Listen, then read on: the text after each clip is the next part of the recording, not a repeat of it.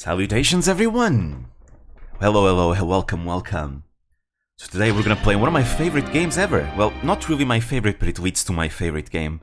It's Fire Emblem Path of Radiance. Man, I've been wanting to play Fire Emblem for so long now. Engage has left me super hyped. But I've been wanting to play one of the older ones. So here we are now. It's been a while since I've played this game actually. So I don't know if I'm a bit rusty. Having played 3 houses as of late has made me a bit rusty on some parts, especially since the more recent games have some quality of life changes that you don't see in the older games. But I'll do fine. It's Path of Radiance. Path of Radiance is not too hard.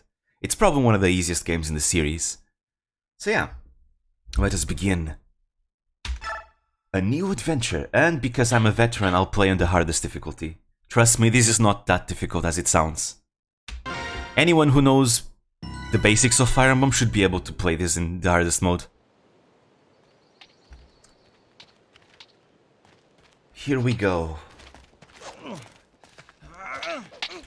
Technically, this would be the first Fire Emblem game with voice acting, I think. But it's only on cutscenes. Well, Ike? Specifically the pre-rendered cutscenes.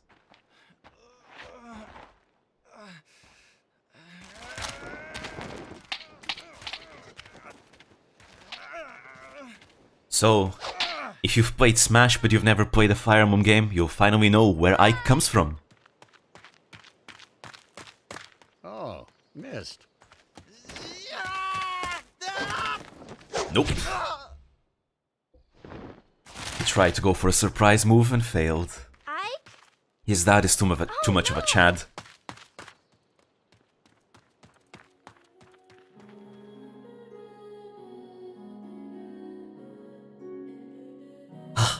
So hyped. I love this game. Though I am even more hyped to play Radiant Dawn again. Since Radiant Dawn is my favorite Fire Emblem game.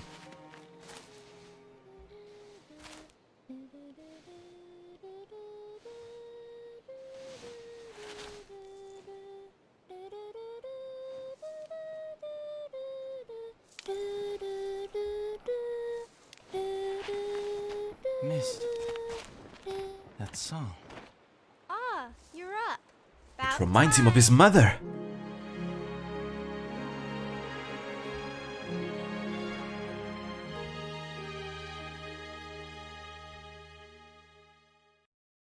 But you know, this is a Fire Emblem game, so of course the main character has a missing family. Well, except the dad, I suppose. Alright. Voice acting time. Are you alright? Yeah, I'll be fine. So, the sleeping prince awakens. Father, I can't believe you. I know those are practice swords, but they're still heavy. You have no right to be so rough on Ike. If this is too much for the boy, he'll never make it as a mercenary. But... Mist, you don't have to worry. I told you, I'm fine. Huh, you'd better be.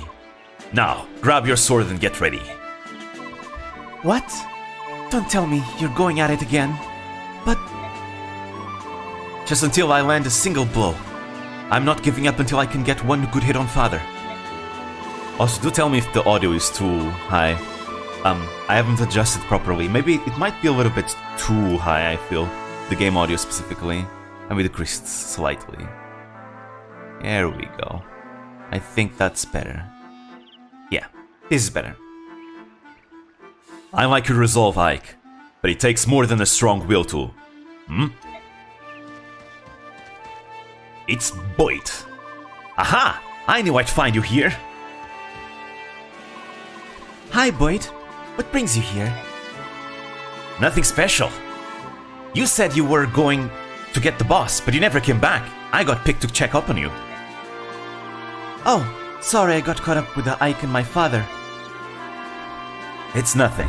Besides, I figured I'd get a good laugh watching Ike get worked over by the boss. You look fine. What happened? Nothing at all. I'm sorry to disappoint you. You just missed it. Just a minute ago, he was out cold. Missed. Haha, sorry. You came at just the right time, Boyd. You can be Ike's sparring partner. What? Me? I'm beginning to think it would be better if he sparred with someone closer to his own skill. I understand. Thanks for your help, Boyd. I don't know about this closer to his skill business, but I'm ready.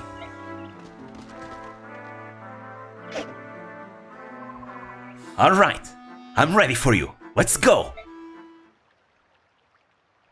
But unfortunately, Boyd does not stand a chance. After all, he uses axes.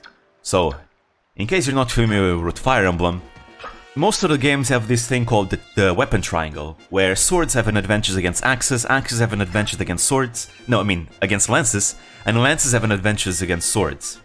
What that means is basically if you use a sword to attack an axe, you have extra hit rate, while the enemy has less extra hit rate against you. This is a tutorial though, so it's not really that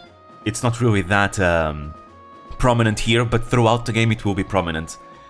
Here in the stats screen you can see how much damage you deal against your opponent and how much damage they will deal you back on counterattack, and how much hit rate you have against them. Because this is a tutorial, both of them have like 100% hits. You can do it! Boyd's got nothing! Take him out! Nothing? I don't have nothing. I have. So when you attack an enemy, they will counterattack you back, unless you use a ranged attack. But Ike doesn't have those. Haha, I'm not done yet. We're just getting started. And now it's the enemy turn, and the enemy attacks me, but I get to counterattack back as well.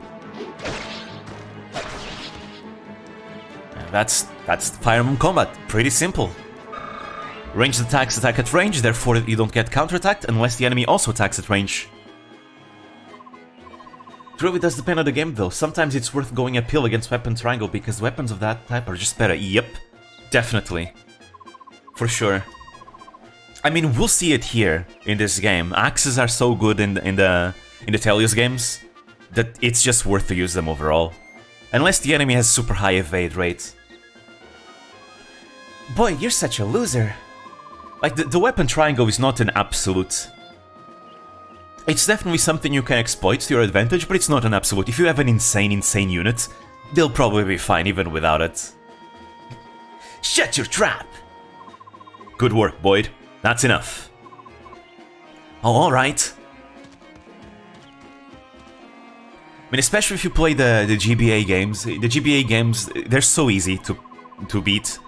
You just send a paladin with a hand axe. Well, in case of Binding Blade, if not, use a javelin on a paladin, and you can probably just clear out all the enemies, like it's a warrior's game. Your swordsmanship was decent enough, Ike. Don't forget how it felt. It would always be this easy. I know. Now that you're done warming up, it's time for you to face me again. I was hoping you'd say that. But first, Mist. Right here. Here you go, Ike. It's a vulnerary. Haha, the default healing item in Fire Emblem. What difficulty I'm playing on? On difficult mode, the hardest one there is. I know that the Japanese version has Maniac mode, but this is the Western version, so the hardest difficulty mode is difficult mode. I usually play Fire Emblem games on the hardest difficulty mode, because for the most part, it's pretty much the default difficult mode for a veteran. Except, games like Awakening, where they have, like, absolute terrible hard modes, like Lunatic Plus, it's an RNG fest. But even then, I played Three Houses on Maddening all the time. I'd recommend using it now, before you fight Father. Last time... Whoa, voice cracked. Last time, he knocked you out silly. But yeah, looking forward to play Radiant Dawn on the hardest mode. Actually, Radiant Dawn removes the weapon triangle on the hardest difficulty mode. To some extent, it actually helps, because, for example, my favorite character to use in Radiant Dawn is Mia, And I feel like the removal of the weapon triangle actually helped her out. Because now she's not weak against all the lances that you fight throughout the game. And she can evade everything. Always take time to heal your wounds in a battle, even small ones. By the time you think you're in trouble, it's probably too late. Don't get into that situation. Alright, let's see, if I go next to Grail, will he attack me? Like, Mia is so strong, I usually make a support with Ike. And Mia and Ike are basically untouchable. Destroy everything. And then you have Wind Edges, which are ranged weapons in that game. So it fixes the one problem Sword Masters have in most of the games. Which is the lack of 2 range. Get ready, Ike. Here I come.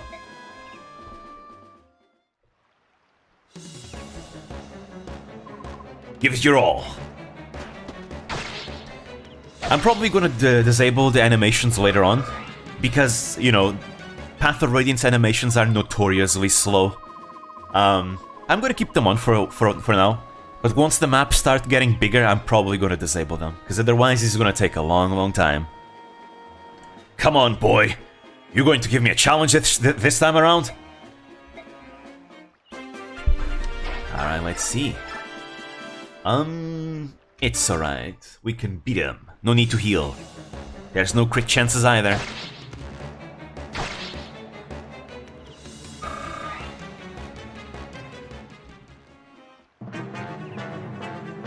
But yeah, while Mia is my favorite character in Radiant Dawn to use, unfortunately in this game she's not that good.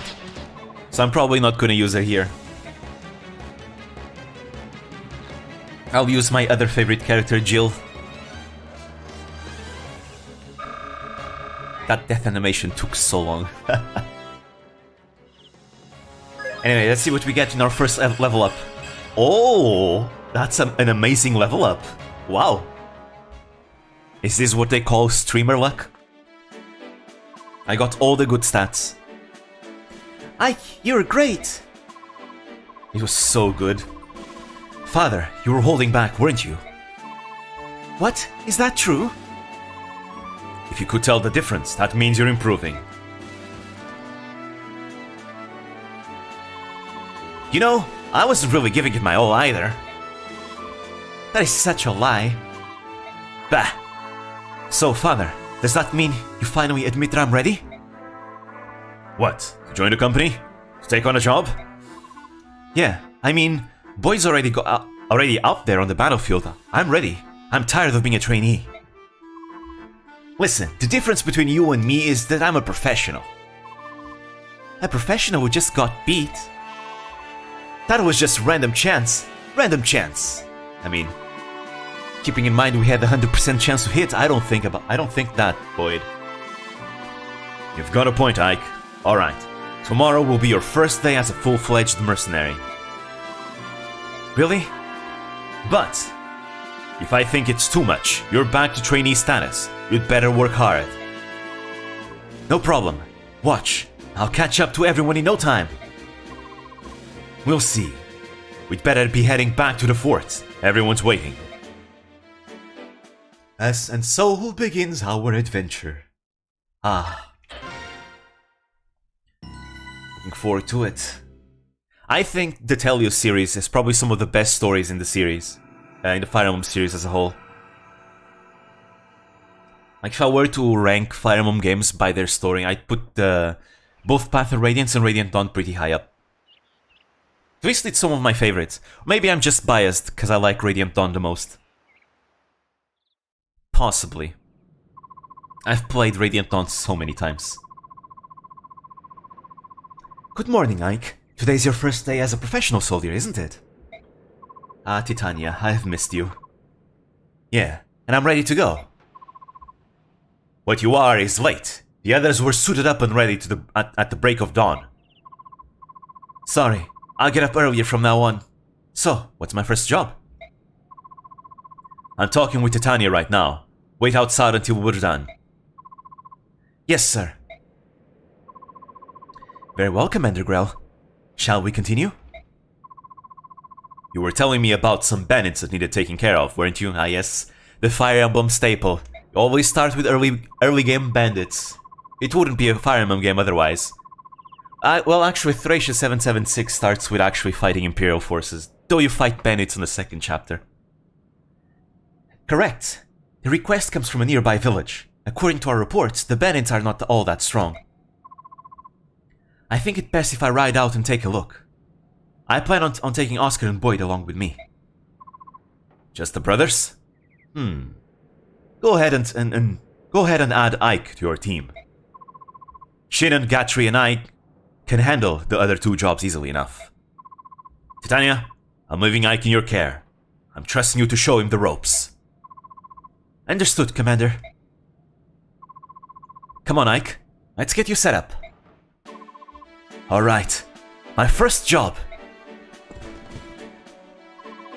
Captain Titania, preparations are complete. I'm ready to go.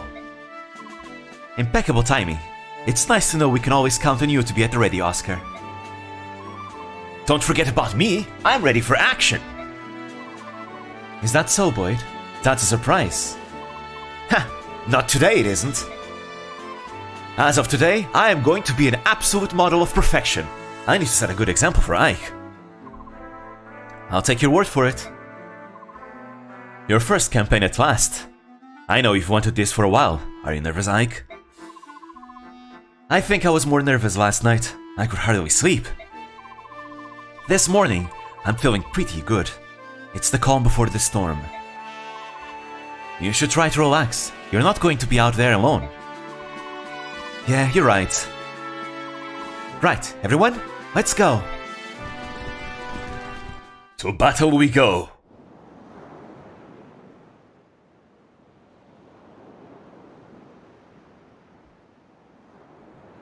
And everyone here uses axes except two enemies. Perfect for Ike. This is the village of Chaldea. The bandits are few, but we mustn't get careless. Our goal is to take out the bandit leader in front of the large building, and then secure that building. Ike, listen up. All this stuff is old news to me, but I can give a rookie like you a few tips. First off, don't let yourself get worked up and jump out in front of everyone. You'll just end up getting hurt. Don't try to do much, Ike. When things get dangerous, you can and should rely on us. The goal is to kill all the bandits to get as much experience as possible. Ah yes, kill every last one of them! Yes, I am a big advocate of that. As long as you watch how the enemy moves carefully, you'll be fine. Think of this as training mission. I'll do that, Oscar. Boyd, thanks for your help. Don't mention it. Just sit back and watch how a professional handles things. Enough chit-chat, you three. We've got work to do. Alright. So the enemies here are pretty easy though, so this won't be an issue. Alright, let's see. Right, so Ike starts with 4 iron swords. Apparently that's a bug. It's not supposed to be like that. Apparently the Japanese version doesn't have like all these iron swords. Right? We won't be lacking for equipment on Ike for a while, that's for sure. Alright. It's time to kill every last one of them. Alright. Easy peasy. It's pretty much a tutorial mission. It's normal for like the first actual chapter where enemies mostly have axes, because usually the main characters start with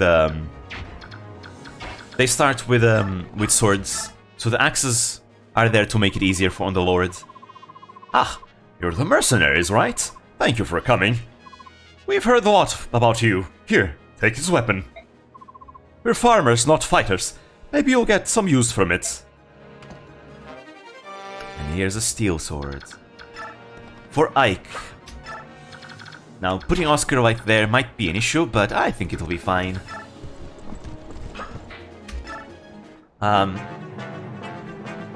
This chapter, I'll use Titania when I need to, but for the most part, I won't be using Titania that much. Unless I really need to. What's going on out there? Is that some sort of army? Puh.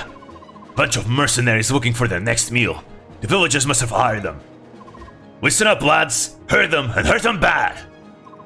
We let this bunch live, and we'll have hordes of hired swords hounding us for the rest of our days. It's those fool villagers. They think they can buy a bunch of sellswords to chase us away. It ain't gonna work out how they wanted.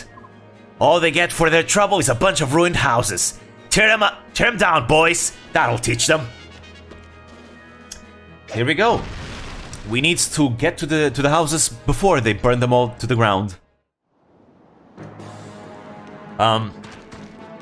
With that said, if I lose out on stuff and if anyone dies, I'm just gonna keep going. I like to play Fire Emblem that way. I don't really reset that often.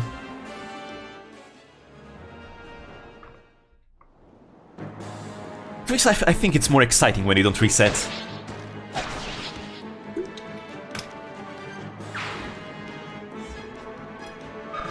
Oh, almost leveling up. Let's see if we can get another good level up. I'm the opposite, everyone must live. I mean, I used to play that way, but I've played these games so much that I don't really mind it that much anymore. Anyway, second level up, come on. Let's go like strength, speed. Hey, I'll take it. Speed and defense, those are great stats. You can never go wrong with speed. It's the best stat after all. Alright, let's get Oscar up and running, because Oscar gets super good.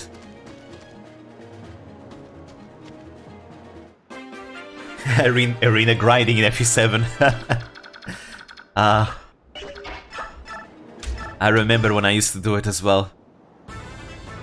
It's pain, especially when you spend so many turns arena grinding, and then out of nowhere, here comes the Silver Sword Myrmidon to end your streak. And well, time to reset.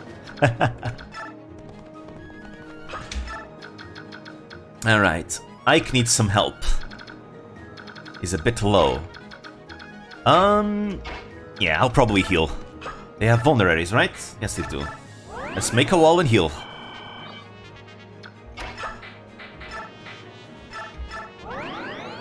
Right, the vulneraries only heal you 10. I'm kinda used to Radiant on vulneraries healing you 20.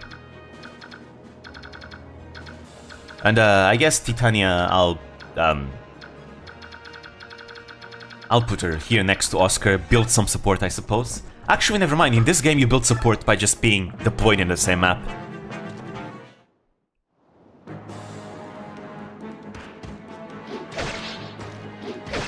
Let's go, Boyd. Maybe we might use Boyd in this playthrough. I usually don't, because I don't know, I don't usually build Boyd. It never turns out good for me for some reason. I think the issue is that there's so many characters I like in this game. It gets difficult to choose what I want to use. Alright, Oscar, hang in there. Nice. He doubles.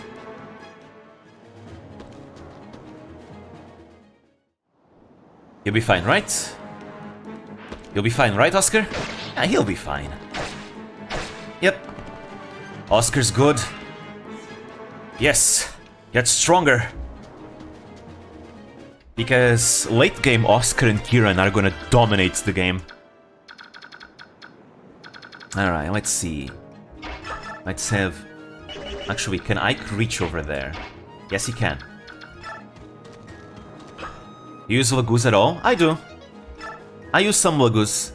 Rayson, obviously, I mean, he's a dancer. Dancers are always amazing in Fire Emblem. So I definitely use Rayson. As for other Lagoos, in Path of Radiance, specifically Leth, I think Leth is super good. So I always use Leth. In Radiant Dawn, it really... let's see, who I use in Radiant Dawn? Well, Radiant Dawn has a weird structure, so I tend to use characters when they arrive in their chapters, right?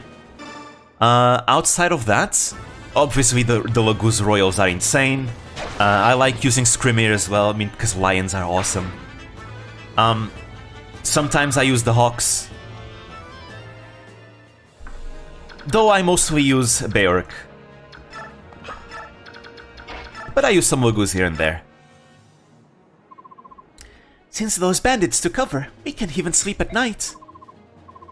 Please help us save our village. Here, my mother left me with this. I hope it serves you well. You know what? I'm actually thinking of doing something funny for this playthrough. Where, so... Liar is known to be one of the worst units in Radiant Dawn. I am thinking of actually trying to use Liar in my playthrough of Radiant Dawn. And just making her super good and giving her all the stat boosters and see if I can actually make use of her. That sounds fun, I've never done it. I think I'm gonna do that. I was thinking of doing it with Leth, because I never use Leth in Radiant Dawn, but I think Liar is gonna be a bigger challenge, since Liar is, you know, even worse in that game. So I wanna use Liar. Time to move on to bigger things. Now I smash me some mercenaries. Again, I've played the Radiant Dawn so much that I'm comfortable doing it. It's probably not that difficult. I imagine that you have to just spam a leafy grass every turn with her, and that's it. See, because Lagoos, they get double the stats from stat boosts, right? Because when they get to their Lagoos form, they get double stats. So if you give them a stat boost, they just get way more stats than usual from it. So long as you can keep up the Lagoos form, you'll be fine. The problem with cats in Radiant Dawn is that they have a very volatile gauge. So you probably can't put her in range of too many enemies. So while the growth rates for the Lagoos are really bad, if I give her all the stat boosts, maybe she'll be good. And then in the endgame she'll be fine, because in the endgame of Radiant Dawn you unlock those gems. Like those gems that allow you to stay transformed for the rest of the map. So once you reach endgame, you no longer have to worry about the gauge anymore. A strength, no speed though, but that's fine. I'm gonna turn the Liar into a Lagoos Royal. Alright, everyone is kinda weak, I need to be careful. But, well, the boss doesn't move. And this guy is outside of range. I guess I'll move closer. Use a vulnerary just in case. Sometimes I'm paranoid that the boss moves, but the boss doesn't move, I think. Okay, let's lure him with Oscar.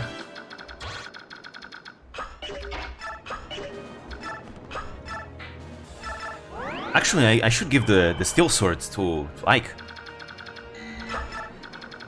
Let's see. Trade. No space. That's fine.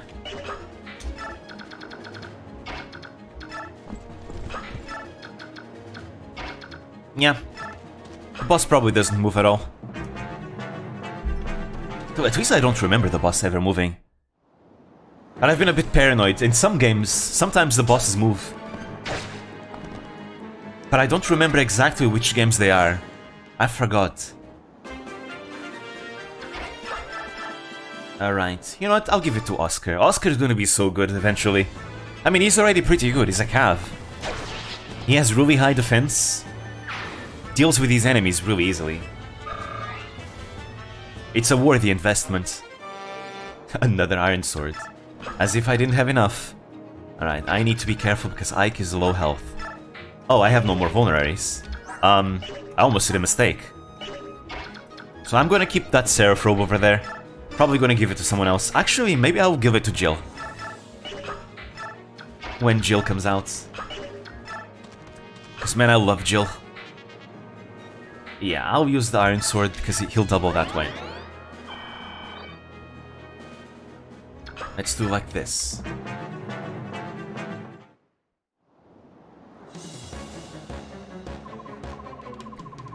Oh yeah, there's some maps in FE7 where the bosses move, especially if the map is a defense chapter or a survive chapter. Hey, you're nothing but a boy. Well, every bat needs a beating now and then. Are you ready for it? Not today.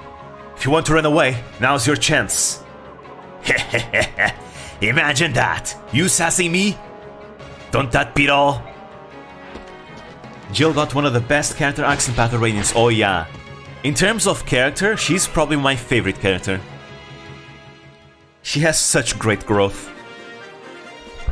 From being a straight-up hateful racist to then being a defender of Laguz in Radiant Dawn. It's so beautiful to see.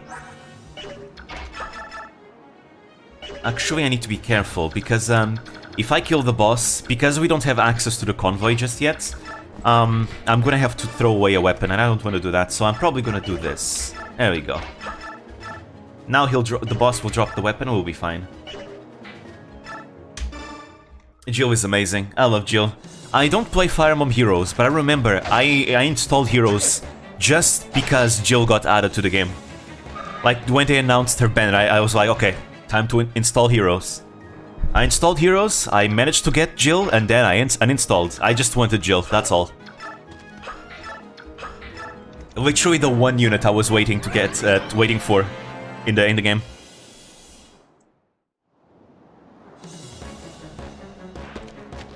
Jill is great. Ugh, I meant for better than this. I don't want to die here.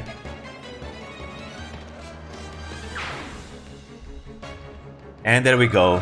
Come on, Ike. Strength. Strength. Speed. Defense. Come on, come on. Nice. Hey, let's go.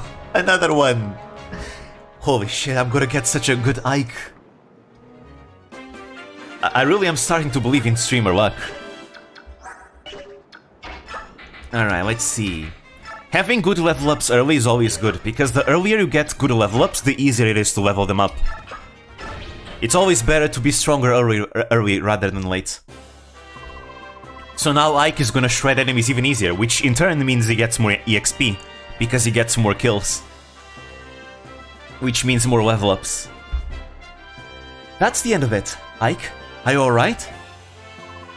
Yeah, I'll be fine. You know, you surprised me, to think that you've come so far. Look at my father, though. I've still got such a long way to go. There's nothing you can do about that. After all, Commander Grail is... Huh? What about my father? Oh, nothing. Nothing? Now I'm really curious. Don't worry, you'll learn all about it someday. ... Hey, Ike! That wasn't bad for your first battle. Not as flash as my first time, though. Yeah, you were a real standout. I'll never forget the sight of you so keyed up. So keyed up, you broke your own axe. And he broke his own axe? Man, he broke a 46 uses axe, and Boyd was busy in that battle. Oscar, dang it! You didn't have to bring that up! Anyway, Ike, congrats on finishing your first mission. Welcome to the group. Unless this is like 3 houses and he spammed a bunch of combat arts. Everyone's alright? Then let's get going. I'm sure Mist has a nice hot meal waiting for us. Yep, Boyd was spamming combat arts. Hello, Almighty. But yeah, I really hope Tellius gets a remake eventually. Because the Tellius games apparently are like some of the games that performed worst in terms of sales. So I think that not that many people have experienced the Tellius games. And they're so good. I really hope they get remade eventually. Imagine the Tellius games with more polish and full voice acting. Ah, so good. Yeah, we're going to chapter 2. They are very expensive. Because I think you can't buy them officially, right? You need to like buy them online from other people. Oh, Titania. So this is where you've been, is it? Reese, are you sure you're well enough to be up? Yes, my fever's completely gone. Are you sure? You still look a bit unsteady on your feet if you ask me. Well, I've been in bed for almost a week. I doubt anyone would be in top form. Even you, my friend. I certainly hope that's all it is. In any case, until you're back at your full speed, you won't be doing any work. We're mercenaries after all, and even the smallest lapse invites death, right? I know. My apologies to the rest of the team, then. It looks like I'll be recuperating for a while longer. It's for the best. Take your time and get fully rested and restored. You are our sole staff wielder, Riss. The harder our work, the more we depend on you to be at our sides. Thank you for your kind words. Oh, by the way, that paper you've been carrying around, is it a letter? I'd intend to get into town this afternoon. I can deliver it for you if you like. Oh? Oh no. This letter is for you, Titania. For me? Not more than a little while ago, I went out for a walk around the yard and a man I've never seen before came up to me and said, "Give this to the red-tressed knight." Tressed? Wait, is that how you say it? Wait. Never heard of that word. How curious. I wonder what it is.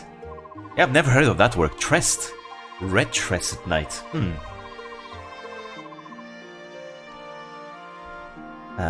I imagine it's a thank you letter from the people of Chaldea or something to that effect.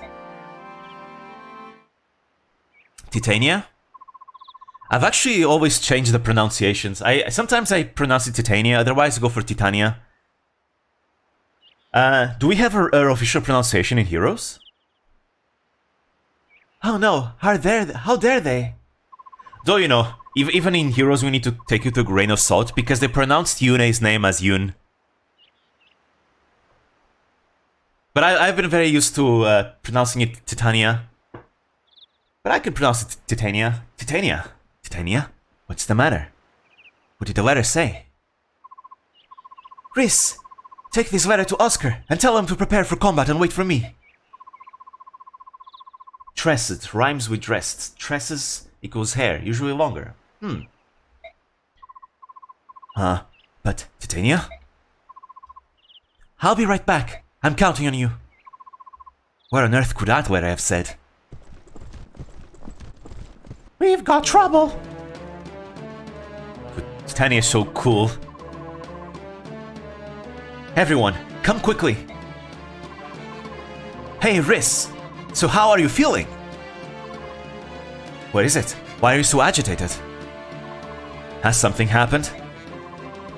It's Mist and Rolf. They've been taken by bandits. What? What are you talking about? The two of them went out early this morning to gather wildflowers. Sure, they're not back yet, but earlier by the gate, a man asked me to deliver the letter to Titania. It was from a group of bandits, kidnappers.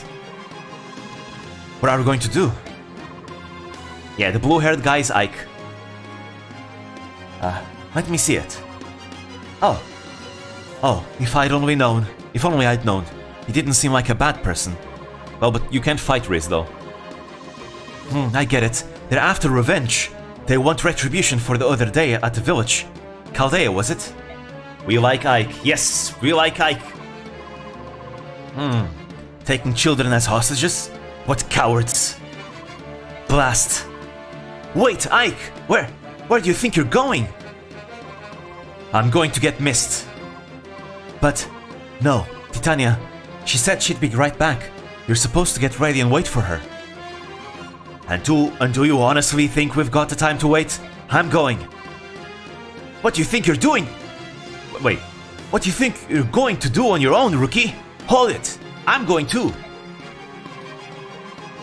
Stop, both of you. I'm going with you. My reading today is very terrible. Oh, come on, wait. This is crazy. You think you can just ignore the deputy commander's orders? Did you hear what happened when the cloud tried to punch the ground? It missed.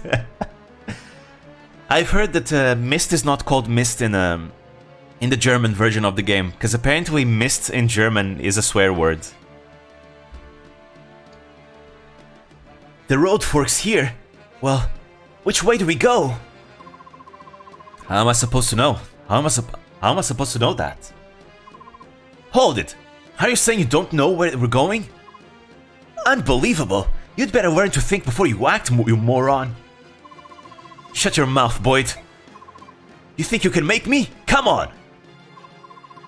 Both of you, This is no time to be fighting. I figured we'd find you like this. What are you two doing? So you're coming after all? It's not like you two chambermaids to be disobeying orders. What's the world coming to? Oscar, you know this road, don't you? Which way do we go? You're going to the bandit stronghold, right? It's the left fork. Got it. I'm still talking here. Let me finish what I... Come on, Oscar. Let's go too. I guess we've got no choice. Hey! You're not leaving me behind! One moment, I think you're playing Pokemon. Ah yes, Explorers of Hell. Except with less swear words and less cancelable. But actually, I found a ROM hack of Conquest called Garen Quests, and it's kinda in the same vibe of Gates to Hell. Explorers of Hell. So you came, did you boys? Is it just you then? You came alone? You seriously underestimate what you're capable of doing to you. Now, where's that snobby red-haired wench you ride with? Titania's not here, it's just us. All I want to know right now is whether Mist and Rolf are safe. Yeah, of course. We've got them locked up safe and sound in that little shack back there. We got no problem with those brats. What we're after is a little revenge. We want the redhead and her pups. And that be you boys. And hurry up and let those two go. Oh wait, that's Boyd. And hurry up and let those two go. We're here, aren't we? You've got no more reason to hold them. You're here, but Red ain't. We'll just keep the brats until she arrives. Dang it. If you're so impatient, I guess we can start by killing you whelps. You all ready to die? Hey, come on out. It's time to play, lads. Here's the gang. There are so many, but we must not lose. Riz, move to the rear. If anyone gets injured, we need you on hand with your staff. Understood. FE, bandits and pirates. They're so predictable. Take him, lads.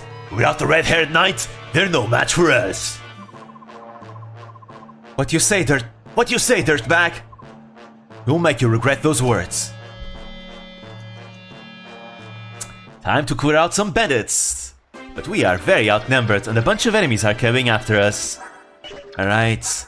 Using axes, and using axes. But it should be fine. Let's see. Actually, what I usually do here is I make a wall. I'm gonna build a great wall and nobody's gonna build a better wall better than me. Just put Riz in here, and now we wait.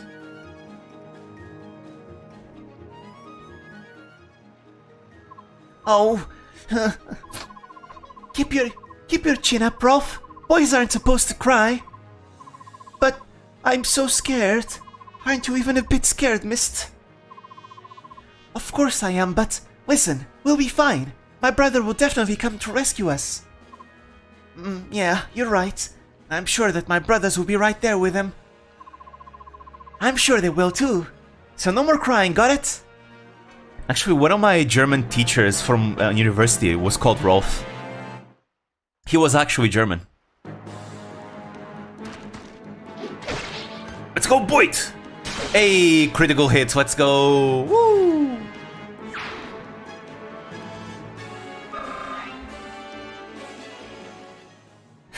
Oh no. Oh no, that's so cursed, almighty.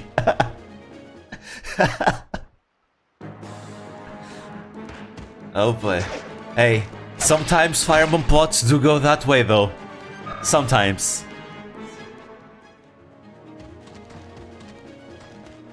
Alright, this still shouldn't be an issue so long as we turtle. And then once Titania arrives, we just destroy them all. Yeah. The problem here is that it might be dangerous for... It will be dangerous for Riz. So, I need to make sure it doesn't be in danger. I wanna have Ike take the brunt of the damage because he's been leveling pretty well. Yeah, I'm gonna do this. And now Riz is safe. Nobody can get to him. He needs to teach me that way and November is close. Yes, it is.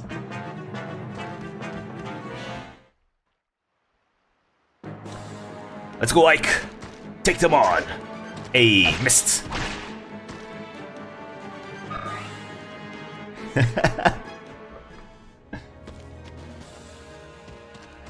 November. It's the month where she gets powerful.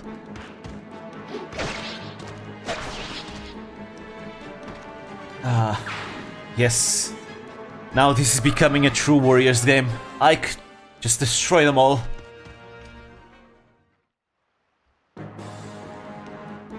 But yeah. Level up! 1. Strength, speed, defense. Okay, that's pretty good though. That's pretty good. That's very good. Honestly, having some skill on Boyd is pretty good too, because axes don't have the best hit rate. So you can kind of fix that with forges later on. Especially in Tellius, forges are so broken.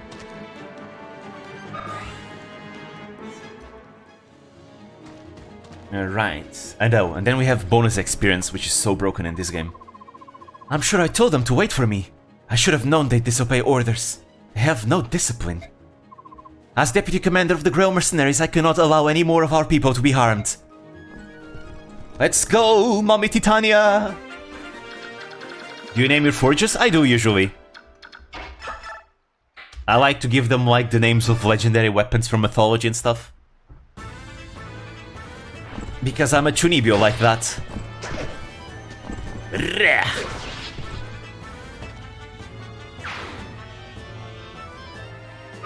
To those who seek death, come forth!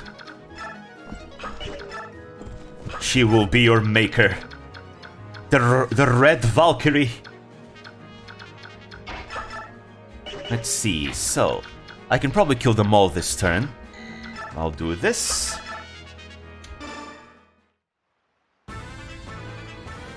Oh yeah, the Amity. I've never used the Lindsay as a combat unit. I always use her though, because man...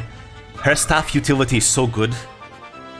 And the fact that you can use staves and then move because she has Kanto. Okay, that's not as good. Especially in the final chapter when the final boss has a lot of range. Being able to use a staff and then getting out of range is really good, especially with Physic. Yeah, that level was a bit weird, but at least he got defense. Defense is good. So it's not entirely that terrible. I guess it compensates for the other level ups I got, but, you know. Okay. OBS disconnected for a moment. Okay, but I think everything's fine. Nice. Whew. Alright. All of them are dead. Okay, let me see. Is the stream back? Is the stream back? I think for some reason OBS disconnected for a little bit. But I think it should be back. Okay, nice. Yeah. The OBS disconnected for like a second. Alright, let's see. Top of Ike.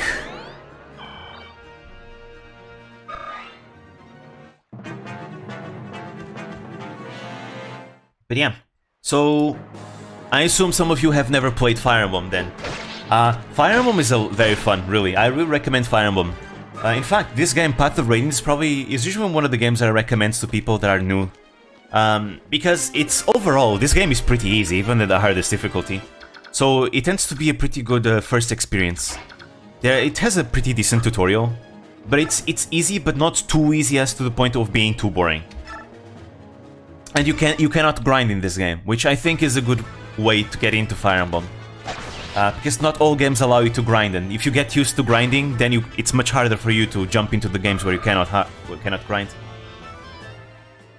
Oh, Advanced Wars. I've never played a full campaign of Advanced Wars, but I've played Advanced Wars by web online.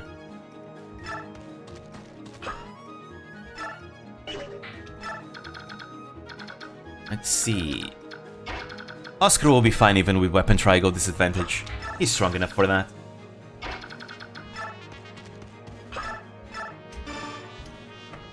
So yeah. Again, we have a thing called weapon triangle. Axes beat lances, lances beat swords, swords beat axes. But what that does, it makes it gives you advantage on hit rates while debuffing the enemy hit rates. Though the enemy can also use the weapon triangle against you. Let's go. Cavalry bonus? What do you mean? Cavalry units usually move way farther away. That movement is great, actually. That's why cav units tend to be super good.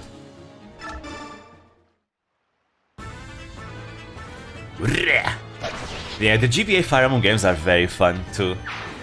The first Fire Emblem game I played was Sacred Stones, actually. Sacred Stones is a lot of fun. It's very easy. It's another game that I tend to recommend for new players. Usually the games I recommend to new players are Blazing Swords, Sacred Stones, Path of Radiance, and that's kinda it, actually. Well, Three Houses too, but Three Houses plays very different from the other games.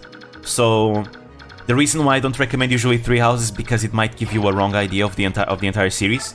But I still do recommend it because, like, it's a nice game. It's a nice game, and it's the most current game we have so far, and usually that's always a nice way to get in. Just whatever you do, don't start with Radiant Dawn, Thracian 7076, or Conquest. Just don't start with those, because those three are known to be the hardest Fire Emblem games. They are merciless, completely merciless.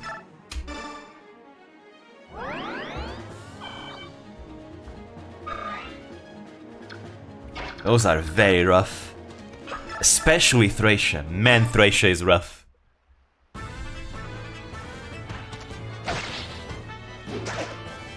Oh, and don't start with Revelations. It's not the greatest of experience.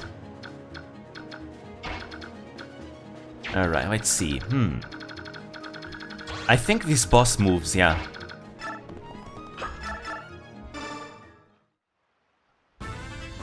I do like Conquest the most in Fates. Unless you like shoveling snow. Yep. I've actually never played Revelations though. I've watched multiple playthroughs on it. But I never actually played it because, well, you know, it technically is DLC, and I never buy DLCs.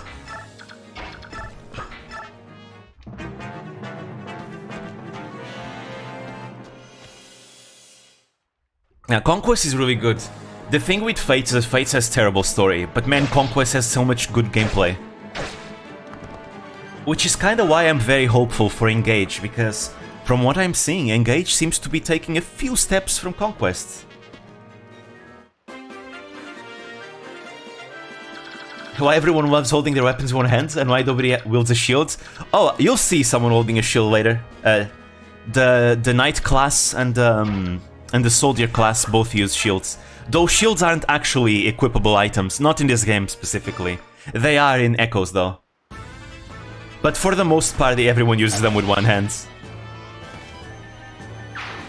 Yeah, I'm very excited for Engage actually. I stan Colgate-chan. I'll always do. I actually like Colgate-chan because, again, I personally like the style of Mika Picasso, the artist. She is the designer of Bei, of Bells from Whole Life, and she also designed Shunago Sei from FGO. I really like her art style.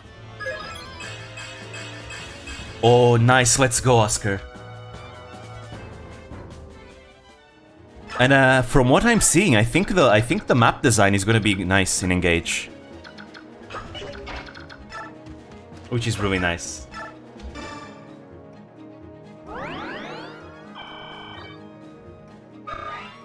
Yeah, Birthright is similar to Awakening, where they kind of just throw enemies at you, and that's kind of it. Oh, that's why people call it Birthroute. Because every single objective, I think, is a route.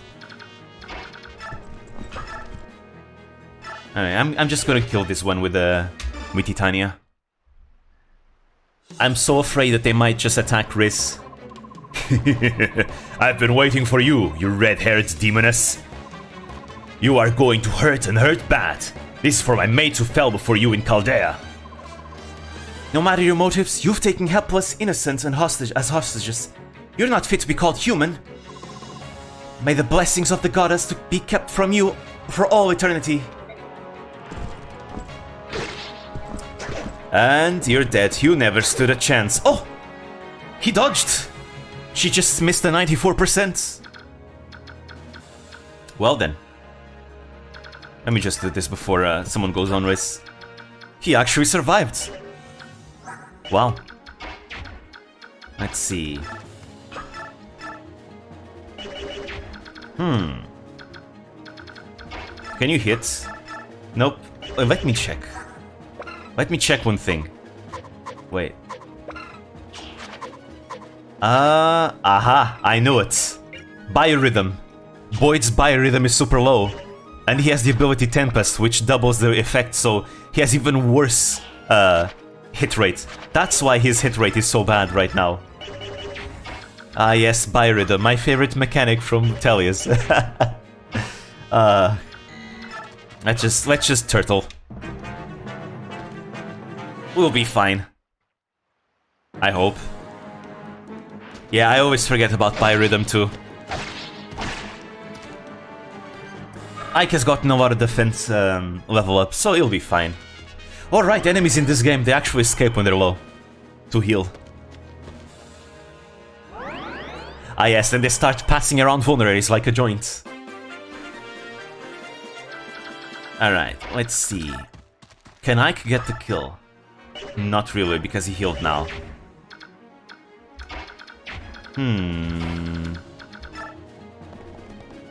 I don't think any of the other ones can get the kill, so... well... Well, first I should kill this bandit before Riz gets murdered. You get it, Boyd? It's all yours. There we go. Alright. Now. How can I give this skill to Ike? Probably I can't. It's fine. Titania can just get it. Titania getting kills is not bad either. She's like one of those characters that you get that is gonna keep it up for the entire game. She's an Oifi archetype character, not a Jagan.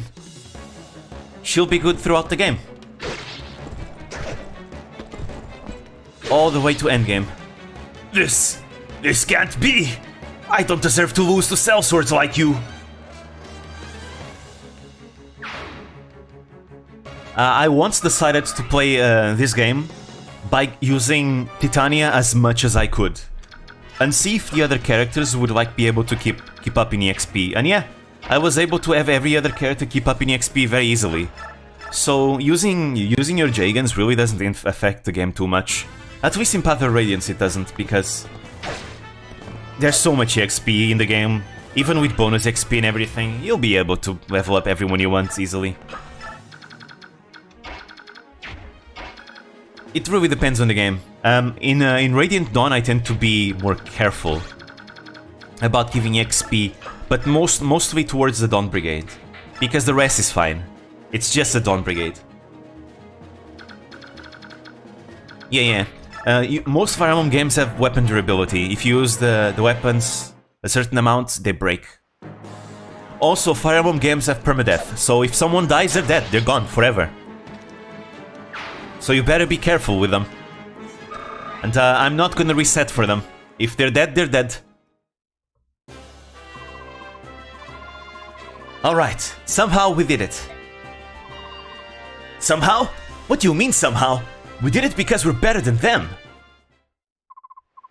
Boyd, calm yourself. What you did was in direct defiance of the orders I explicitly gave you.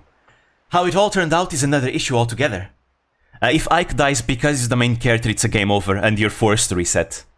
But if the other units that are not like story important die, that's it. They're dead, they're gone forever.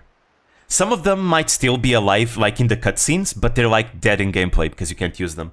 Usually the story just justifies it as they have like a wound, like a big wound that doesn't allow them to fight.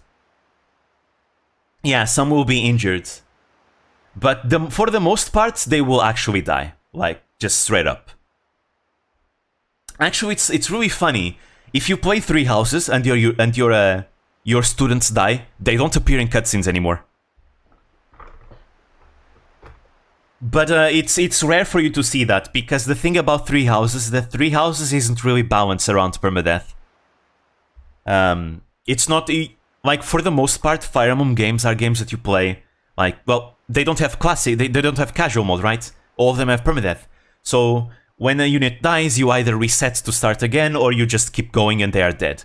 And that's okay, right? Because the games are balanced around characters dying, right? You'll always be fine with that. But Three Houses is not really balanced around that. They give you very few units, and really when they give you units, they're not really caught up with everyone else. Because every unit in Three Houses is a big investment. Unlike like the previous games. That's why, yeah, because the game was balanced around the turn wheel, the Divine Pulse. That's why. Anyways, let's see. That's kind of why I'm hoping that the Divine Pulse becomes like an optional mode. Like an actual optional mode. Kind of the same way that casual mode is. Like, you know how in most recent games, you have, when you start a new Fire Emblem game, you have a choice. Classic mode or casual mode. And you get to pick it, and that's it, right? And the games are built around classic mode, right? Because it gives players options to tailor the experience how they want. I want them to do that with the turn wheel, with the Divine Pulse and all that. So that they can make it like an optional mode that players get to choose at the beginning of the game, so that the people that want to play with it can get to play with it, and the ones that don't want to play with it, they don't need to play with it. Because the reason why I want that way is because that way they won't balance the game around it. Because I usually play Three Houses in the hardest difficulty mode, in maddening mode. Because hard mode is way too easy, like it's way too easy. But the problem with maddening mode is that the maddening mode is definitely built around the Divine Pulse, the turn wheel. And that really affects the fun of the game. It really does. If Divine Pulse was an optional mode that players get to choose, they wouldn't build the game around it, which means that you would still have a perfectly balanced game that you can play like the older games, but players still get the choice to use that thing if they want to use it. Basically, it's just giving people choices. That's it. I think giving people choices is good, because it makes it more accessible to the types of players, different types of players. And in that way, everyone is happy. Because usually it's the veterans that want more challenge, but they want a fair challenge, so they'll be happy without those things. They just want like a balanced game. And then the players that want those quality of life changes, they just have it and get to have it as well. And that's okay. That's why I'm completely fine with casual mode, even though I never play on casual mode. Because it's optional. Deputy Commander, I take full responsibility. The failure is mine. Accept our apologies. Oscar, Rhys, what am I supposed to do with you two? I think I'll leave you two to the Commander. He'll know how to handle you, I'm sure. Now let's find Miss and Rolf. According to the bandit chief, they're in that shack back. Eek! Wait. What? Mist? Oh, that was Mist screaming. Thought it was the bandits. But please, let us go. I said, let us go. Yeah, we're playing Fire Emblem. Mist. Brother, everyone, you came. Oh, my voice cracked. Wow.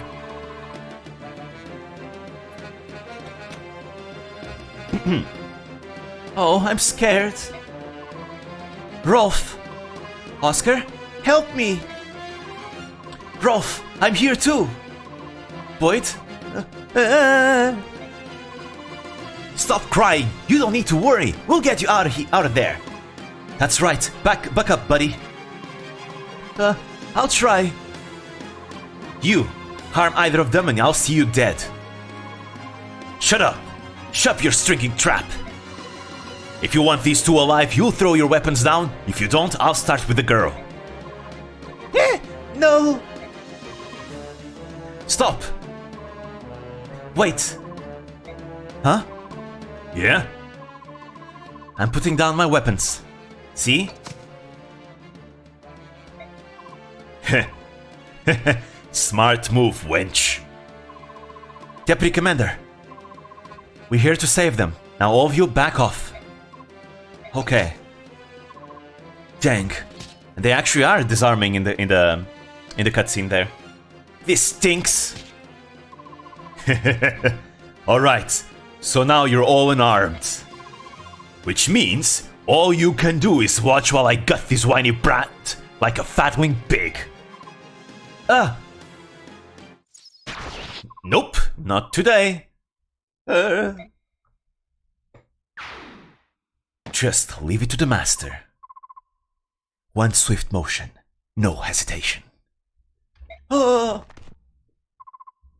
Rolf, can you hear me? Legolas? Well, you may be onto something, Almighty. Mist, is Rolf? Is he? He's fine. He just fainted is all. There's not a scratch on him. Whew. Don't do that to me. I'm just glad to see you're both alive and well. You're both so brave. Yep, thanks. This guy's dead. This arrow. Who shot it? And it's the second best racist in the game. Woo! Let's go. A single arrow right between the eyes? Who else could make a shot like that? No one, that's who. That voice. Hey! Let's go! 3 points for racism. Woo! Don't you children owe me a little gratitude? I did just save your lives. Deputy Commander, Shinon. You're both so cruel. I know he's tired. You're both so cruel with this armor on. You know I can't run that fast. Shinon Gatri. So, that's where you went to Titania?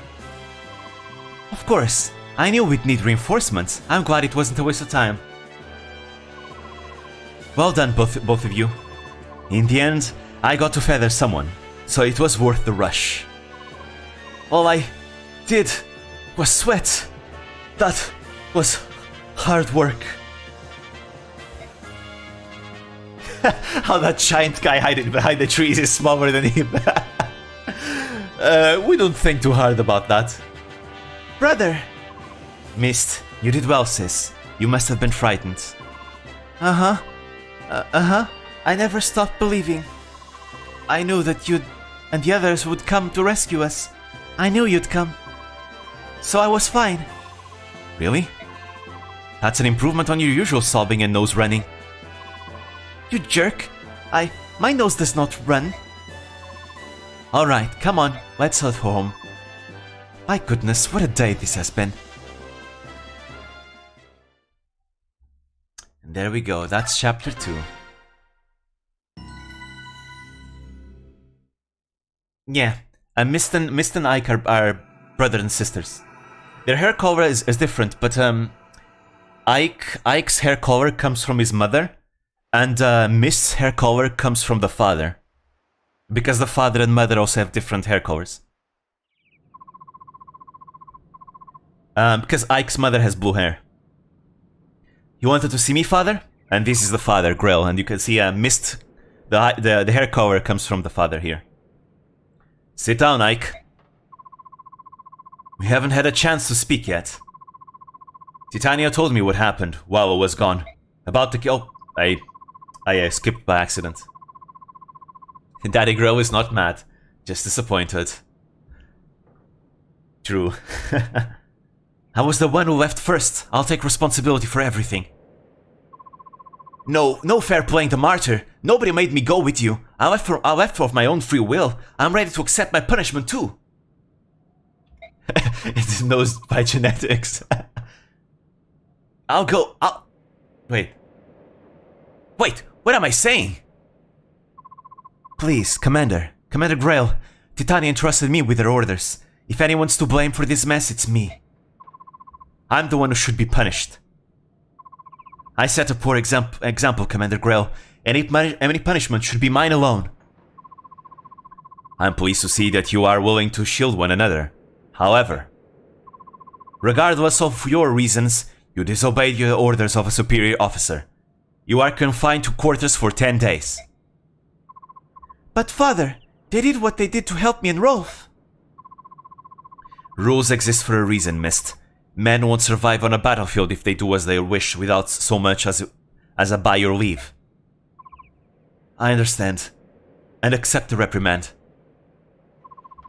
That being said, we've got more work than we can handle. Your punishment is deferred until things calm down. Oscar, Boyd, Rhys, you come with me. Rhys looks so like PL protagonist. And the voice you give him make him this filming stronger. That's what I feel like his voice must be. Shin and Gatry.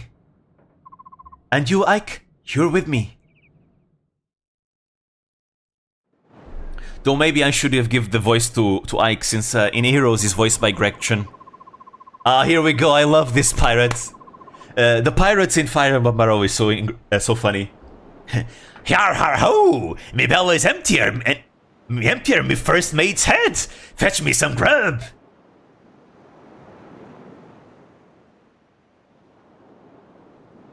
Except Renault. Pirates are just sea bandits. I mean, yeah, exactly. That's the pirate ship in question, isn't it? Aye. They sailed into port a few days ago and have been causing trouble ever since. Their captain is mining. Who knows, maybe. I pray that you and your companions can drive them away. I understand. We'll do all we can. Ahoy! Feathering sea scum is like shooting apples off a tree. Let's do the job and get out of here. Oh, Deputy Commander, you want standard thunder and lightning maneuvers here? Thunder and lightning? Yeah, I crash into them like thunder, and Shinon rains down on them like lightning. Thunder is a noise, by the way. Sure. Also, thunder comes after lightning. I think Gatry is having it completely opposite. Sounds good. What should I do? Let's hold back and let Shinon and Gatry soften them up. But EXP though! Once they've whittled down the numbers, we'll all rush the ship and wipe out whatever's left. Alright, let's go.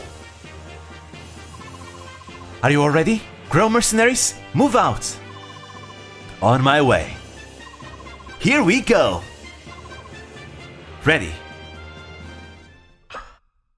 Oh, right. I don't know why they let you choose which units you can use when everyone is mandatory and everyone else cannot join. It's weird.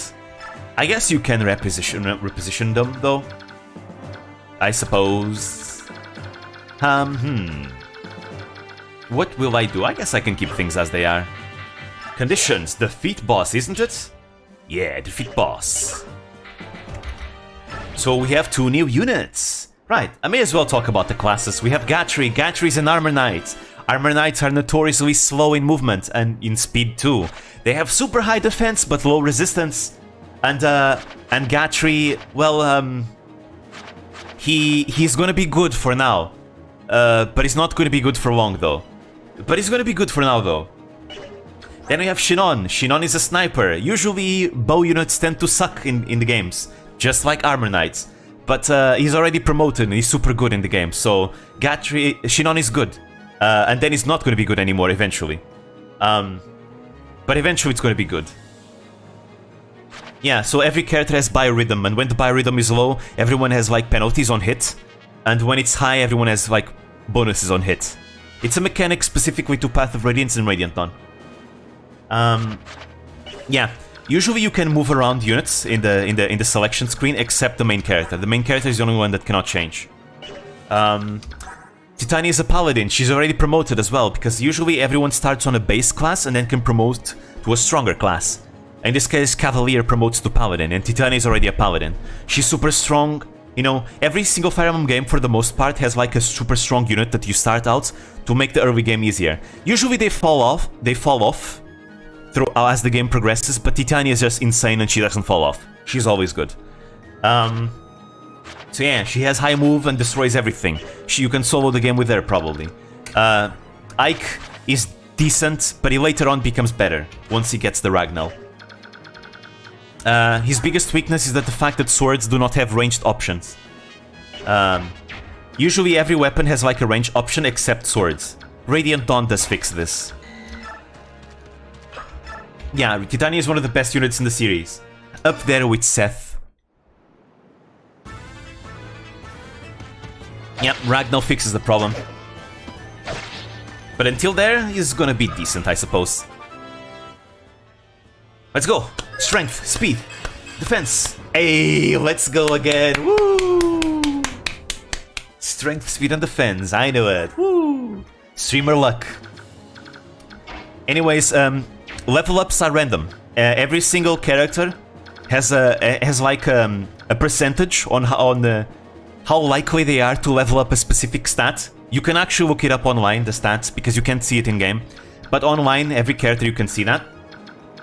And yeah, every time you level up, the character does a roll on that stat to see if they level that stat or not. He might actually cap, if he goes this, at this rate. He might cap the stats before promotion. Anyways, let's just kill this one with Shinon. Yeah, so Shinon is a ranged unit, so he attacks at 2 tiles of range. Because he attacks at range, enemies cannot counterattack against him, so he just kills them.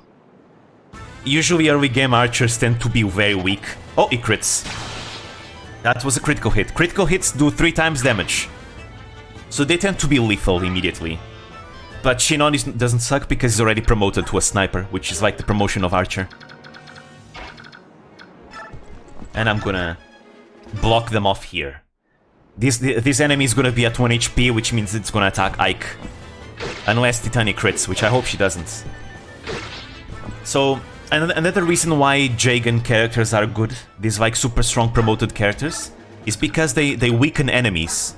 Because usually Jagans start like with weak weapons, like the Iron Axe. So they can weaken enemies, which will allow your weaker units to kill them and get the XP. So the fact that Titania left them with 1 HP, that's okay, that's fine, I wanted that to happen. Because now this enemy is gonna see, Ike is weaker, I'm gonna attack Ike, he's gonna suicide on Ike, and then Ike is gonna get the full XP for the kill, which is what I want. Jagans are very good for this. Now Titania is a little bit not that good of a Jagan because she actually is insane and kills everything. But usually other Jagans do it. So I'll take it whenever Titania can kill an enemy. And everyone else is so strong I don't have to worry about them. Really, this chapter is super easy. The challenge is this chapter is more in keeping Ike alive, which isn't really much of a challenge, and keeping another unit eventually alive. See, that enemy now attacks the Ike, because the enemy is gonna attack your weakest units first. Especially if they cannot counterattack back. In Ike's case, the AI knows that they can do more damage against Ike. That's why they attack Ike. So they will attack Ike instead of Titania. And that's 2 kills for Ike. Yep. Welcome to Armor Knights, they have super high defense. Hey, weapon rank increase. Alright, so I'm gonna kill things with Ike still. Let's see, this one is almost dead, I can kill this one. And you're dead. Bam. Usually, in most games, I don't really care about the main character being strong. Well, it depends on the game, really. In Path of Radiance and Radiant Dawn, I like having a strong Ike. Well, especially because in these games it's actually worth doing. For certain reasons, eventually. Let's see, I guess I'll go here with Titania. Another good thing about having high movement characters is because they have so much high movement, they can access like houses and villages super quickly. This town seems quite unruly, wouldn't you say? It is always this dangerous?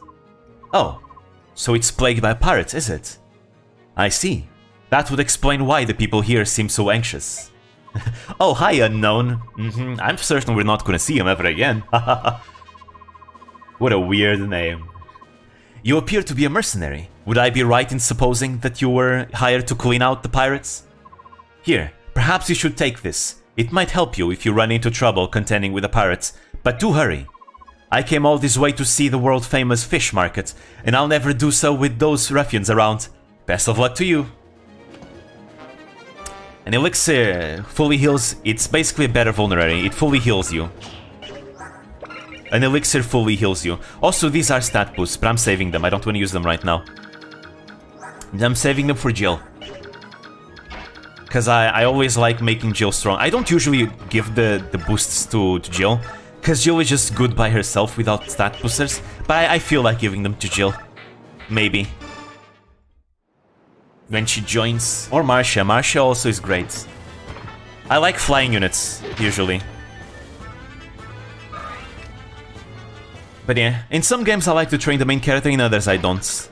In the 3D Fire Emblem games, it's always worth doing, because the main characters tend to be strong in the 3D games. But for example, in Shadow Dragon, I don't bother training Marth.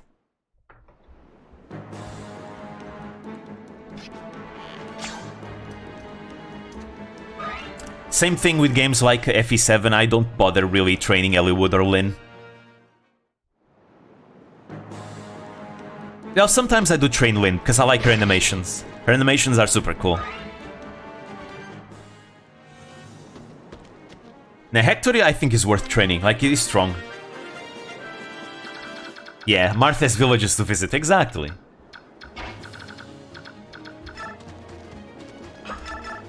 But Hector is super strong, so he's fine.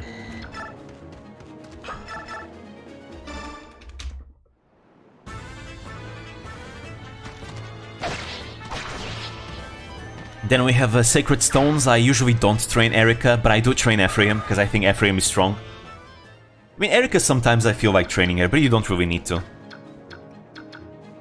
It's because I like the rapiers. Let's see, I'll just attack at range here. See, the cool thing about Gatri is because he's already promoted, he's so strong that you don't need to care if the enemies just attack him, because he doesn't attack back. He's just gonna dodge everything and tank everything. That's really why I like Shinon as a unit. He's a tanky archer. And he's gonna continue being a tanky archer in the next game. The GBA games have some of the best animations in the series. They're so nice. No, Gatri isn't promoted. He's still only a normal knight. An armor knight. He's a level 9 though. Yeah, he's level 9. Like, he's super high level. Anyways, I think I'm just gonna rush the pirates though. Because I'm really afraid that something bad is gonna happen if I don't rush. So I'm just gonna send Titania to kill them all. Go, Titania, you wild Valkyrie!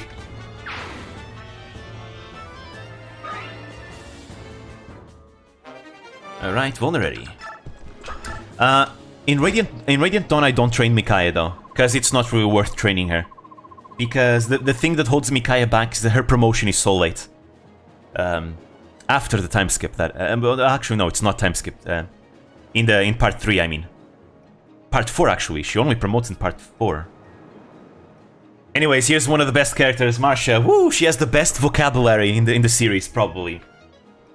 Hey, you! Boat monkey! You tricked me, didn't you? Tricked you? What a vile and nasty thing that is to be saying. Don't you agree, matey? Yar, that I do. There'd be nothing but honest pirates aboard this ship, missy. You said you knew the whereabouts of my older brother. That's why I came all the way to your ship.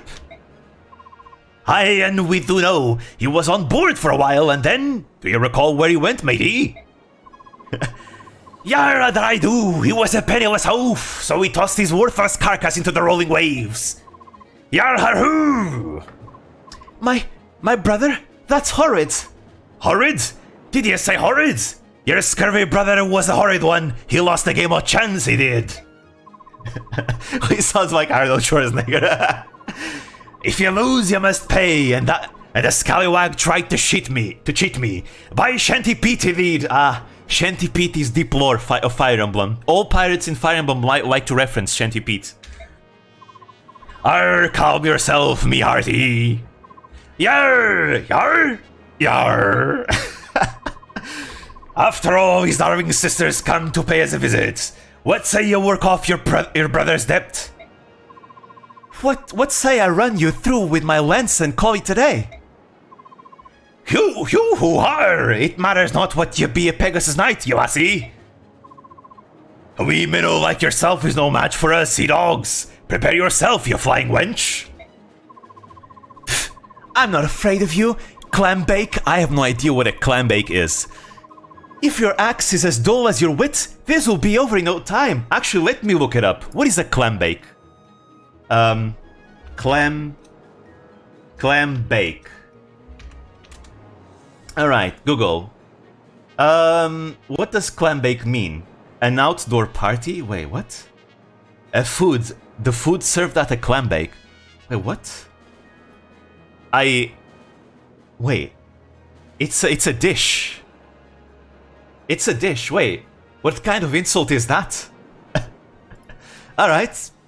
Okay, I guess that's an insult, I suppose. Sure. Marcia has some of the most creative insults, that's for sure. Anyway, she's a Pegasus Knight. She flies. Pegasus Knights tend to be high movement, low strength units. Pretty high speed though. I always like to train flying units. I love flying units so much. They also have high resistance to magic. Though usually early game flying units, Pegasus Knights tend to be a little bit harder to train, but they're still useful. They have utility, from being able to fly, being able to rescue and things like that. And they're always worthy investments in my opinion. Anyways, I need to rush there with Ike. I do like pegs. Oh boy, that doesn't sound right though.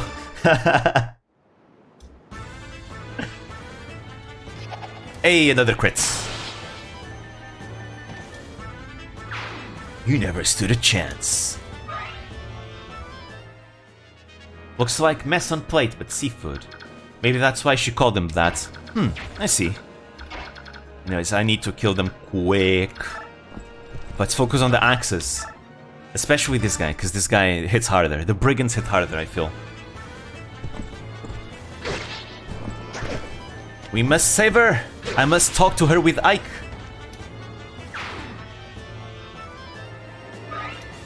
Because if you want to recruit Marshall later, you need to talk to her with Ike. If you don't talk to her with Ike, you can't recruit her later on. And I don't want to miss out on her. Right. She'll be fine though. The good thing about Pegasus Knights is that they usually are very dodgy. Because they're so fast. See, the speed stat also gives you extra evade. Which is why it's yet another reason why it's so good. Will they have romantic relationship? No, no, no. This is not modern Fire Emblem. Well, to be fair, what started romance in Fire Emblem was actually FE4, Genealogy of the Holy War. Because in Genealogy of the Holy War, you can actually pair up characters, and they actually get kids. And you play as the kids in the second generation of the game. It's super cool, actually. So you could say that modern Fire Emblem is actually copying Genealogy. Oh, crackers! Classic. Oh, crackers, there's too many of them. I don't want to die here. Brother, this might be the end. In fairness, Ike has one romance, and it's someone you haven't met yet. Well, actually it's not one. You can choose between two of them. You can choose between the mage or the Laguz.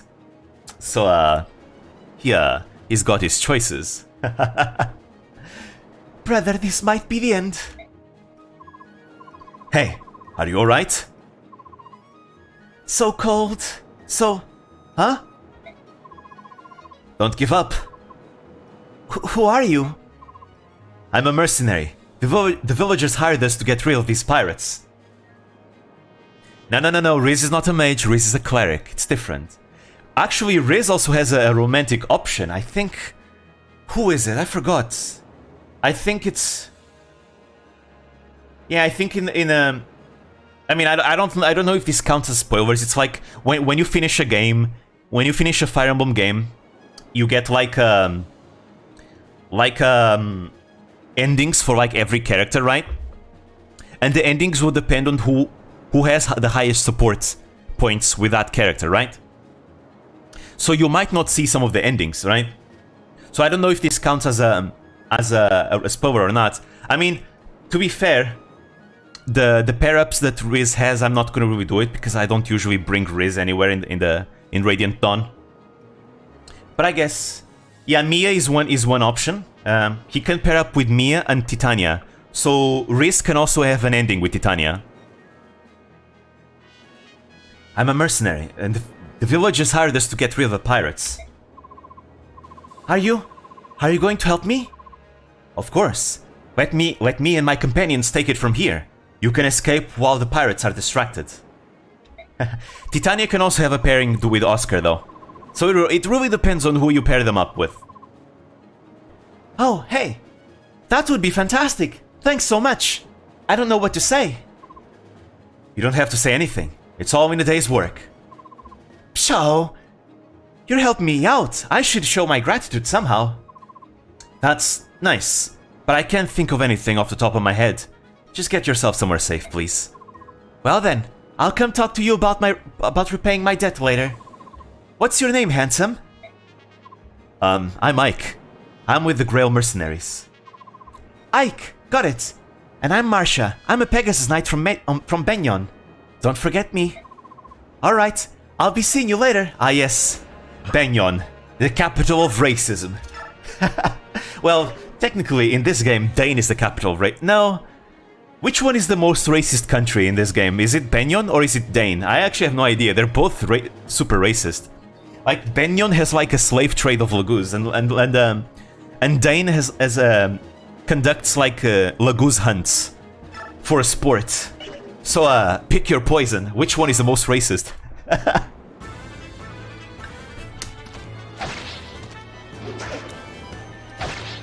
Yeah, Benyon at least has Sanaki. She's not racist. Well, not every character in Benyon is racist, but you know, at least as far as politicians in Benyon goes, Sanaki is not racist, and neither is Sephiran. But well, Sephiran is a different case. Okay, let's see. I can kill them all right here. Dude, Benyon can be pretty despicable indeed. Like, this game can get pretty fucked up sometimes with its lore. That said, Benyon has Oliver. True. The most beautiful man alive. He's truly beautiful. Ah, no, I have to discard an item. Let's go. Ike is from Luxium. Alright. We're almost done with this chapter. Crush your weapons against my armor! 2 damage. That's nothing. Ike became a VTuber. Again, in Nishisanji's Smash tournament, every single Nishisanji EN member was represented by a character, and obviously Ike was represented by Ike. And no damage. Yep, no damage. Too much defense for you. Ah yes, the classic Myrmidon attacking a knight experience. Actually, yeah, Myrmidon. There's no actual mercenary class in this game. Yeah, right, because the mercenary is usually a class. But in this game it's not a class, because, well, you play as actual mercenaries, right? So instead you only have Myrmidons, and the Myrmidons are kinda the mercenaries here. Because, usually in Fire Emblem games, Myrmidons are like a sword-based class, which has high speed, high evade, low strength, low defense, right? And then you have the Mercenary class, which is a class that has high strength, high speed, high bulk. And that's just a very good class, that also uses swords. But in this game you don't have that. I guess you could say Ike is the archetypical mercenary class character. But you don't actually have a mercenary class. Because you play as mercenaries in this game, in general. Actually, I think this is the only game... No, never mind, because now we have No, this is the only game where the main character is not from noble birth. Well, if you count Byleth as a main character, right? Because Byleth also isn't from noble birth, he's also a mercenary. But Ike has no connection to noble birth. But you could count, like, maybe Byleth is not a main character, the royals are the main characters, like, you know, Edelgard, Claude, and Dimitri. Let's go. Alright, let's see. I'll stay here. Let's see, I wanna give the kill to Ike. Oh, he's gonna attack Titania. Actually, it's fine, he's gonna attack at range with a hand axe, so it's fine, it's okay.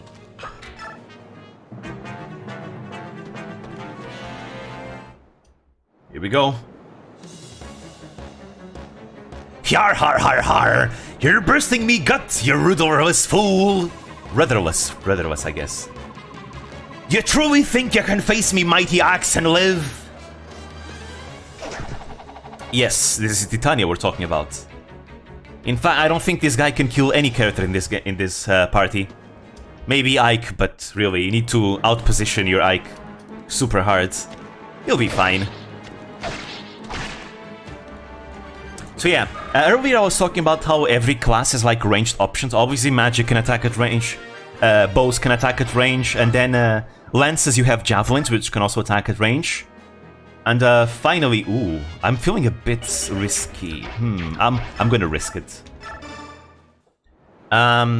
Javelins are and short lances are ranged weapons for bows.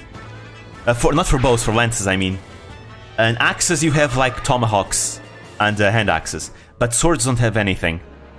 Unless you have count the Ragnall, which is a weapon that Ike is gonna get eventually. Right, this way Ike isn't gonna get attacked because he's like low on health. And but next game, Radiant Dawn, does give ranged options to swords. I really like Wind Edges. They have terrible stats though, so not many characters can use Wind Edges. You need to be a high skill character, which to be fair, if you think about it, the most high skill characters you have are like sword masters. And all they can use is swords. Cavaliers, you know, are terrible to use Wind Edges, but they have other options. They have like hand axes and javelins, so they don't really need it that much. Actually, do I? Yeah, I have a vulnerary here. I'm just gonna do this, so we can attack Ike. Actually, my sword is going to break, and I didn't switch it out. There we go, he's going to attack Ike now.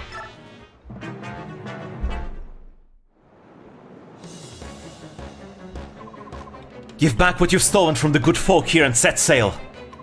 Yar har har har! Now I know you're a tetchet in the head, lassie. We show him our axes and say arr, and the golden grub come raining down. We'll not be giving this up. I see. Looks like we'll have to rely on force of arms then. And my sword is broken. Da-da-da-da-da-da. There are games where you can actually replay broken weapons, but in this game you can't. Let's see. Now, if I attack with Shinon, it's gonna kill him. Yeah, he has super high crit rate. Guess I can attack him with Gatry. Just to weaken him. Yeah, this is safe. Let's go!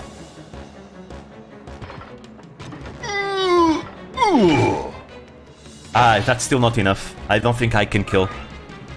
Ah well, I guess it's one extra round of XP. Yeah. Very well. Iron Sword number 2. Dodged! And the next one I should be able to level up.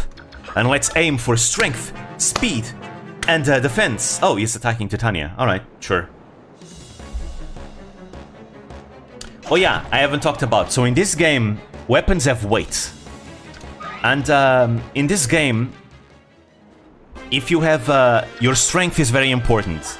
Because, for example, you see this steel sword. This steel sword has 12 weight. And Ike only has 8 strength. So because of that, you know, 12 minus 8 equals 4. That means Ike gets a penalty of 4 speed. When using the steel sword. And you need at least 4 speed above your enemy to double attack the enemy. With an iron sword, because the iron sword has 7 weight and Ike has 8 strength, he has no speed penalties with it. For example, because this enemy has 9 speed, if I use the iron swords, I'm gonna get the 12 speed weight. Oh right, but the enemy is also affected by weight. So the enemy has like a 3 speed penalty. Because the enemy actually has 6 speed, and when I use my my iron swords, I have my 12 speed, meaning I can double attack. It's pretty simple, the formula in this game. Yeah, this is why sometimes weaker weapons do more damage. Yep, that's why I'm using the iron sword instead of the steel sword. But eventually, once Ike gets like enough strength, I'm gonna probably use steel swords all the time with that, because he's gonna be able to use them without penalty.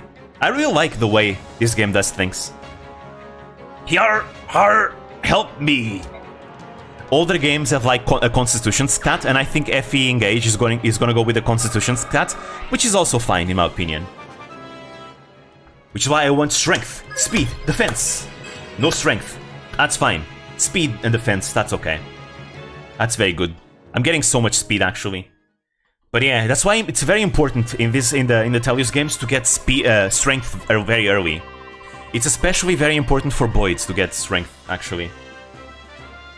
But yeah, speed is the king of stats, because if you have high speed, even if you have a penalty, it's fine. We've driven off all of the pirates. Your people will suffer no more indignities at their hands. Oh, that is joyful news. Here is your pay as promised. Thank you very much. And if you find yourself in need again, do not hesitate to send the words. Of course, of course. All of you put on a most marvelous show. Such combat skills. To be honest, I was expecting Commander Grail to be here today. When I saw just you, nothing more than, no offense, a band of children. What you mean a band of children? The only child here is Ike. Everyone else is an adult, bruh. Well, I will admit to being a tad nervous. Do you see a child when you look at Titania? What? Open your eyes! Your eyes are closed, mate! I mean, literally, if you look at the portrait, his eyes are closed. I apologize for troubling you. Unfortunately, Commander Grail had other pressing matters to attend to. Like, imagine looking at Gatry, Shinon, and Titania and thinking of children. What? Who are you looking at? Only Ike? For an old man, everyone's a child, I suppose. Oh, no, don't apologize. There's no need. After all, you got rid of those brigands, and you did it impeccably well. It's a fine compliment you pay, sir, but it was our pleasure. As a matter of fact, you're more than good enough. Oh, I skipped by accident. Especially your Commander Grail. He's far and away better than most any general I've seen here. Whereabouts? What I meant to say is, don't you think running off pirates is a bit, beneath you? That's not... Don't get me wrong now. You certainly helped all of us simple folk out. Even so, it seems to me that proper place for you and your Commander Grail is in the service of the Crimean throne. Well, that's what this old man thinks. We and Commander Grail are quite satisfied with the work we do now. You've nary a selfish bone among you. Well then, Rest assured, we'll speak again if any problems arise. Thank you again. Titania, is something amiss? No, of course not. Our mission is complete, and that's all that matters. You did well today, every one of you. Peh, jobs like this barely make a dent in my incurable boredom.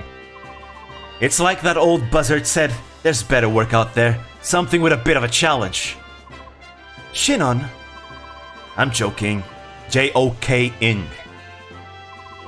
Come on, Titania. Be honest, don't you find the work we do a bit disheartening, unglamorous? What? You too, Gatry? What's got into you? Also, when I think of Gatry, I think of Luca from Luxium. He has the same himbo energy. Please, look, we're not a band of money-hungry recruits. We're professionals, and we're very good at what we do. Shinon and I have discussed this at length. All of this mundane mercenary work is unworthy of us. We're wasting our talents. I see. You're telling me that you think Commander Grail is mismanaging us. Do I have that right? Whoa! Hold it right there! That's not what I'm saying at all! Gatry is too much of a skirt chaser to be a true himbo. I mean, you could say that him being a skirt chaser makes him even more of a himbo sometimes, I think. What is it, Titania? What is it, Titania? What's that? You seem so angry. It's not like you. Exactly. Ike's got the right of it. It's because Titania has a crush on Commander Grail. It's just that look, we do good work, and we help people. I want you to be proud of that. I felt like you were saying work that doesn't bring fame and fortune isn't worth doing. That's all. Sorry. No, you're right. We are the ones who ought apologizing. Enough, let's get going, shall we? Rest is part of our jobs too. We can't go into the next battle exhausted. The curse of the red-headed subordinate. Now that's a plan. I'm so hungry. I could eat a wyvern. That would be very pog. Titania. Yeah, Grail is Ike's father, yes. But his mother is dead. What is of it? If you're looking for pride, I have it. Huh? You and my father have kept this mercenary group together. And I'm just proud to be a part of it, that's all. Ike. Mommy Titania. Pah, I'm surrounded by idealistic fools. What's so wrong with fame? What's so wrong with having money to live well? Alright, Chapter 4, here we go. I do like Fire Emblem with their different perspectives. Ike, I'm gonna be your mother now, your mother-in-law. Roadside battle. But wait, that's not the kind of mommy you want me to be. No, that's not the kind of mommy I want you to be. Alright, here's Soren. Ike, I've got to tell you something. Listen to this. Settle down, Mist. It's too early for you to be, well, yelling like that. Now, what's going on? Soren's back. He just arrived. Really? That's odd. He wasn't supposed to return for a while yet. I know. I wonder what he's doing back so soon. It's probably nothing to worry about. I'll go and talk to him. Where is he? In the mess hall. I think he wanted to talk to Father. Right, I'll go check there. I really miss these more linear types of Fire Emblem games though. Feels good. Troubling news indeed. Gather the troops. Yes, Commander. Ike, if you've got time to waste, you've got time to work. Get over to the briefing room. Yes, sir. Hey, what's going on around here? Bad news. Something big is happening, and we need to formulate a plan of action. And here's Soren. It's one of Ike's pairings, by the way. Soren. Hello, Ike. Long time no see. I'm happy to see you back. You're back. But what happened? I thought you were going to be studying for a while now. For a while longer. It's a long story. What's the holdup? Soren looks like Sasuke. He can be a bit mean sometimes, but he's a good character. I like him a lot. Soren is actually a fan favorite for a lot of people. He's a very nice character. He has some really nice lore.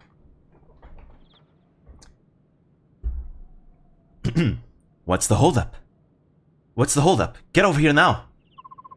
Let's go. I'll fill you in later. Actually, I used to hate Soren at first, but, you know, after learning his full lore, man, he's such a good character. I like him now. You probably remember that Soren's been training with another mercenary group. Well, he's back now.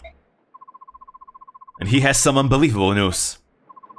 It's time for Politics Emblem. Woo! Honestly, I've missed that from Fire Emblem. And that's one of the things I like about Three Houses, actually. What news is that? It's Crimea and Dane. They've gone to war. Oh boy, here we go. Yeah, it's justified. War? It can't be. That's why I've called everyone here. Soren has some more information. Go ahead. No, wait, that's Grail. That's why I've called everyone here. Soren has some more information. Go ahead, Soren. Alright. Let's go. Maps. I love maps. Man, Conquest was really missing maps. I mean, Fates in general. Take a look at this map. Ah, it's a map of Crimea. Quite detailed, from the looks of it. Yes, this is Melior. This is the Melior? Melior, Crimea's capital. Our base of operations is right about here. Everything started 3 days ago. I needed to do some research, so I went to the archives of Melior's Royal Library. Without warning, the scream of a terrible beast, a wyvern, perhaps, rent the air, and the building was rocked by a tremor. I rushed outside and saw wave after wave of knights, cavalry, and wyvern riders, each clad in glistening ebon armor, black as night. The Dane army? Correct. Was there provocation? As you know, relations between Crimea and Dane have never been friendly. However, the past centuries have seen only minor skirmishes, nothing that has ever approached the scale of this attack. It was brutal and without warning. Dane laid the capital to waste. I've never seen destruction of this scale before. A swift attack, a devastating and brutal, a daring gambit indeed. But if it succeeds, a very well chosen one at that. Dane decided to do a blitzkrieg on Crimea. And it paid off. Yes, the king of Dane would not hesitate to employ such treacherous tactics. I mean, doing a blitzkrieg isn't treacherous. The treacherous part comes from the surprise factor of it. A surprise attack, a surprise war. What happened next? I think declaring like a surprise war is like a war crime or something like that. But I'm not very sure.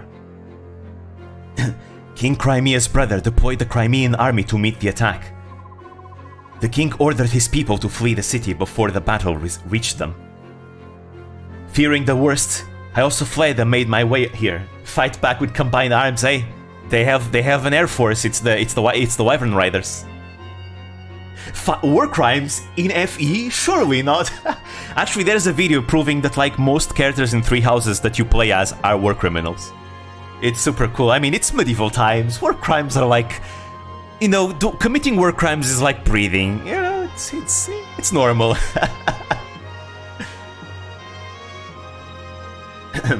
Do you mean Pecora? The king ordered his people to flee the city before the battle reached them. Fearing the worst, I also fled and made my way here. So we don't know how the tides of battle flow now, do we? And trust me, we're gonna see plenty of war crimes in Fire Emblem. Oh boy, can't forget of Radiant Dawn and boiling and burning people alive with oil. Ah, man, Mikaya, I love that. Taguel Pecora. That's alright. Word of the war cannot have traveled far yet. We may well be the first ones to know of it out there. You did well to bring us this information, Soren. I know some risk was involved. It was nothing. Dane has invaded Crimea. We may be mercenaries, but this still affects us. What are we going to do? That's the question of the day. How do you see it, Titania? Crimea is the closest thing our company has to a homeland. The Crimean royal family and the noble houses have been generous, providing us with many lucrative jobs.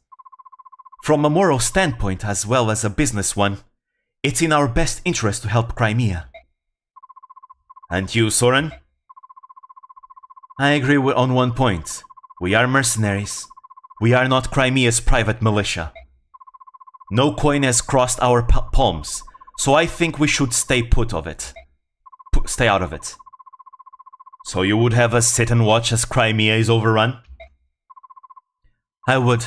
Dane's troops are superior in both numbers and morale. The chances of a Crimean victory are slim indeed. But Crimea is ruled by King Ramon, who is known throughout the land for his wisdom. And his brother, Duke Renning, is said to possess peerless valor and courage. Dane may not find victory so easily. Valor and courage are for children's tales. In terms of military prowess, Dane's King Ashnard is every bit Lord Renning's equal. Victory will hinge on troop numbers and supplies, and Dane is superior in both. I think the outcome is painfully obvious. Sounds too familiar. Oh boy. Oh boy. Hey, this game came out way long ago, but man, has it aged well. Curse you, Soren. Curse you, Soren. Crimea is not doomed. If they can turn aside Dane's initial thrusts and turn into a test of endurance. You mean a battle of attrition? Sounds familiar. With the Crimean army both demoralized and ill-prepared, they simply will not be able to hold out that long. Alright. War never changes. Alright, that's enough, both of you. I hear what you say. However, we must ascertain the current situation before we decide on any action. We'll send a scouting party to get a closer look at Melior. Ike, I want you in charge of this. Assemble your men and get going. What? Me? Titania will accompany you as an advisor. Commander, you must be joking. He's just a boy, and he's had barely more than a taste of battle. What do you expect a whelp like him to accomplish? Ah, Shinon, since you're so concerned, you can go as well.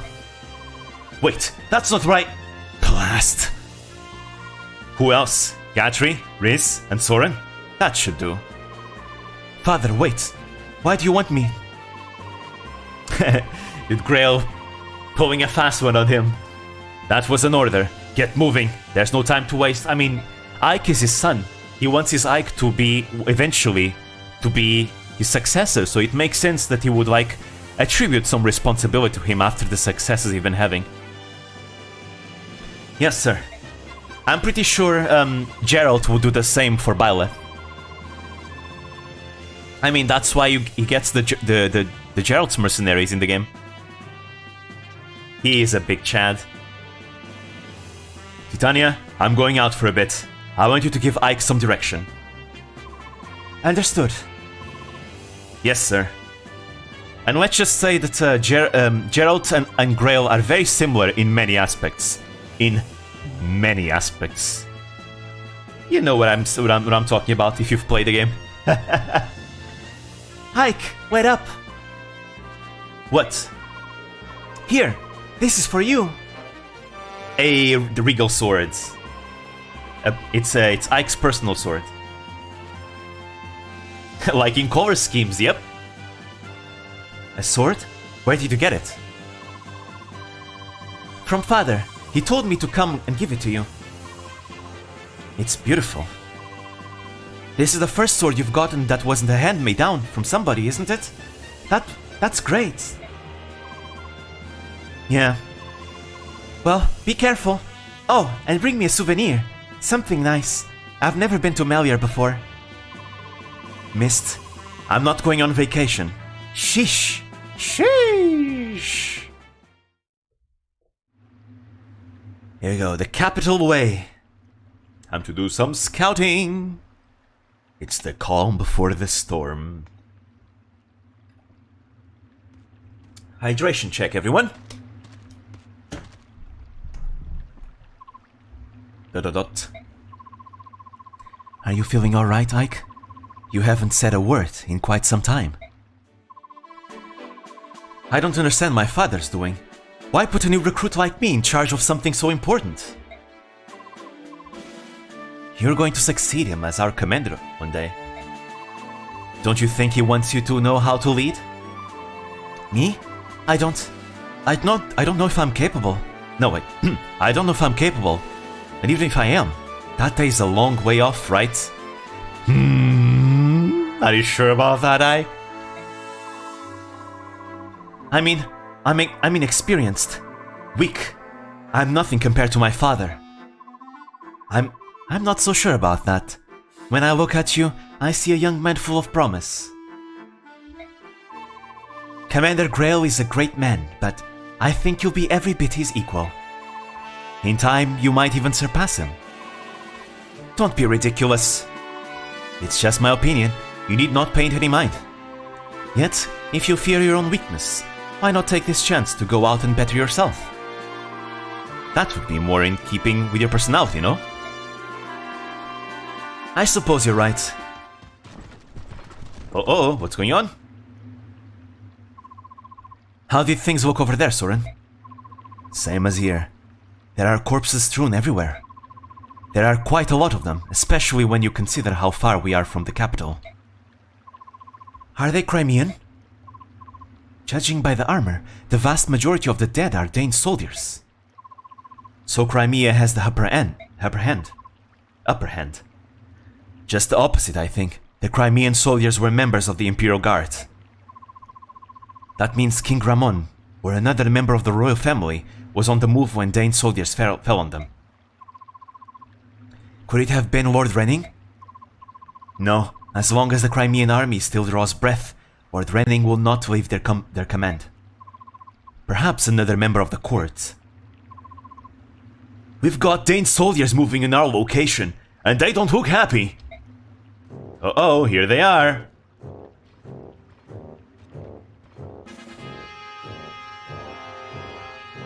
Boom, boom, boom, boom, boom, boom, boom. You there! Who are you? What are you doing here? We're no one you need. You're armed! Heed me! Drop your weapons and surrender! Act quickly, or else! Listen to me, fool. We're making a mistake. We're not... not going to cooperate, eh? Ready your weapons, men! Move in and kill them all! Headstrong fools! Getting caught up in some skirmish is not part of the plan. But they're obviously not going to listen to us. Grail mercenaries, get ready to fight! Oh boy, there's a lot of them. Alright, Ike, let's see how you handle the role of captain. Well, what are your orders, boy? We'll do what you say, so long as you hurry up and spit it out. Oh yeah, no more ragged bandits with axes. Now everyone has lances, so Ike has weapon triangle disadvantage. I know. I'm thinking. Give me a moment. Will we shin on? Bah, useless. We'd be better led with mist than this soft and untested whelp. It's gonna be the first of many contacts with armies, that's for sure. Ike is good. Dude, by the time of Radiant Dawn, Ike goes through this like he's breathing. Right, Oscar and Boyd are not here. Let's see. Let me just adjust the items. I want to give Titania the hand axe. There we go. Oh yeah, Soren's a mage, he has wind magic. He specializes in wind. Oh wow, Oscar has a lot of equipment. Let's see, Ike has a lot, he doesn't need anything else. I guess I can put all this in the inventory and that's it. Yeah, I'll give the steel axe to... No, nobody else can use the steel axe, so the Titania. Titania already has one, so... Oh, I don't have a convoy yet. Anyone else needs a vulnerary? Yes, Ike needs a vulnerary. His is about to run out. I'll do it like this. There we go. Preparations complete. Let me just save. I mean, I'm not gonna reset, but... You know, I still am very... paranoid. Pre-convoy. Yeah, it's really annoying not having the convoy just yet. Anyway, I mean, I'm gonna keep things as they are.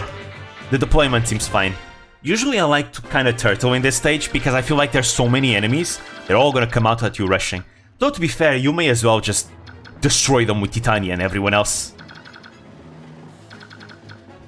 Alright. First, where do Ike goes? This guy has no... This guy has Nax. So we start by killing him first. Yeah. Also, something that I've noticed, in this chapter, the music is way lower than usual. Usually that only happens in like Fog of War chapters, but in this chapter I think the music is a little bit lower volume than normal. The map's music specific, not the combat music. Okay, I guess Shin on crits. I guess Ike doesn't get the kill anymore. Let's see, he doubles this guy? Oh right, the Regal Sword is very good. Yeah. So if I can get Soren to attack this guy... Maybe I should train Soren. I usually don't train Soren. He seems too much trouble. I don't really use magic that much in the Tellius games specifically. Because mages in Tellius, in these games, are pretty slow. It's kind of their things, that they have like slow growths on speed. But maybe I will use Soren, because I like Soren. The Regal Sword is the equivalent to the Rapier. It's effective against cavalry, and I think it's effective against armored units. Yeah, it is. Yeah, it's effective against both cavalry units and armored units. So it's going to be effective against Maijin here. Oh, he drops a javelin. Oh, no, look, the javelin here has the same stats as a wind edge. In terms of hit and might. Alright. Go in, Gatry. Everyone's not gonna do damage to you. Oh, he doubles. He doubled. Right, the enemy is using a steel lance. It's probably too heavy for them. It's doing something against their speed. Anyway, these are soldier classes. When they promote, they get a shield. Actually, no, never mind. They don't get a shield in this game. It's only in Radiant Dawn where they get shields. Never mind, Almighty. I was wrong. You're only gonna see shields next game, not this one. Even though they have shields in here, in like the 3D model here, but in combat they don't have shields. It's really weird. Alright. Go, go, Titania! Kill every last one of them! Oh, paladins have shields? May have forgotten. I may have forgotten about that. I usually play the game... Oh yeah, wait. Titania also has a shield in the model, in here, but she doesn't have it in game. I never play with animation, so I never noticed that. Because the animations of Path of Radiance are so low. Are so slow, I mean. Yeah, it's a pretty cool shield. Yeah, let's go, Ike! Yeah! I wonder who I'm gonna use bonus experience on, because this game gives you so much bonus experience, you can kind of make any character good. You know what, maybe I'll make Soren good like that. Oh, I know, I'm gonna support Soren and Ike. Yeah, I'm gonna go for that. I've never actually done that. I think I'm gonna go for the Ike-Soren pairing. Because, if I support Ike with Soren, because Ike has an Earth affinity, Soren is gonna get a ton of, like, 30 avoid, just from being close to Ike. Meaning that you can actually put Soren super, like, in the front lines, and he's not gonna get touched. Because Soren himself also has a wind affinity, which gives, like, 15 avoid. So, a combined wind affinity with an earth affinity is like, what, 45 avoid? That's big. So like in late game you can just put Ike and Sora in the front line, they'll never be touched, ever. It would be better if it was both earth affinity, since earth affinity is more evasion. But I'm planning on supporting Oscar with Kieran. They're both cavaliers and, you know, they both are insane together. And then I'll have Jill support with Leth. Because I love the Leth Jill support. It's one of my favorites. Just seeing Jill become less racist is super cool.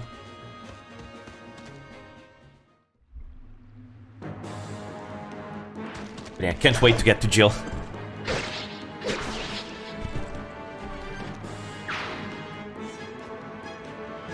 And then we'll see who else gets good. I'm definitely going to use Marsha as well, because I like Marsha. Alright. A free kill for Soren. I guess I'm not going to worry too much on kills, because bonus experience is going to take care of everything. Alright. Die!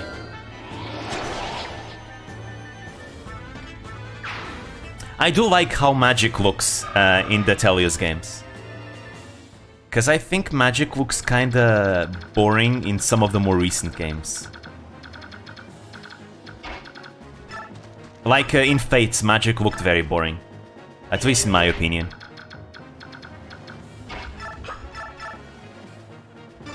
GBA has pretty cool looking magic too.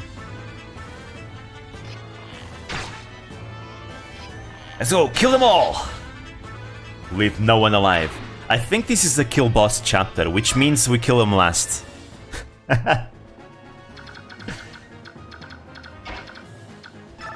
Actually, let me see. Yeah, it's a kill boss chapter. I'm gonna try and kill him last. If I don't, well, oh well. That's fine. Usually the way I like to play the game is that I like to kill as many people as fast as I can. Yeah, I'm just gonna use the Regal Sword. I may as well. By the time the Regal Sword breaks, Ike is gonna be so strong he no longer needs it. Mygelin.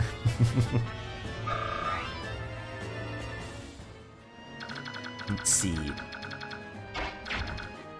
Everyone else is fine. Ah, cannot double this one. I guess he's not using a steel lance. Nope, that's okay. I just hope Riz and Soren are not in range. Sometimes I feel like movement can be deceptive. It's gonna get worse in the next game, because in hard mode, Radiant Dawn, you cannot see enemy movement ranges. A strength and defense. I've never seen a more Armor Knight level up ever. Maybe if he got HP. Well, I'm gonna kill this guy, so it will be fine. Actually, if he has 6 move. If I move Titania here. 1, 2, 3, 4, 5, 6, 7. Actually, it's fine. Let's just do this. In Radiant Dawn normal mode, hard mode, I mean, which in Japanese would equivalent to like Maniac mode, because I think it was a translation error, where they for some reason decided to call like Radiant Dawn, the difficulty modes are called normal, hard, and lunatic, right?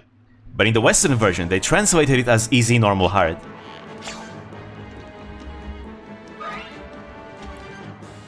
So yeah, so Western players go play the normal version, when in reality, They're playing hard mode. There's no easy mode in Radiant Dawn. But yeah. The hardest difficulty modes disables weapon range. Not weapon range, movement range. Being able to see movement ranges of enemies. And weapon triangle. So you're gonna have to count tiles.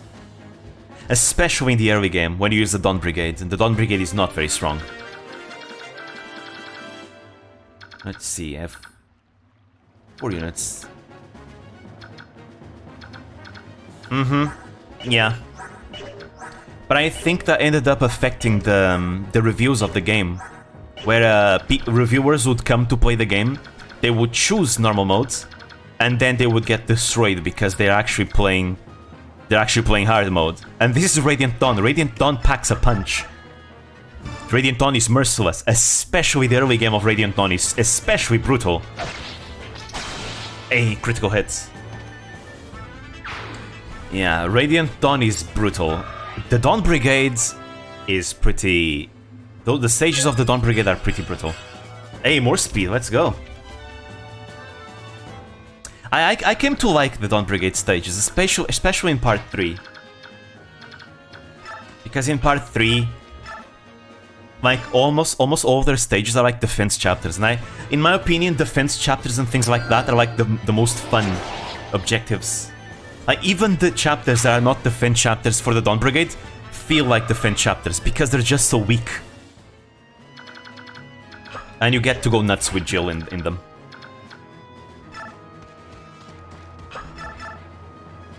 Ooh, now I'm afraid. Did I put Soren in the bad spot?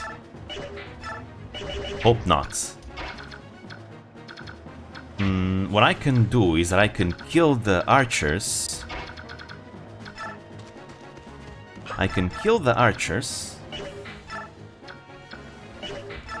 Right? And surround Soren. Let's see. Another crit. Damn, Shinon is critting so much.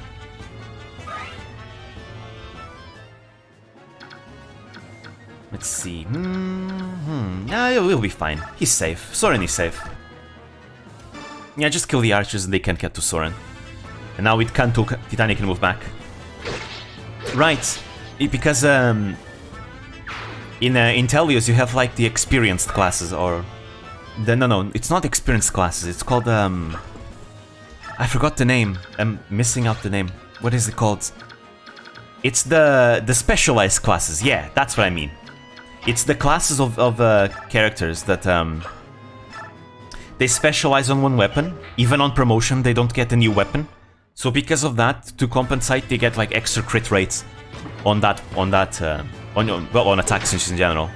I know halberdiers get that, snipers and sword masters, because they don't get any new weapons on the promotion.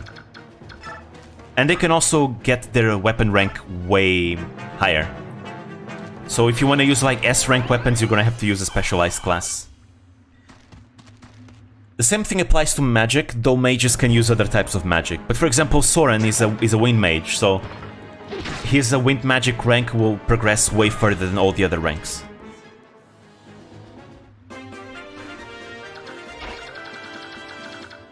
So yeah, let's see. Anyone can reach over here, and doesn't seem like it. So it's safe. Soren can take the kill. It's all yours, Soren. Hey, Adepts. Alright, Soren has the Adept ability. Sometimes he might double, even if he doesn't double. So if he already doubles, he will triple. Come on, magic speed, magic speed, magic speed, magic speed.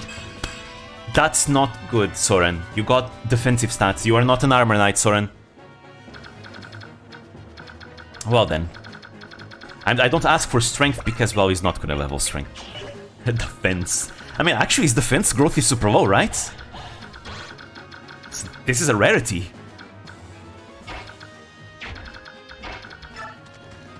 Actually, is this safe? They have archers. Okay, it is safe. I can put Riz over here. Because I have a problem. I tend to lose, like, Riz whenever I play these games. Whether it's Path of Radiance or Radiant Dawn, I always lose Riz for some reason. I'm so used to troubadours that can move again after healing that these stationary healers are way harder to use. Alright, let's wait for them and then I guess we can bring the boss. I don't usually turtle, but I want to kill the boss last. I know this is completely unnecessary. The game gives you enough experience where you can just destroy the game if you just blitz through it. But I can't help it, man. I like killing everything. It's fun to kill everything. No, leave nothing alive. Kill every last one of them. You know, post time skip Dimitri in Three Houses just speaks to me. Right, let's see. I can do this. Always go full Dimitri, exactly.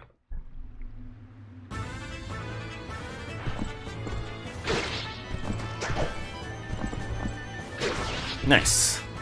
It should be done in 1 or 2 turns. Is this some kind of sick joke? Hopefully this is not too dangerous for Ike, but keeping in mind Ike has been getting some really nice level ups. Actually, I think it should be fine. Oh, he actually doubles with a steel sword. Nice. I don't want to do it still though, because I'm afraid it might be too much weight. Because he's not been getting as much strength anymore. I hope I don't get the strength screwed Ike. So far, his strength is good, but if he goes like 2 or 3 chapters without leveling strength, it's gonna become a problem. Let's see. Oh, I'll do this. Again, Shinon is so tanky. He can just be here. Kill them all, Shinon. It's funny because I'm giving... Wow, another crit. Damn. I'm giving XP to Shinon, but I'm not gonna use Shinon in the long term. Because he's not gonna be strong forever. In the next game though, in Radiant Dawn, I love using Shinon, but in this game, not so much.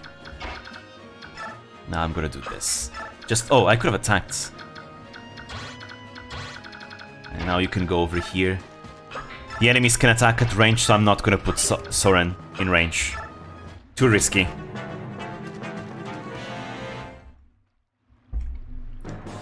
Ah, Archer, by the way. Dodged. Wait. Did the enemy Archer just attack Shinon at range? When he could have attacked one of the other units that cannot counterattack against him. Damn, and another crit. He really wanted to kill himself, huh? That's weird. He could have attacked Ike. Ike cannot counterattack against him. Oh wait, now I know why. Shinon has the provoke ability. Ugh, blasted mercenaries. They're better than I expected. Yeah, he has the provoke ability. Dude, provoke ability is so inconsistent that I never keep it in mind. Even so, they'll not prove a match for Valen's finest. Like, because I think it's RNG based, right? You just have a slightly chance that he might attract enemy attention. But like, it's so inconsistent I never keep it in mind, so I always forget he has the ability. Yeah. Alright. What if I give the kill to Soren? Soren! Always lost in your books. I love that cutscene. Best cutscene in the game. Oh! Titania crits! Rule number 1 of Fire Emblem. If you spin your weapons, you deal no more damage. Basically, you're just flexing. Alright. Actually, should I give the kill to Ike? Usually bosses are full level ups. Yeah, I'll do this. You're nothing more than a bunch of ragtag sellswords. Who are you to oppose Dane? You are so terrible, ignorant of your position in this world. But the Grove Mercenaries cutscene in Radiant Dawn is just so hype. I felt so good after like playing half of the game and finally seeing them again. You refused to listen to us and then you attacked without provocation. Is this the way of the Dane army? You're a cheeky little monkey, aren't you? Once you're dead, you'll regret sassing me. Oh, Ike just crits. Never mind, I guess Soren doesn't get the kill. Oh, wretched curse! You will regret your decision to oppose Dane. Yeah, Ike wants the kill for himself. Nope, not giving it to Soren. It's mine. I want the level up. Not even enough to level up. And you got the javelin. I have to discard it? No, I'm going to discard one of the iron swords. Because the javelin is way more important. I can give that to Oscar later on. Did we suffer any casualties? Any wounded or dead? No? Excellent, well done. By the way, this is actually a game that if you lose anyone in these chapters, you get actual different dialogue here. For example, if you lose in the chapter where you rescue Mist and Rolf, if you lose like Boyd, Oscar, or Riz, you actually have dialogue commenting on that. It's super depressive. Same thing if you lose Shinon or Gatry somehow. I don't know how you would do that, but if you somehow lose them in the pirate chapter, you also have different dialogue, and here as well. Basically, you get different dialogue for like a bunch of chapters in a row. This included.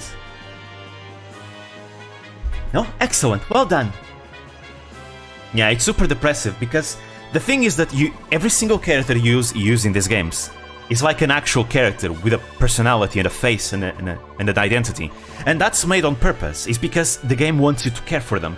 So that when they die, you feel terrible about it. Because it's supposed to be like that. Because welcome to war. War is terrible. War sucks. You lose your friends and family in it, and it's terrible. You're not supposed to feel good when you lose units. Right?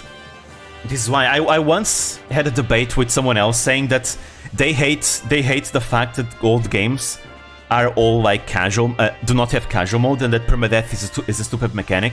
Because if they wanted to bring permadeath, they should just make everyone faceless so that you wouldn't care about them. But that's the thing. The fact that you can care about them makes permadeath even better. Because you really feel it. Every turn matters. Every turn you're gonna be stressed out over if you made the right move, over if everyone's gonna be safe. Because welcome to war, that's what war is all about. It's terrible. It's stressful. At any moment you could just die.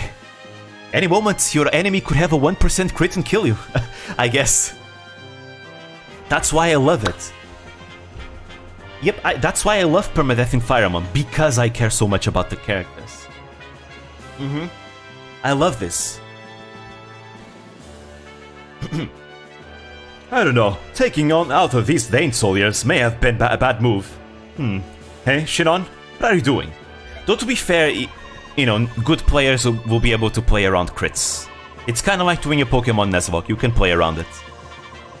But though, while in Nuzlocke the game, it's slightly more unfair, in Fire Emblem, it's kind of balanced around it, so you're fine. I mean, that's what the luck stat is for. His swine's got some nice weapons. Besides, he ain't gonna complain. He won't need them where he's going. Shinon! Get a hold of yourself, we can't afford such behavior right now. Steal from the dead on your own time? This doesn't make any sense. We just took a javelin from the boss. The enemy boss drops a javelin if you kill him. We did exactly what Shinon is doing. In fact, it was Ike that killed the boss, so it was Ike that looted the corpse's boss. How is he calling out Shinon for doing this when he did it himself? What? I'm sorry, Ike? I'm the only war criminal here. Wow, what a hypocrite, Ike.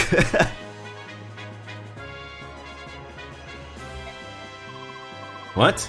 You judgmental little... It's okay, cause it was droppable. Soren, Shinon, stop this at once. This is no place for us to waste time bickering amongst ourselves.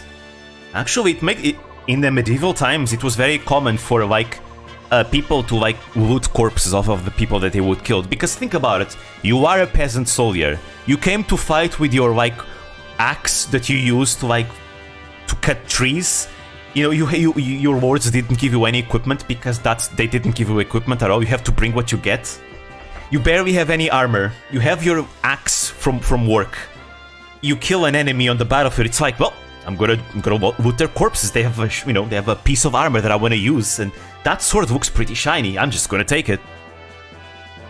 Yeah, equipment was super expensive. So it was very common for soldiers just to loot each other's bodies, each other's corpses, because yeah, it's profitable. You get stuff. Let's quit out of here. We have to tell the commander what happened. Let's take this road. We should be able to cut through the forest end. And it was also very common for like people to take soldiers to take people of nobility hostage, because then they could sell them for ransom. It was super profitable because noble families were very much willing to pay a lot of money to get back the hostages. Huh? Because if you take everyone prisoner, you have to feed them. So you should only feed them if it's actually profitable, right? Damn, this sounds terrible. I mean, in medieval times, of course. Something wrong? No, as I said, this road. Wait, Ike, I just saw something move on the far side of that thicket. A wounded soldier, perhaps? Let's go have a look. Careful now.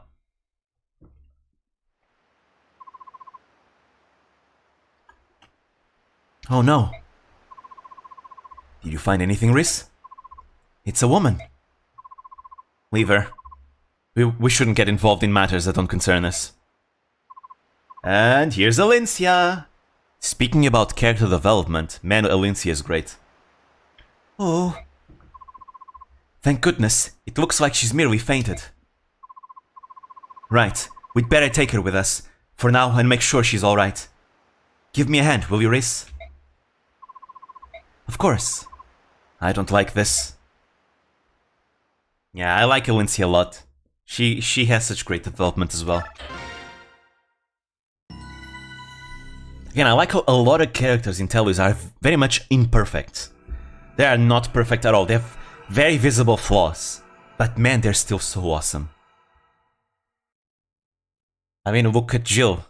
You'd never think you'd like a racist character, but Jill is amazing. We'll get to her though eventually. Though again, Jill stops being racist. That's what makes her so great, is that she has an amazing development.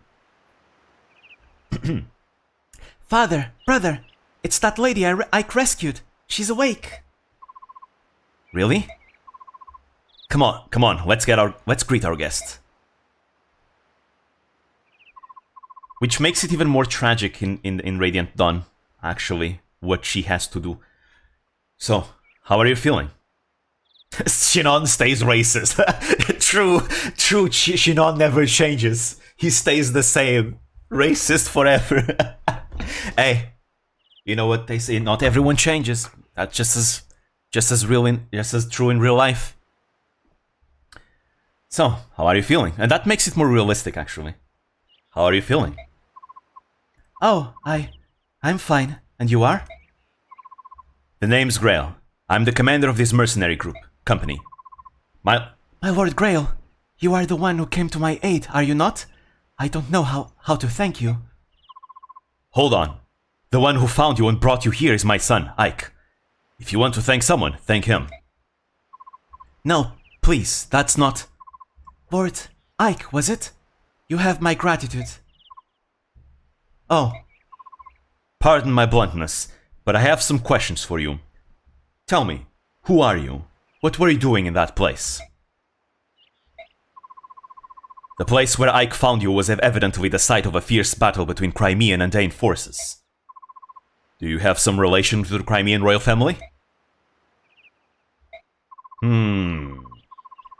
I make no promises, but we may be able to help you. Will you share your story with us? You took me in and cared for me. I will place my trust in you. My name is Alincia Riddell Crimea. I am the daughter of King Ramon of Crimea. What? You say you are the Princess of Crimea? Yes. That's an odd claim to make. I've never heard of King Crimea having any children. Cue the theme, yep. That's Alincia's theme. That is To be expected. My heritage, my very existence, has never been made public. The classic hidden secrets heir to the throne. Just like Ulm. Why is that? To avoid national turmoil. You see, I was born after my uncle, Lord Renning, was named as a successor to the throne, so... Oh, whoa, this is actually pretty smart, actually. So, they kept you a secret to avert a possible blood feud. Yes, I'm willing to accept that for the time being. This is actually legit, because it happened historically. So, her uncle was named the successor before she was born, right? And then she was born. And she could have been named successor, but that could have been actually grounds for a civil war. Hell, even if the uncle didn't want to become king, it could still be grounds to a civil war, because that's exactly what happened in Japan before the Sengoku Jidai. In fact, that's exactly what started the Sengoku Jidai. It was called the Onin War, where the shogun didn't have a kid. So he named his brother, who was a monk, to be the next shogun. But then the shogun had a kid. So now who becomes the successor? Then he wanted the kid to become the shogun, but the brother was like, well, now I stopped being a monk, I want to become now the next shogun. So there was an entire war, and they fought each other, and eventually that caused the Sengoku Jidai. So yeah, this is actually pretty much legit what she's saying right now. The fact that she was kept hidden to avoid blood feuds, because it happened historically in Japan.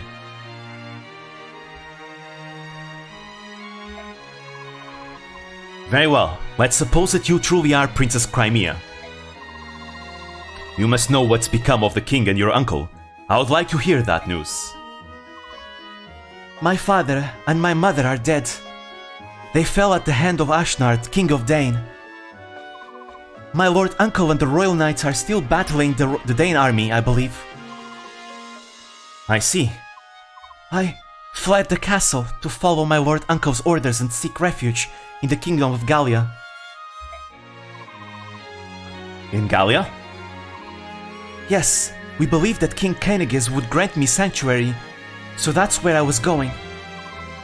But we were discovered by Dane troops, and I lost my escort of knights. My life, the life I have now, was purchased with the blood of those brave knights. Does King Dane know of your existence? Oh yeah, speaking about Fire Emblem, because I love Fire Emblem, I think after I'm done with the Fire Emblem, like with Radiant Dawn, I want to play Valkyria Chronicles on stream. Because as just remembered, I love Valkyria Chronicles. I want to play those games so much. Because, you know, Valkyria Chronicles has big Fire Emblem vibes, you know. Oh, big evil empire invades small kingdom. Time to protect the small kingdom from the big evil empire. It's it's pretty much a Fire Emblem game at that point, but with guns instead of swords. Yeah, Valkyria Chronicles, I played the first game, loved it. I've never played the other ones though. I want to play the whole series, because I love the first game. Yes, I was told the royals of each nation were informed of my identity in the event of dire circumstances. If that's the case, they must be searching frantically for you now.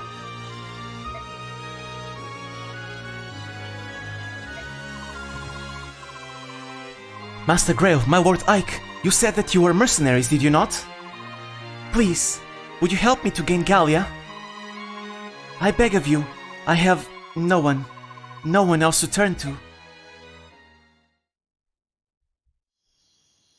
I did try the first handheld one, the second Valkyria Chronicles, but I didn't finish it though. I think I was kind of far from finishing as well. I do prefer the PC ones because they're a bigger scale, but it was nice, I suppose. I loved the first one so much. I really want to play the fourth one. Looks great. Though I do know that the humor is a bit more, you know, spicy.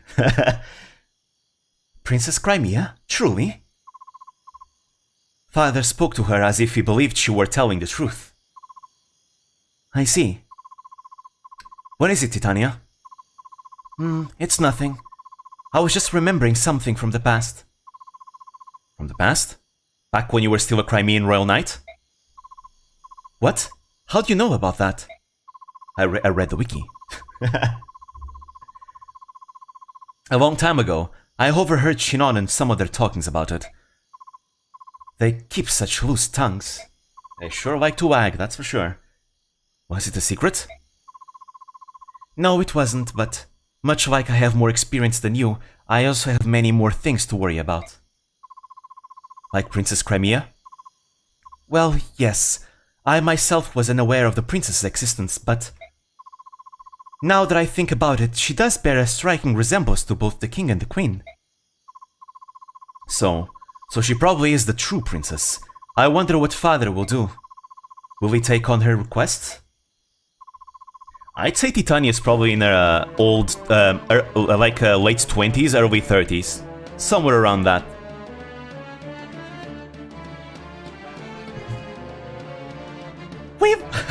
We've got trouble! Remember Felicia from Conquest?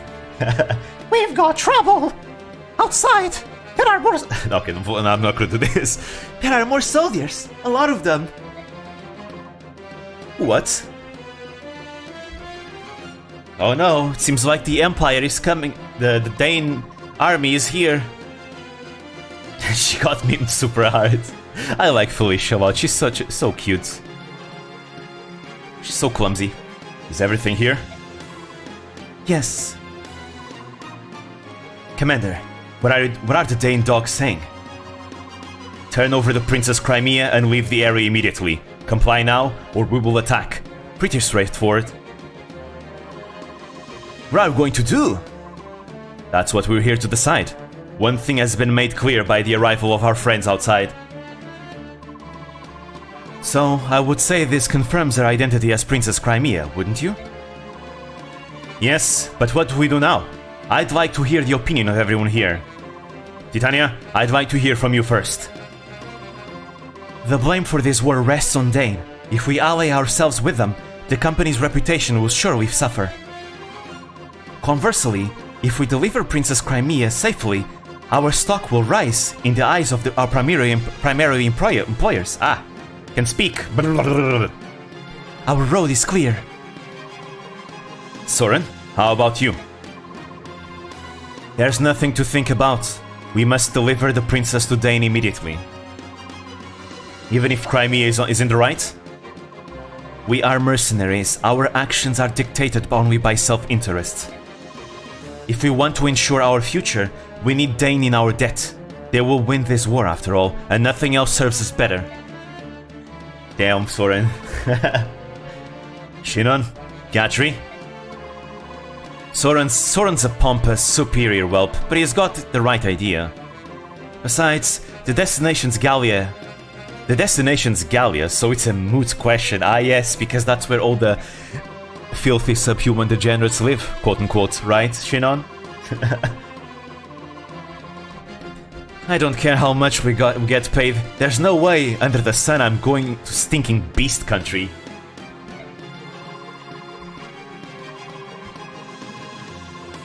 Princess Elincia, she does possess a certain regal beauty. There's a lot to be said for that, you know. Think about it, there's also a good reason for the group to not involve themselves with Dane. Because of Grail, right? It's probably because of Grail. However, I do prefer country girls. A bit cuter and not quite so standoffish. Oh, forget I said that. Whatever you decide is good for me, Commander. Yep. Yep. Oscar, Boyd, what about the two of you? I agree with Captain Titania. If we turn the princess over to the Dane army, we're essentially giving them permission to kill her. I'm in favor of helping her. That's what heroes are supposed to do. Well, Riz, what's your opinion? I believe that none of this hinges on whether she's a princess or not. Refusing to aid someone in need is not something we should ever do. That's what I think. That's right. Let's help her. Please, we have to help her. What about you, Ike? I agree with Titania. I say we help her and take her to Gallia. I see. I think I know where you all stand. Well then, here's my decision. We escort the princess to Gallia. We'll let Rolf in the conference table. And Mist too. Tisk, tisk, tisk. Are you sure that's for the best, father? If they give her to them, it will be welcome to the cum zone, so don't give her to them. Yeah, probably. That's most likely a bad decision, so yeah. We don't want that to happen to her. Yes, besides, I think the choice has been taken out of our hands. What? Open your ears and listen. Listen, all of you. Huh? What is it? I mean, what is it? I don't hear a thing. Idiots. That's the problem. Don't you think that's a bit odd? Complete silence in all four directions. Oh, so that's what you were talking about? Not only are the animals quiet, but the bugs are silent too. And that is a natural beyond belief, which means... we're surrounded. The soldiers aren't waiting for an answer. They already decided to attack. It would appear they had no intention of keeping their side of the proposed bargain. I mean, we did kill a bunch of their side, right? They were planning on lulling us into a false sense of security and destroying every one of us. Probably so. But the deal is, we're not so naive or inexperienced as to fall for their trap. Everyone! Oh, the audio just got louder for some reason. Everyone, oh, it's because they wanted to listen, that's why. Everyone, take your positions. We're going to settle this right now. And we're gonna have our first defense chapter. We get to use everyone, except Mist and Rolf. I'll go and hold the rear entrance. Ike, you're in command here. Don't let the enemy take the front. Got it. Grail single-handedly is gonna take the other side. Got it. Be careful, Commander. Grail's a Chad. Yeah, never Grail, unfortunately. Ha! I'll give it a shot. As fitting of a former four riders. Reporting in, sir! The mercenaries have taken up arms and formed up in the bailey. Oh, so they've sniffed out our plan, have they? Which means they're not an opponent that will be easily fooled. We'll need something special. Shall we continue with the planned attack? No.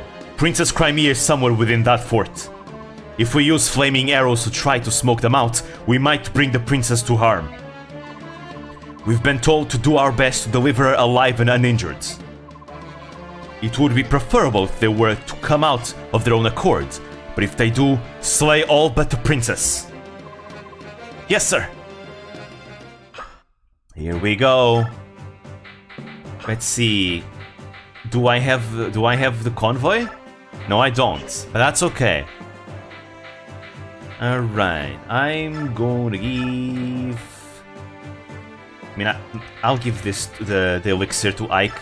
I honestly don't think so. Well, actually, if Titania ever gets slow, she probably needs an elixir. So she might not really need the vulnerary. I just, in case someone drops an item, I want to make sure she always has inventory space. Okay, let's see, what else? Everybody's is fine. Boyd needs another vulnerary. Shinon doesn't need them all. No coin for till Amy. Yeah, that makes sense. We need the merchants first. Okay, I think that's all. Oh no, with the javelin, right. I want to give it to Oscar. Yeah, you take the javelin. So many iron swords.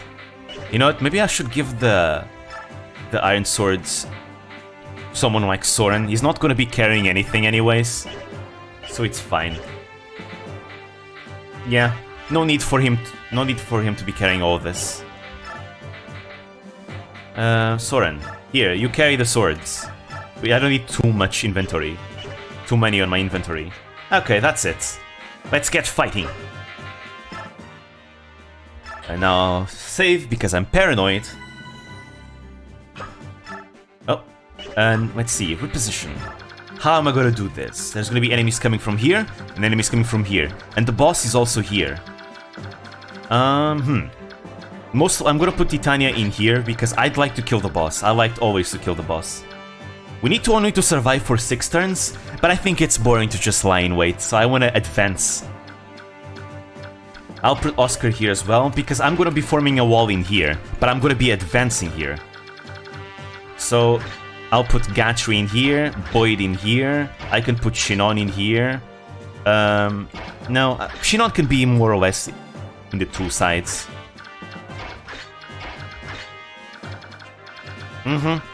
It's very common, and I like that. I like when they do that, when you have like a defense or survival chapter, but they're still giving you an incentive to go aggressive, to go out of your comfort zone to try and get it, and they have some kind of reward for it. I love it when they do that. I don't remember if this boss really has anything. Maybe this boss doesn't really have anything special, but I still want to do it. If anything, bosses have more EXP, right? Alright, so... Oh yeah, because this is it's a Fog of War chapter, the music is super low. It's part of the game. But yeah, it's a Fog of War chapter. We can't see anything. It's dark. So we need to be careful now.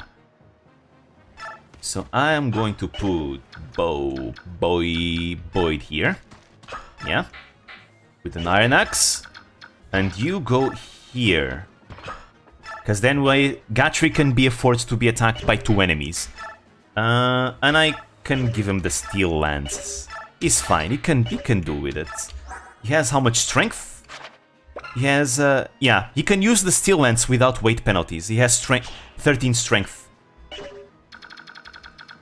Not that we care about his speed anyways, he's an armor knight. Let's see, I wanna start by killing those 2. I cannot reach. Shame. But yeah, let's kill those 2 first. So yeah, this is where Oscar no longer doubles, unfortunately. I mean, actually, he only needs 1 space to get close. If I can do this, shove Soren, and now Soren is in range. I love shove mechanics in Fire Emblem. He doesn't double as well? God damn it. But at least he can get a hit in for XP. Yeah, I really like shove mechanics. They're so useful. And Titania can go deep in here. Kill them all! I'm gonna need Titania a lot. She's gonna be... Oh, man, you need to be careful, because I think in hard modes, I'm not sure, there might be an enemy with a Horse Slayer. I think Titania is fine with it. I think. But Oscar isn't. Oscar will die. Will get 1 shot by the Horse Slayer.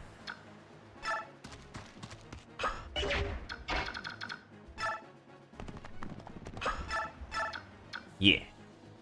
Let's do... yeah, sure. And then Shinon can kill the last one. Yeah, Titania doesn't care, but Oscar definitely does. Alright, and I'll keep it like this, because I'm fine exposing Titania, but Oscar I don't want to expose him too much. He's kind of tanky, but not too tanky.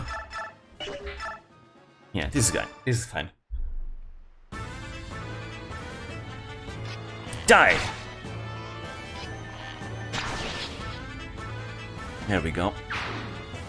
And I'll bring Ike to the south as well, because I don't want to depend too much on mounted units there. Besides, Ike is strong, he can take some heat. Ah, what a shame. They're occupying space. Here comes the rest. Wait, do I have a hand axe on him? I think I had a hand axe on Boyd. No, I don't, never mind. Titania has the hand axe. I should give the hand axe to Titania, then she can just counterattack everyone. Though, most likely the enemies are gonna hit everyone else.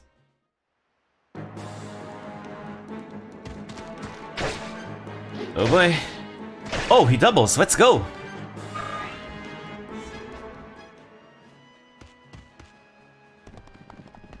Oh boy.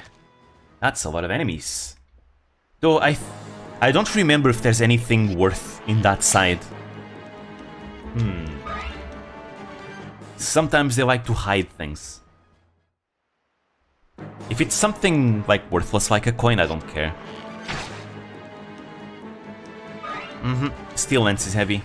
These soldiers don't have much strength in the first place, so... they're being weighed down quite a lot. But damn, Oscar. Oscar doesn't double anymore. I think the reason why Oscar could double is because the bandits in the early stages, they themselves were using super heavy axes.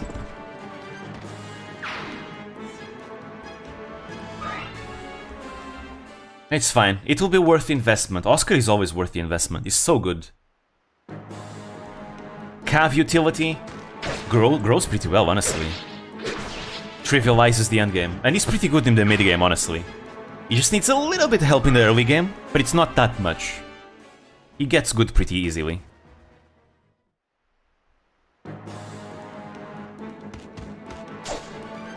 Yeah! Oh, you missed. I mean, I guess it is nighttime. You can't see very well.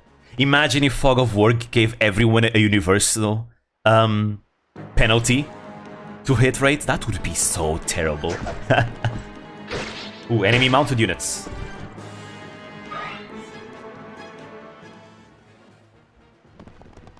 But yeah, I wonder if the Horse Slayer enemy is mounted or not.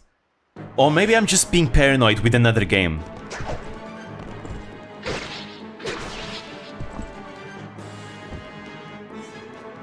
No, actually, thinking back on it, I think I'm being just paranoid.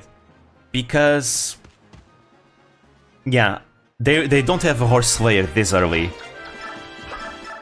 Yeah, I think I'm confusing it with a Radiant Dawn. There's this one stage where the enemy has a Horse Slayer. In the stage where you get the girl mercenaries for the first time. And there's a Horse Slayer there. And that stage is also Fog of War, by the way. Which is why I'm confusing it with this. And I remember the first time I played that stage, I lost Titania to a Horse Slayer there. That's why I'm so paranoid. But no, it's not this stage. It's a different one. This is not safe, though. I want to put him here. I want to put him here. And then get the kill with Oscar. Yeah, they do more damage in Radiant Dawn. In this game, I think weapons do double damage, but in Radiant Dawn it's triple damage. So in this game we don't have to worry that much in the first place. Because if I put Soren here, he's gonna get attacked by archers. I mean, I could kill the archers. Well, yeah, I can kill the archers. I'll risk it. What's the worst that can happen? I can pull up. Oh, never mind. Wait. Oh, Adepts. I don't think it's enough to kill because it doesn't double. Yeah. He can't naturally double, unfortunately. And now we kill this with Oscar. Don't miss, please. I need everyone to do their part. Nice.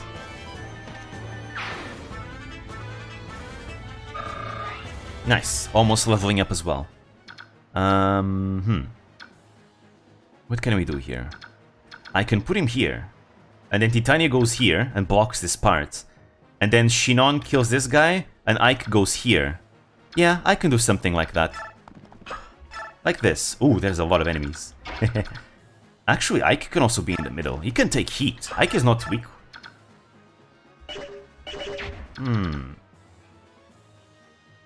But I'd still prefer Titania to be the one to take the biggest heat. Yeah. I'll kill this with Shinon, get Ike to kill the archer, and then get Titania to kill the other archer. And from then onwards, I'm gonna have Shinon help the other side. Because this side should be fine after this. Yeah. Exactly. I'll do this. With the Regal Sword? No, no need for it. I can just use the Iron Sword. We kill this archer. 1, 2. And we'll plug the hole with Titania in the middle. Let's have, you could say, let's have Titania peg this hole. Her axe is almost breaking, actually. It's fine, she has another one. Another iron axe. I don't want to use a steel axe right now, I don't think it's needed. There we go. And now Soren is safe. And from yeah, I'm gonna send Shinon to this side from now on. Alright. We need healing, though. What I'm gonna do, since getting kills on Boyd is way more important... Oh! This guy's a hammer. Oh shoot, I forgot about that. I need to be careful. I mean, I think Gachi will be fine. He doesn't die to that hammer. Again, it's just twice the damage. It's still kind of scary, though. Let's see. Any ranged enemies? We have an archer here. He has 5 speed, 5 strength. He has 11 attack. Yeah, 11 attack. He doesn't get way down. Okay, 11 attack with 5 speed. If not, I can just shove Riz with Gatry or Boyd. But I want to see, because I don't want to shove him. I want to be aggressive, so that the hammer doesn't attack Gatry. He doesn't get doubled. That's nice. Can he survive a one-shot? He has 0 defense. Ah, yes. Fuck, it's a healer with 0 defense! 0 defense. He's gonna survive. He's fine. He takes like 11 damage. He takes 11 damage, but he doesn't get doubled, so it's fine. So long there's no other enemy, we'll be okay. Now first, I'm going to kill this enemy. Actually, is it safe to put Boyd over there, actually, now that I think about it? 1% crits.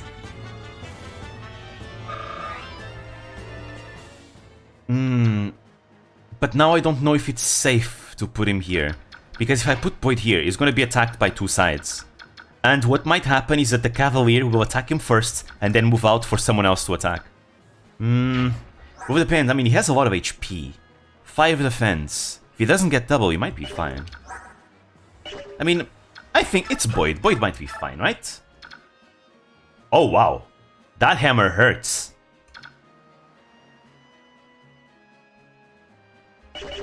Yeah, never mind. I'd rather have Gatry be attacked with the hammer and then shoving Riz than anything else. I'm just scared.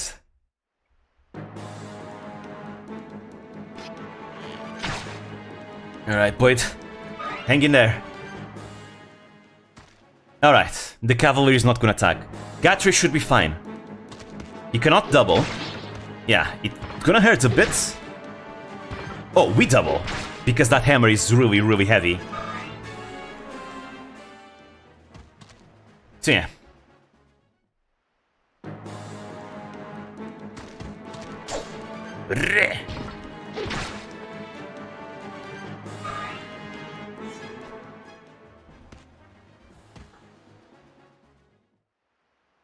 Let's see if this side is fine. I think this side is completely fine. Ike got so many defensive level ups so far.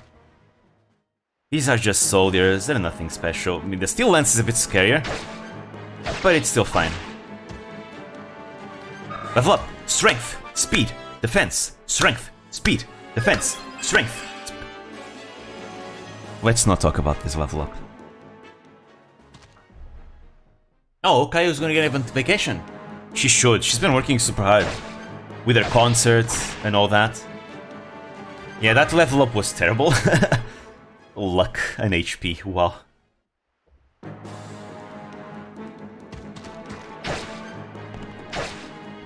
Oh well. Still got the really good level ups at the beginning. So that still counts for something. Looks like I need more training. I love Bismic's sketches.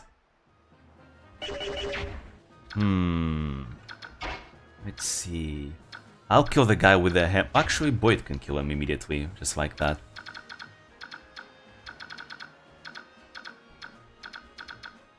Let's see. Can you double anyone, Soren?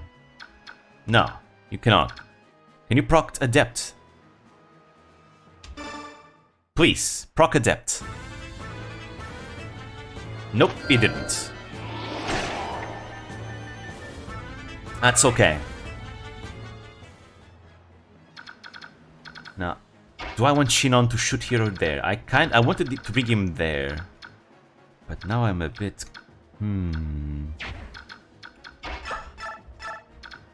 What's your hit rate with this? It's pretty good, actually. I don't wanna... I was thinking of killing it with Gatry and then bringing him up here. But it feels so risky.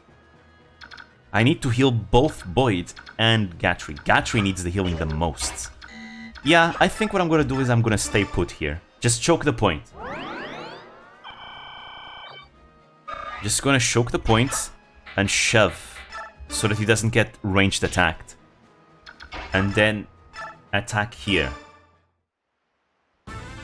Kill the guy with the hammer. Oh! No! Boyd, no, don't do that! You can't be missing. You missed a 90%. Oh well, it's fine. I can still be fine. They got a hammer. It's fine. Just in case of emergency, just have Shinon get to the front. Everyone wants to attack him because everyone hates him, and you know he can tank it. Actually, please, Shinon, I want you to crit that Cavalier. I don't like that Cavalier there. He's gonna Kanto us. Please, crit. There we go. Anyway, no more Kanto to worry about. And I was feeling like FE4, where you get those like Cavalier squads coming afterwards, and all of them just attack one of your allies. Anyways, I need to be careful with Soren here, like you said. But we'll be fine. Ike still... Ooh, Ike needs help. What I'm gonna do, I'm gonna attack with Titania here. Kill this guy, move her forwards once. Actually, can she... Yeah, I'm gonna do exactly that. I'm gonna attack with Titania here. I don't want her to take... No, no, just use Iron Axe. Yeah. We'll attack with Titania here. Move her one space, finish off the guy that Soren attacked with Oscar, and move him one space again. And there we go. Crisis averted. And then I'll heal with Ike, because he needs healing. Yeah, right here.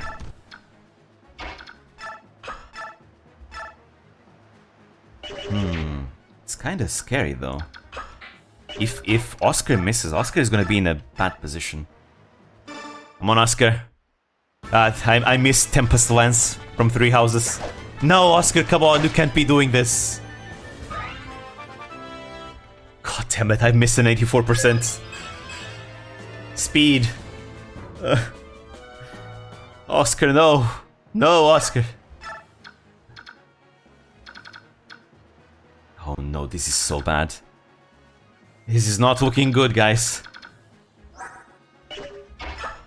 Let's heal and hope for the best. Man, all these super high chance misses. I've never had the best luck. So this is not news to me.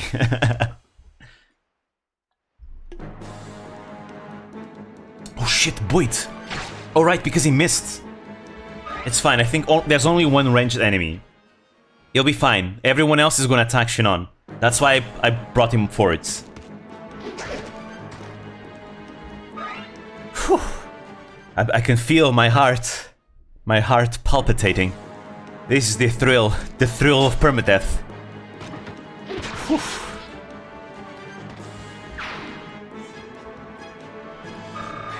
Okay, good job, Gatry. Yeah, I'm scared about Oscar. I think he's gonna be attacked by 2 or 3 enemies. Like, the enemy in front of him might suicide on him, and then the other one, the ranged one is gonna attack him, and then another one's gonna attack him as well. Oh, okay, that one attacked first. That's nice. I was afraid that one would move after the other guy suicided. So the fact that he's attacking now is good. It's one less problem that I have to worry about. Oh, they're attacking Ike. Okay. Nice. They're attacking Ike. This guy's still gonna die, though, so that's still an issue.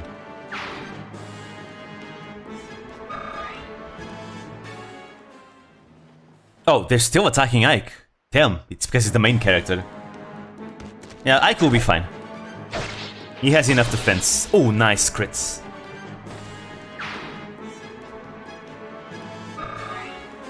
Yeah, I need to heal. I need to heal Boyd, because nothing else can touch Gatry anymore. And now that the Cavalier is down, I also don't have much to fear anymore either. Because my big fear is that... Yeah, nobody attacked Oscar, wow. What is this AI? I guess it's because Ike is the main character, they prefer going for the game over. Potentially. What's going on? Weren't they supposed to be completely surrounded? I guess nobody attacked Oscar. You know, after all these years playing Fire Emblem, the AI still baffles me. When I finally feel like I got the AI figured, something surprises me. Damn, look at Ike just withstanding attack after attack after attack. Man, this is why I love defense level ups.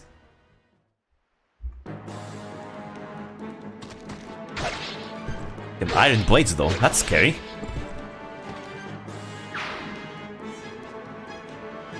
Iron blades is scary. Hey, I got an iron blade. I don't want to drop that. Oh fuck, god damn it. Fine, I'll drop the iron axe that's about to break.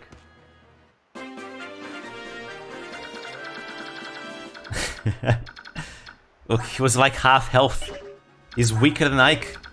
Ike has more defense than Oscar. Why would you attack Ike? Oh well. Let's heal Boyd before something bad happens. I'm gonna put him here so that he can heal the other ones as well. It's not enough to top him off. I really want a men's staff. Level up. Let's go. Oh wow, that's a really good level up. So, but you know, it doesn't really matter because it's a healer. It doesn't really matter. I'm probably gonna use Mist anyways. I always use Mist. Yeah, I think I'm gonna give bonus XP to Mist. Healer needs love too. I know, but I prefer my healers with a mount. Mounted healers, because they can reach people super fast and get out of danger. That's why I usually don't use anyone. Oh wow, the damage. Gatry, would you do the honors, please? Yeah. Gatry will do the honors.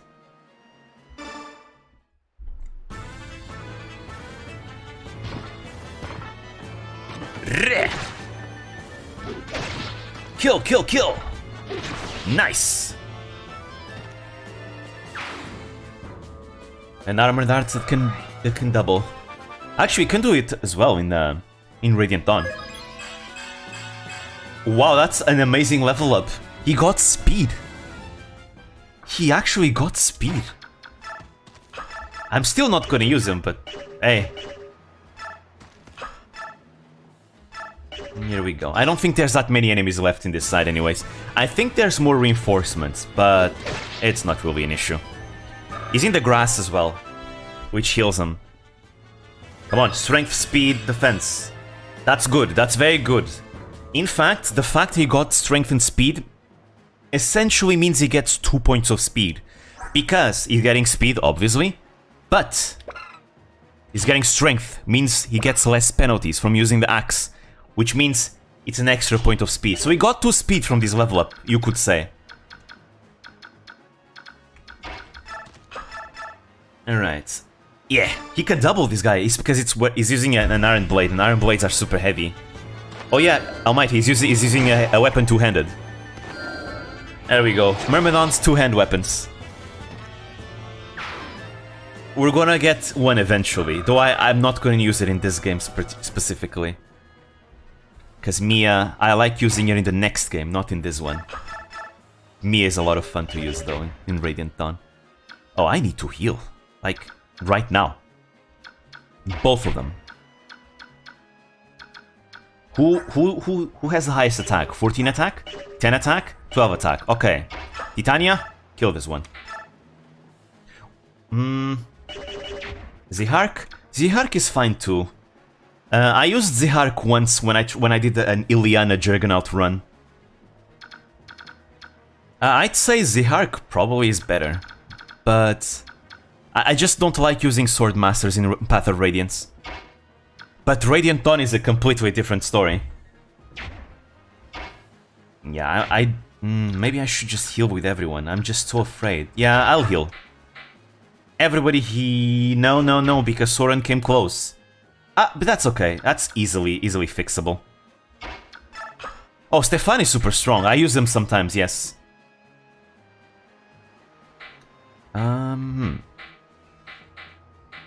Yeah, I'll equip him with a Javelin to kind of make enemies not want to attack him.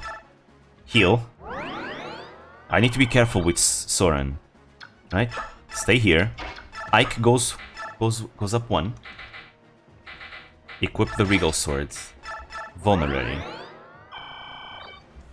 And finally, I think Titania is fine. Barely enemy. Yeah, I'll kill this guy. This guy is the real threat because he deals the most damage. I doubt those 3 can kill Titania. I'd be surprised if those 3 could even scratch Titania.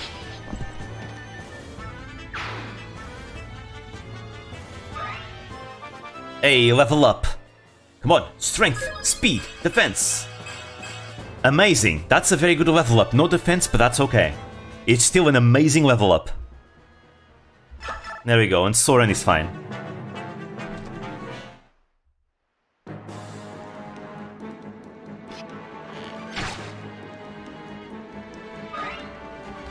Actually, I forgot. This is not a kill boss chapter, it's a defense chapter. Completely forgot about that.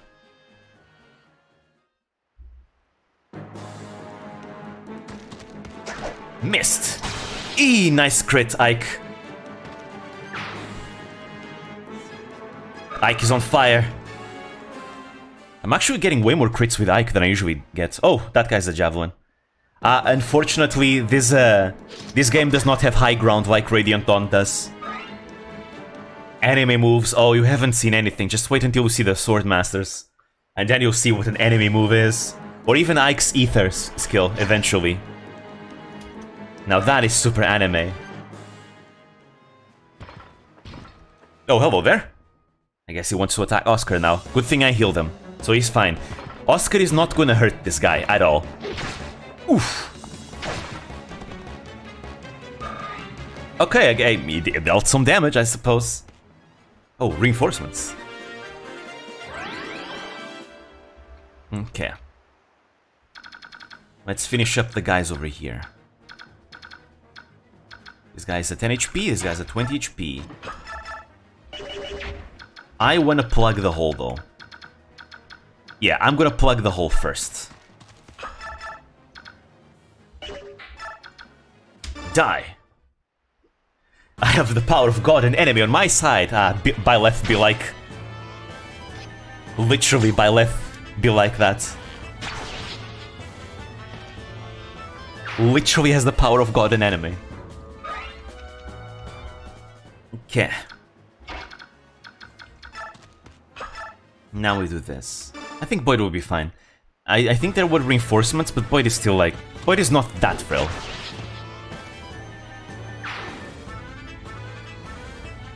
Nice. And now Gatry gets to plug the hole over there. Oh, he can even double. Amazing. The enemy is using a steel lance. Behold, the behemoth!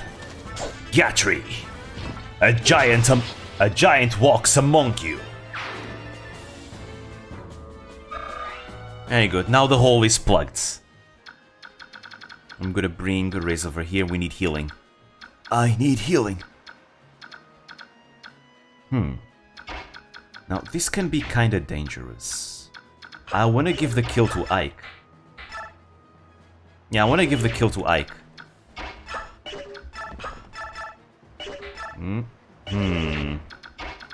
Might be a bit difficult, though. Don't think I can do it. Yeah, I don't think I can do it. Yet.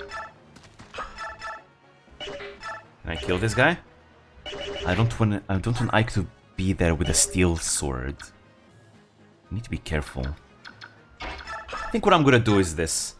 Titania goes. I was gonna weaken the boss with Titania so that I then could kill, but I'm just gonna do this.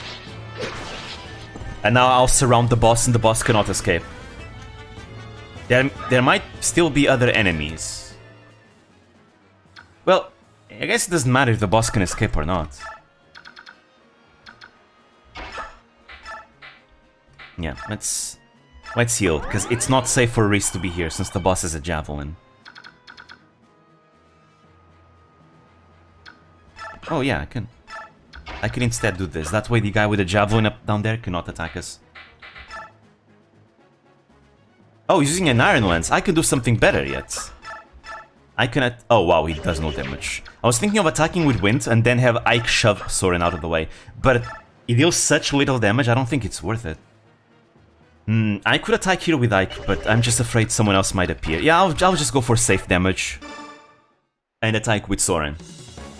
For some chip damage. If you were to proc Adept though, it still might have been worth. Actually, I should have probably surrounded him, because now he cannot just attack at range. There we go. I'm gonna keep Riz over here. Yeah. Oh, Cavalier. Yeah, the reinforcements I think are all Cavaliers. But it should be fine. I think he just did full movement range anyways. Oh no, he didn't. There's more. Uh-oh. Come on, Void. Oof. Let's hope nobody else is in range. Okay, but I think Boyd can survive. A Steel Lance, though. Come on, Boyd, you can survive, right? Oh, he dodged. I think he could have survived anyways, though. The soldiers are not that strong.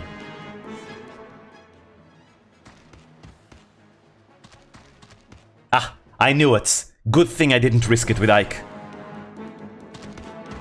Because Ike would have died if I had attacked.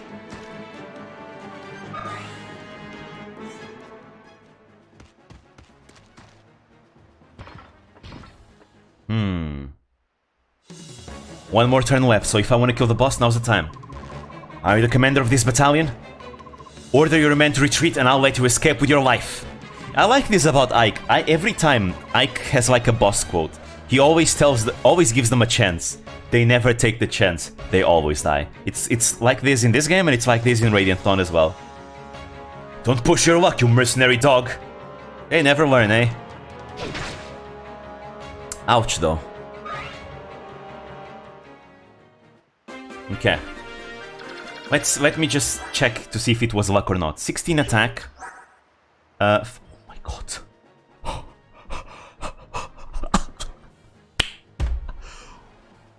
Woof. Well, guys, Boyd actually survived the lethal strike. If Boyd had been hit by that, he would have actually died. I thought he would have survived, but I guess not. I was actually lucky here. Man, Sothis must be looking good on me. Whew. Sothis must be smiling on me. Alright, let me kill this guy. Yeah, I'm gonna kill it with Ike. This is too dangerous. I don't like this danger. Weapon triangle power, yep. God damn, praise Sothis, everyone. Praise Sothis. I don't believe it. Well, I guess I'm playing Tellius, so I guess I should say praise Yune or praise Ashera? I don't believe it. What went wrong? And now in Radiant Dawn you do not give a penalty. You don't give a penalty bonuses damage. That's Shadow Dragon does. If you have like weapon triangle advantage, depending on your weapon rank, you get either 1 or 2 extra damage, but not in this game, I think. Yeah, I should definitely be praising Yune here. General Dakova! No, not. The General! Not at the hands of this scum! I will not allow it! Ah, face me and breathe your last, you wretched scum! And this is why Yune is the best between the two. Well, I suppose you need a balance between order and chaos. I got an Ashera icon. Oh, I had a torch, I didn't use it, wow. Well, I guess I'm not gonna need it anymore. You can buy torches later if you need them, it's fine. Alright. Kill them all! But damn. Lady Luck is smiling on me, maybe. Oscar and Rolf do not need to lose a brother today. Okay, I mean, not magic, but he got speed. I'll take that. Oh. I'd say a Sherry is probably one of the hardest final bosses in Fire Emblem.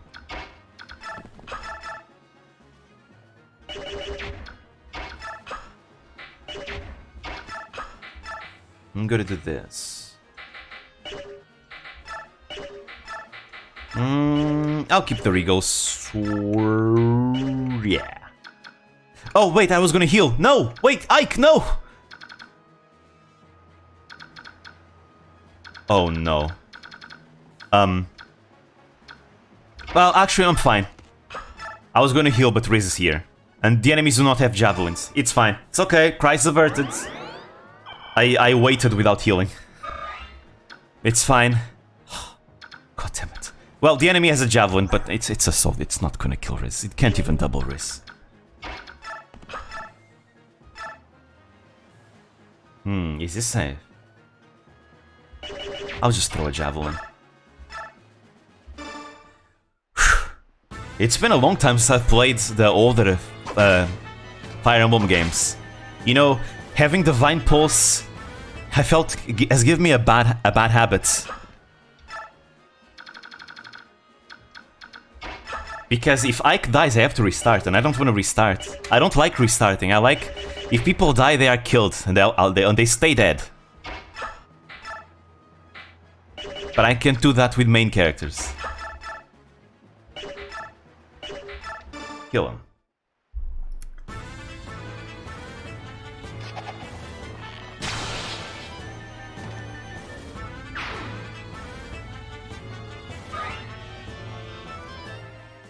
Alright, and now I don't want to heal because it's too dangerous. No, I want to heal. It's the opposite. I want to heal. Legolas is flexing, it is. Yeah, Shinon may as well be Legolas. He's amazing. One of the best like snipers in the series. Easily. Like, some people say Takumi is better. I disagree. The reason why I disagree is because Takumi is you know, Birthright is easy. Super easy, right? You don't need to be that strong to destroy Birthright, right? So Takumi being strong doesn't really make a difference. Especially since he's an archer and he cannot attack at close range, right? Then you have Ryoma, who can like single-handedly destroy maps by himself, right? But in Radiant Dawn, I mean, in Path of Radiance, Shinon sucks.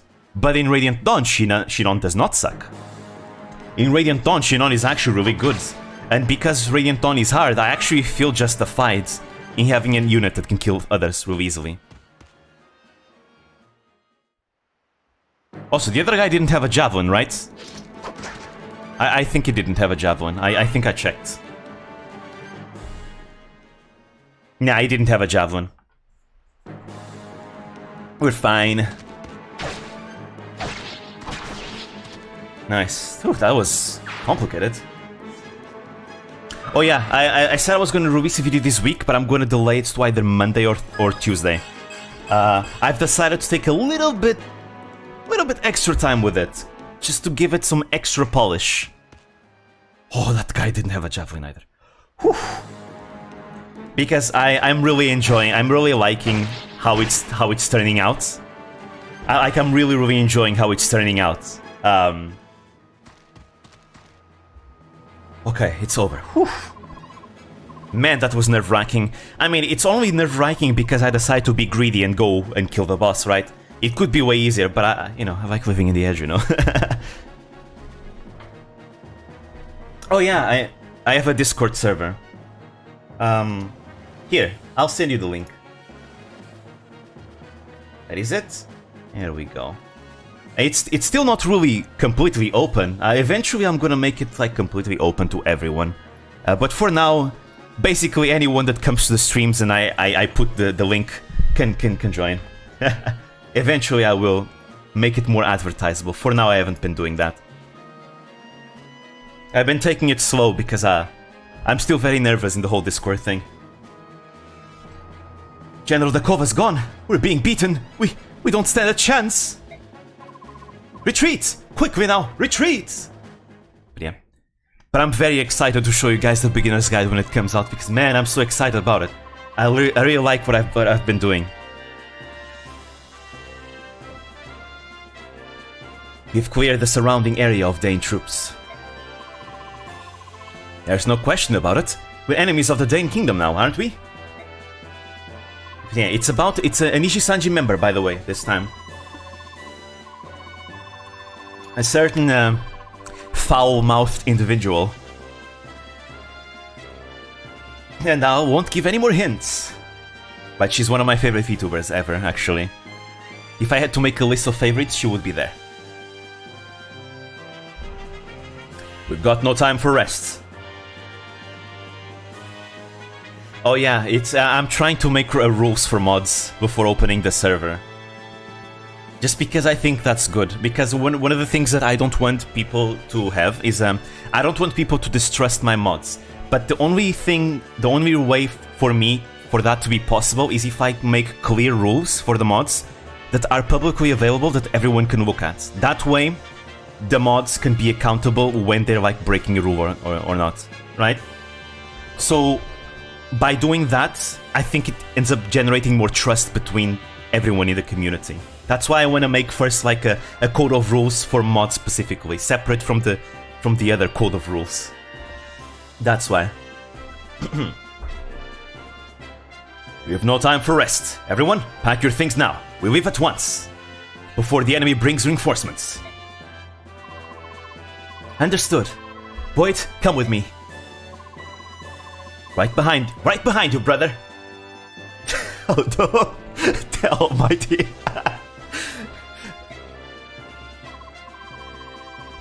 We've got to hurry too. Come on, Rolf. We've got to pack as much food and supplies as we can. Whatever you say. Let's go, Mist. Titania, take Shinon and Gatru and make sure we have a secure road from here to the Great Forest. We will make our way to Gallia through the Sea of Trees. On my way, sir. Rhys, you stay with me. I want you to help me pull essential documents from the library. Everything else, we burn. Yes, sir. Ike, you're in charge of the princess. All right. Princess Ilvincia, I'm going to ready a horse for you. What should we have you do? I know. Go to the mess hall. I'm sorry? Time will go by faster if you're helping Mist. It will if you're just sitting around waiting for me. Oh, I understand. I can do that.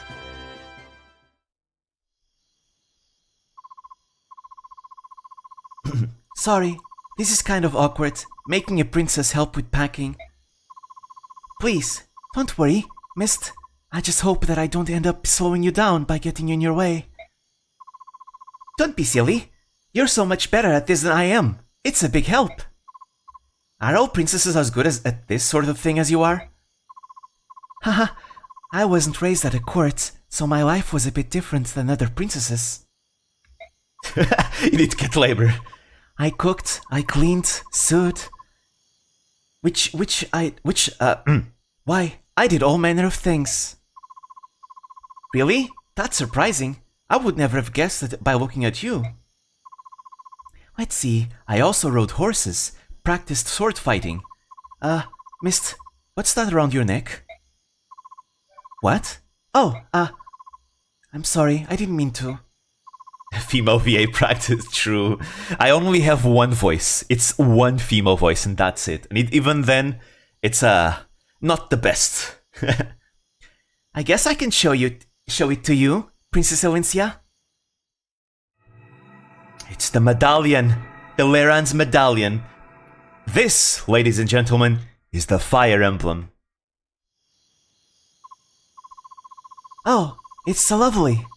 That's an incredible medallion, isn't it? I wonder what that light is. The Fire Emblem. Every single game has a Fire Emblem. This is the Fire Emblem in this game. In this game and the next game.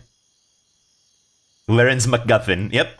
In the first game, the Fire Emblem is a shield, right? It's the shield of seals, right? Right, in Shadow Dragon, New Mystery of the Emblem, Awakening, the Fire Emblem is a shield. In Genealogy, I don't remember what the Fire Emblem is in Genealogy. Isn't it like a book, like the tome, Naga's tome? I don't remember. I really don't. In Thresh, it's going to be the same as FE4. In Binding Blades, the Fire Emblem is the Binding Blade. In Blazing Sword, it's still the Binding Blade. And in FE8, the Fire Emblem in FE8 is it like Grado's Sacred Stone? And yeah, in Path of Radiance and Radiant Dawn, the Fire Emblem is Varen's Medallion. And then in Fates, the Fire Emblem is, I think it's Yato, right? I think it's Yato. I'm not sure. The swords that Corrin wields.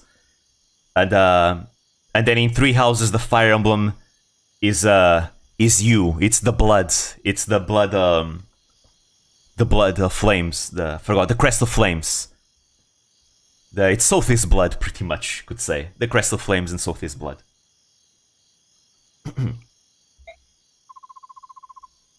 I wonder what Fire Emblem in Engage was gonna be.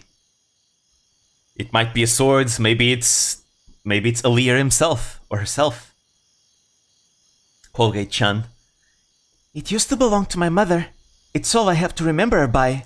I don't know where the light comes from. It didn't used to be like that. A while back, it just started glowing. The world is full of mysteries, isn't it? Fire Emblem's panties. Damn. One thing is clear, though. It certainly is beautiful. I wonder what that light means. Oh, miss, you'll know. You know what? Maybe that light is the reason why Boyd survived. Oh, wait, that makes so much sense. Guys. We pray to Yune. Yune saw fit for Boyd to survive. Well, you know, we all know about Yune, right? And it's funny that it's Boyd that got spared by Yune, keeping in mind Mist has a paired ending with Boyd, right? Right?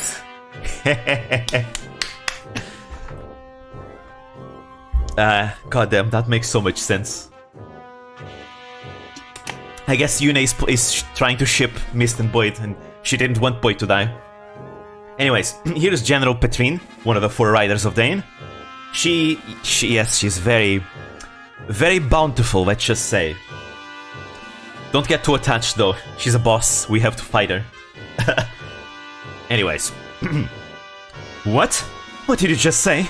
I think I must be hearing things. I thought you said they got away. It appears treating them as an ordinary mercenaries was a mistake. If they're strong enough to defeat General Dakova, we rank and file were overmatched from the beginning.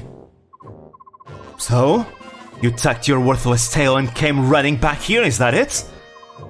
Have you forgotten the Dane Army's motto? Success or failure, life or death. Hey, you! Get this trash out of here. Yes, ma'am. Move it, you. Yeah, Petrine is the type that will step on you, yes. No, please, I don't want to die. Dog's breath. I'm surrounded by worthless imbeciles. Anna. Oh, Anna. But it's Anna, but with one less N. Tell me which way we should move to catch these mercenaries and the girl. The Crimean capital, Melior, is already under King Ashnard's control. The remnants of the Crimean army are negligible. Which means the only place left for the princess to turn is south, to the kingdom of Gallia. Ha! So the girl, like her dead father before her, seeks the friendship of those hairy devils, eh? What an absolutely stupefying world we live in. If she gains sanctuary in Gallia, capturing the princess will become that much more difficult. The mercenaries she has escorting her are a powerful group, not one to be taken lightly. I will gather intelligence on them as quickly as... It's not necessary. I will head up to the pursuit of our wandering princess. General Petrine, you will go yourself? If we know where the princess and their band are headed, there's no need for subtlety. I'll just hunt them down and kill them. Mercenaries? Ha! What are they to me? Remember, I am General Petrine. No matter who I face, I have never failed, nor will I ever. Yeah, this is a less foul-mouthed Anna, that's for sure.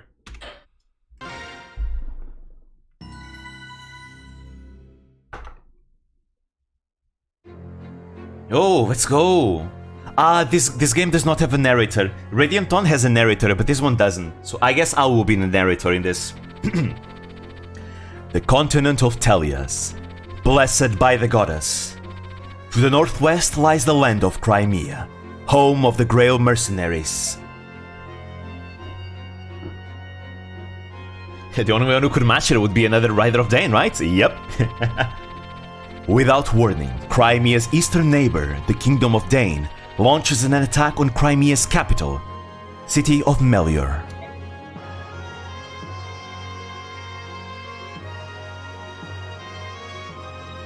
I love maps. Okie dokie, thank you for coming, Almighty, good night. Ike leads a handful of mercenaries to Melior to confirm Soren's news of the attack. En route, they happen upon a young woman, unconscious but unharmed. Fearing for her safety, they take her to their stronghold. The map is in Heron. It is. It kind of looks like Sindarin, Elvish in Lord of the Rings. When she awakens, the woman gives her name as Elincia and lays claim to the title of Princess of Crimea. She relates the sad tale of her flight from Crimea and her parents' murder at the hands of Ashnard, King of Dane. The Grail mercenaries answer Princess Elincia's plea for help and agree to escort her to the Kingdom of Gallia.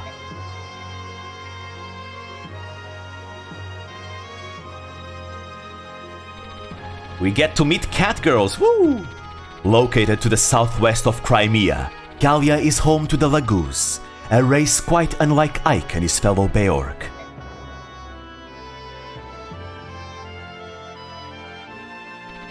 Crimea and Gallia have long struggled to overcome their differences. In recent years, the two kingdoms have done much to ease the prejudice between the Lagoos and the Beorg factions. Their combined efforts have forged a bond of trust and friendship that may yet overcome years of intolerance. It's time to meet racism, guys. Ike and company escaped the Dane army, abandoning their longtime base. From there, they begin their long march toward Gallia. Their task clear and their destination far, they slip into an ocean of trees.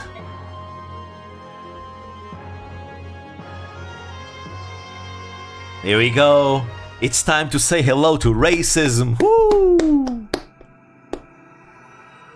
A brief chapter 6. A brief diversion. Blazes, why does it have to be so blamed humid? If we weren't being chased, I'd strip off this armor here and now. And I'm almost glad that we are being pursued. I suppose you'll have to grin and bear it, won't you? I suppose I will. Right, so enough of your gripping. You're merely wasting energy. Still, this heat is appalling. Dense forests such as these are not made for us delicate humans. The subhumans love them, though. These subhumans, are they really so different from us? Oh shit on, those filthy subhuman degenerates! What? You mean to tell me you've never seen a beast man before? No, never. Well, I have. They're a hairy bunch, I'll tell you. And ugly as sin, too. I mean, I don't know about that, man. I don't know if you've ever looked at Lyre and Leth. I wouldn't call them ugly. Quite the opposite, in fact, you know? Have you ever looked at Vika, for example, as well? Oof. Amazing. Anyways. Their faces are all fangs and whisker. Their claws are like daggers, razor sharp and deadly. And even though they can't speak our language, they're beasts through and through. Savages, everyone. Good old racism, am I right? God. Are there more than one type?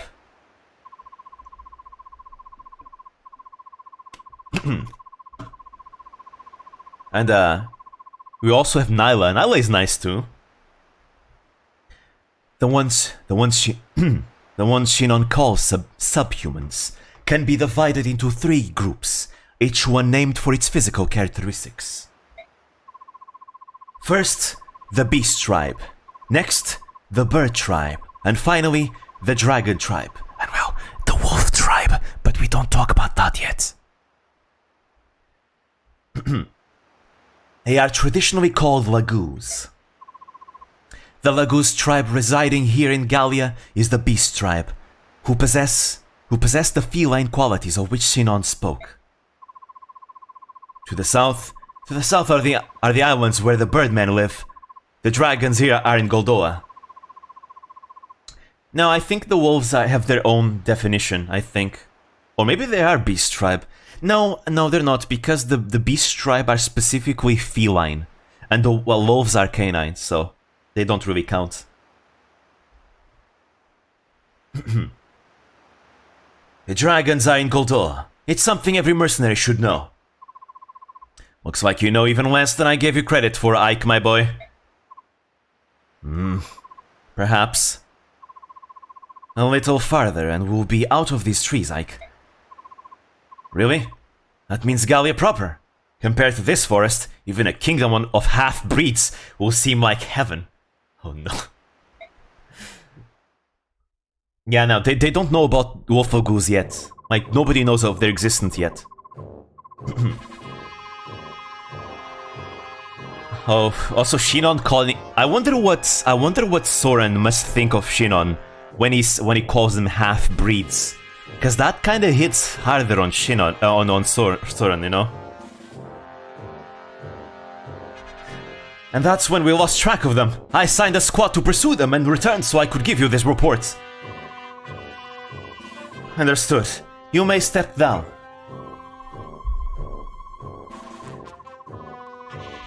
Actually, that's kind of part of the reason why I ended up liking Soren even more than I used to. Because again, I didn't like Soren that much at the beginning, but then after learning his entire backstory, I like him a lot. In some aspects, I can relate to the guy. Being mixed myself. So, Princess Elincia is making her way through the forest to Gallia. Anna, it appears your advice was sound. Well done. You have earned my praise. Thank you. When the king assigned me to a tactician, I wondered what I had done to lose his trust.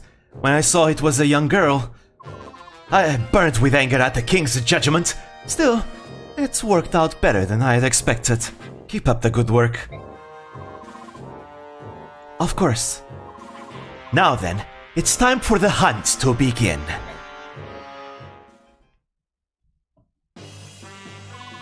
Hold it right there, everyone. We're coming to the edge of the forest. Form up combat positions. So yeah, in that sense, it's also part of the reason why I love Micaiah and Stefan a lot as well. For the same reason as Soren, I feel a certain sense of kinship with them.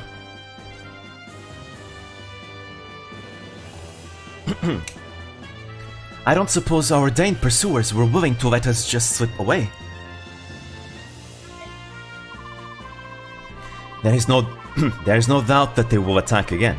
Without knowing their numbers, it is difficult to advise a course of action. Take your best guess, Soren. With the limited information we have, what is the best way to proceed? Some of our group cannot fight. If we are caught, we have a difficult time defending them and attacking the Danes. I propose we separate into two groups, a small fighting force to engage the enemy and buy the main group some time. And the rest of us, who will escort the princess to Gallia at full speed. You want to divide our combat strength? The main force aside, don't you think the risk to the smaller group is too high? I believe this is the only way to achieve our goal and keep casualties to a minimum. It's possible there's an ambush waiting for us at the edge of the forest. If we proceed with no plan, we may be caught between the pursuit and the ambush, which would be the end of us all. Looks like we have no choice but to give it a go. Alright, let's split up. The diversionary team will be with Gatry, Shinon, and me. The rest of you guard Princess Elincia and proceed to Gallia straight away. Got it? Are you sure you're taking enough men? Idiot pup. Smaller numbers mean better mobility. Your time would be better spent worrying about yourself than us. Besides, they're already pre-promoted. Except Gatry, but he's strong. Listen up. This will probably prove to be the biggest fight this company's faced. Remember, you've got only one life. Yep, permadeath. I don't want any of you dying on me. In times like this, it matters not what our blood ties are also. I love that quote. I want none of you dying on me because it's something Ike himself says eventually. It matters not what our blood ties are, we are family. If you don't want to cause your family any grief, then live. Ike will be commanding the main force. Titania, you're his support. Alright, let's move out. See you all in Gallia.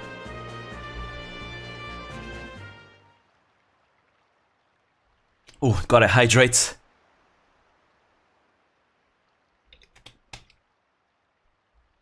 Anyways, we've got company. But they don't know we're here yet.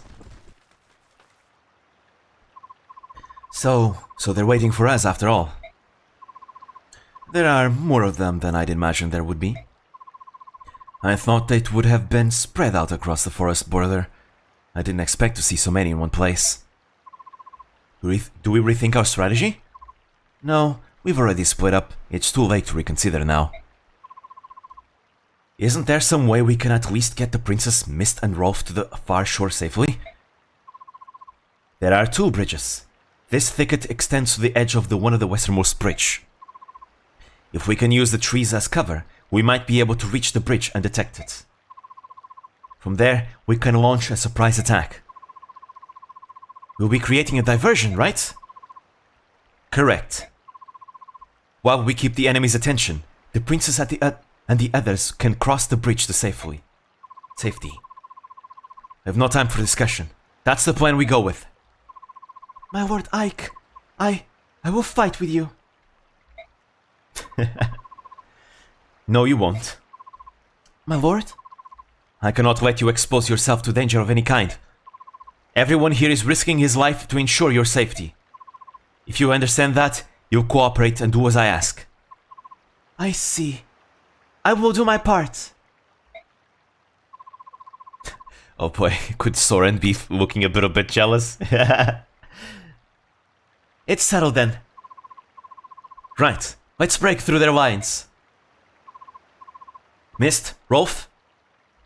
Dude, Elincia would have been really cool to have, like, early. Though I guess she doesn't have her Pegasus yet. She only gets her Pegasus when she gets back to Crimea. Mist, Rolf, take care of the princess. Do not let yourselves be seen. Right. Be careful, everyone. Leave it to us, Ike. We'll just pretend it's a game of hide and seek. And I never lose at hide and seek. Everyone ready? Let's go. Here we go. Still no convoy. No convoy. Let's see. So, this is the map we got. The plan is to go through here. Because as soon as you go outside, every enemy knows where you are and they're gonna start rushing you. So this is the plan. And this is a good choke point as well. So that's the plan I'm gonna go with. Going through here is super risky. Again, everyone is gonna be rushing at you. And I feel like I'm gonna lose someone if I do that. So yeah, let's do this. There we go. Any items that I need to reassign? Yeah, she has an Iron Blade. I can give the Iron Blades to Ike, actually. I mean, maybe it might be useful. Also, wow, all the stat boosts that Titania has. Let me give some to Ike so that she's not... She doesn't have too much. Wait, I want to trade. Yeah, trade. Yeah, you can keep the Seraph Rope there. What else? What else do we have? Iron Swords. Javelin. I think that's all. Ooh, but giving Titania the hammer might be useful. No, but she can already kill people fine without it.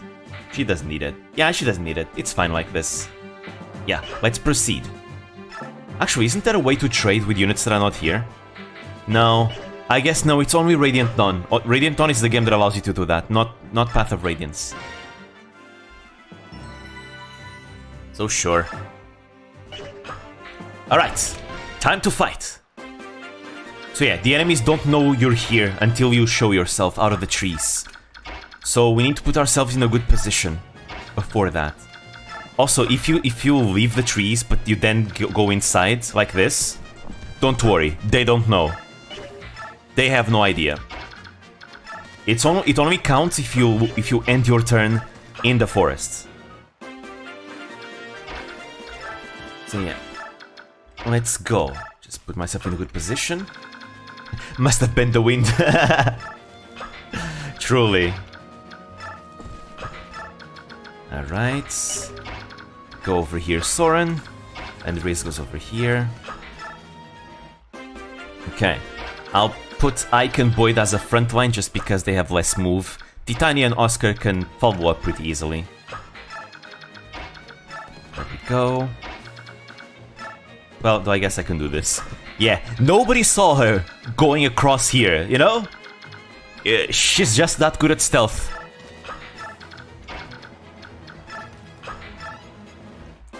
Alright. Now I'll put you here.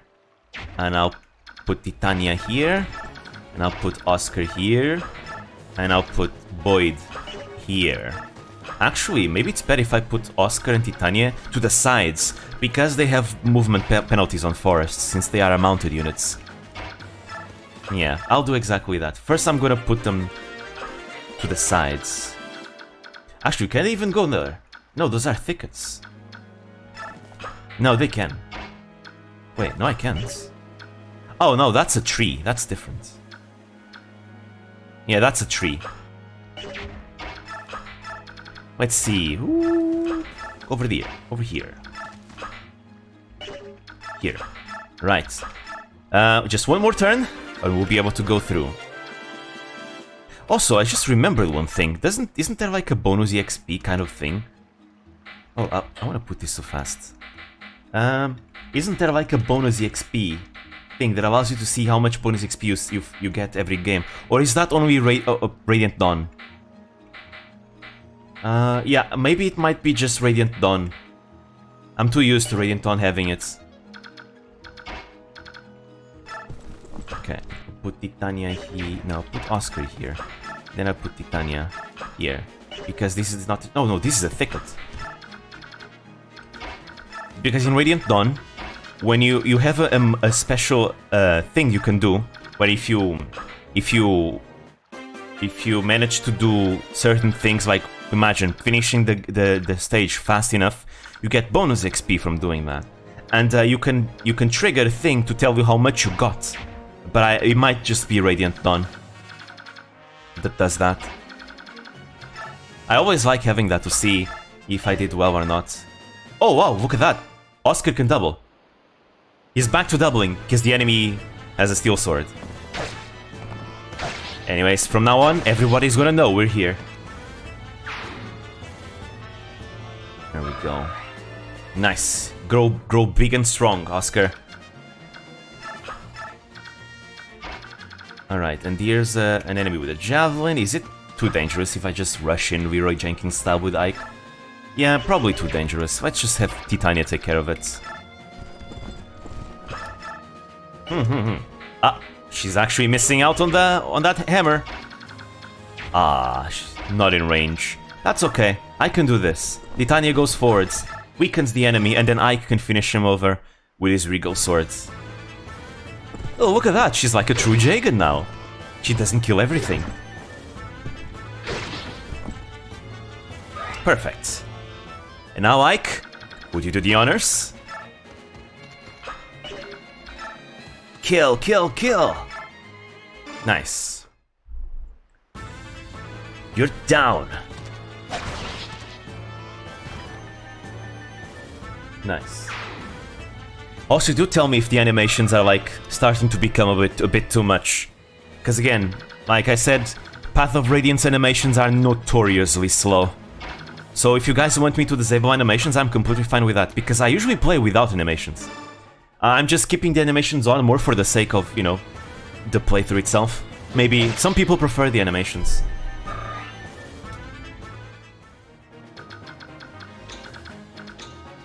Let's see.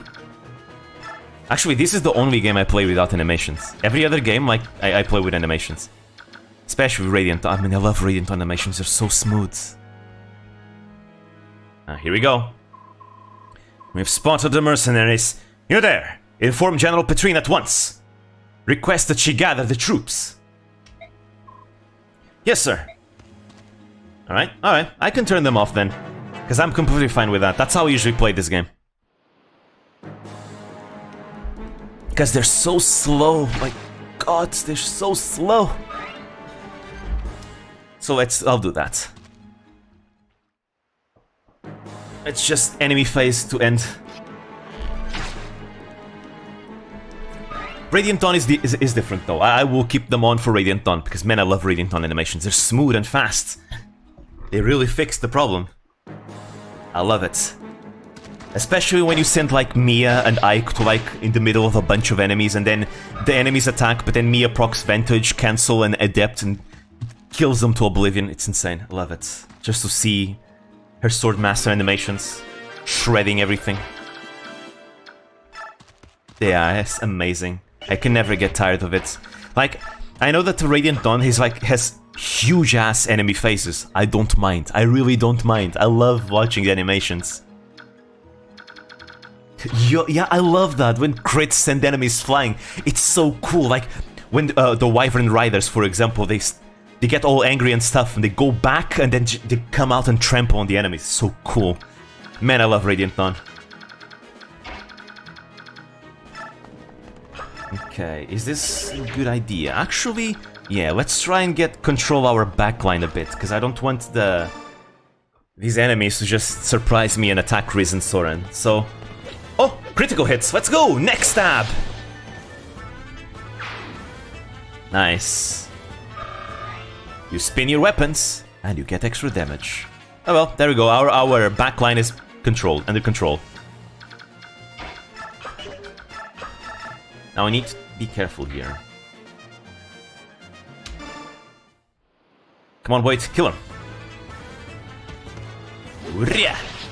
Nice. I think his biorhythm is down though, because his hit rate is not very good. Come on, strength, speed. I don't even ask for defense, just strength and speed is good enough. Hey, there we go. And skill, which is good for him as well, because he's gonna struggle with hit rates. So that's very good. Great level up. Who knows, maybe I will use Void. I never use him. I might.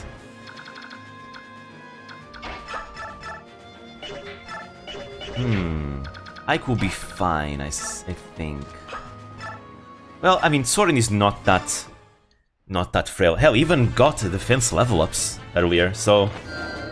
Go, Soren. You'll be fine. You may take damage from one enemy, but you'll survive.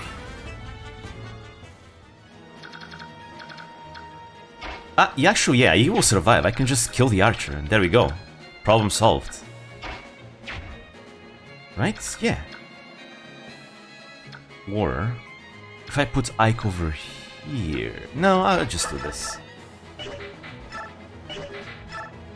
Just kill him. Kill him and then Titania kills the... Oh, critical hits. Unnecessary, but sure, I'll take it. To get some variety in animations. Anyways. Now Titania will go here and kill. Actually, yeah, because Boyd can survive, right? Yeah. Yeah? Yeah, he can survive. Just do this, and then Soren will not be attacked.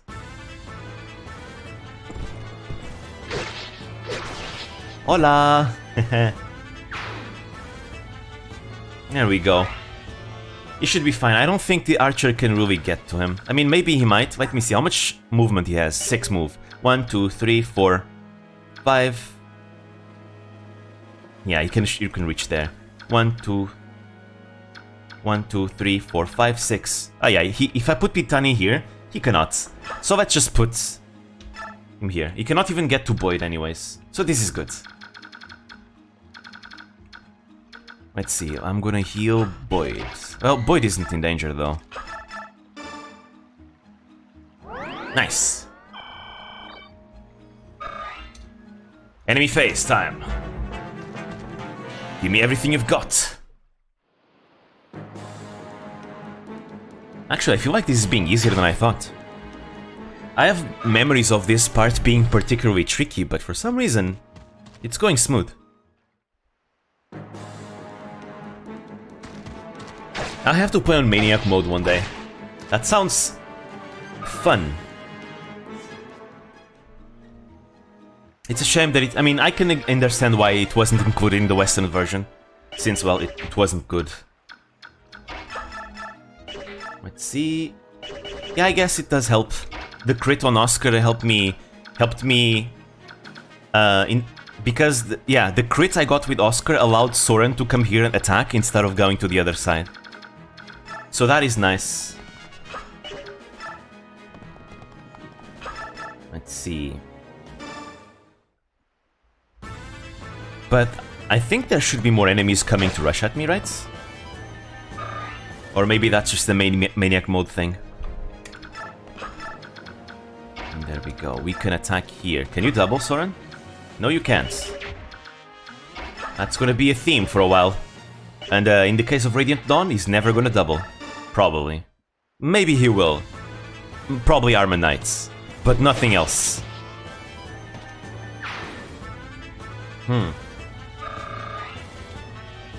There we go. Boyd gets that one. And can Ike kill with the Iron Sword? Because if... Yeah, he can't. I actually like that. Because I can give the kill to Soren. And then next turn I can give the Cleric to Soren. Yeah, I think I'm gonna use every single one of the... and every single one of the branded. So in that case I'm gonna use Stefan.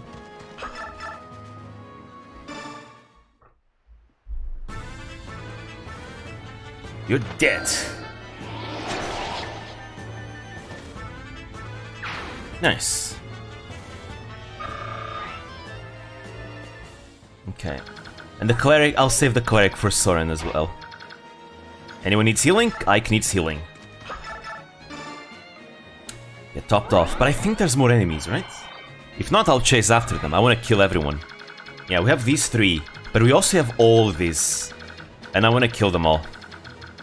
Yeah, I want to kill them all. I think if I get here, all of them are gonna start rushing here. Yeah, that's what happens.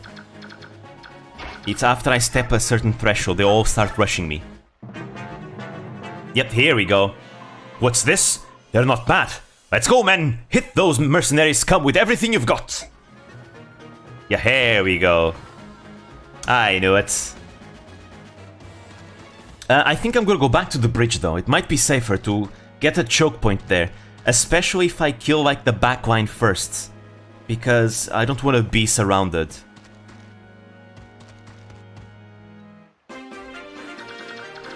Let's see, yeah, I think I'm gonna build a choke point. Well, I mean, I don't have to do it right now.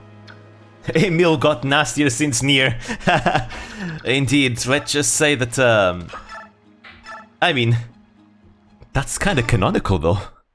He becomes a skeleton. Oh, I forgot to take off animations. He becomes a skeleton, though.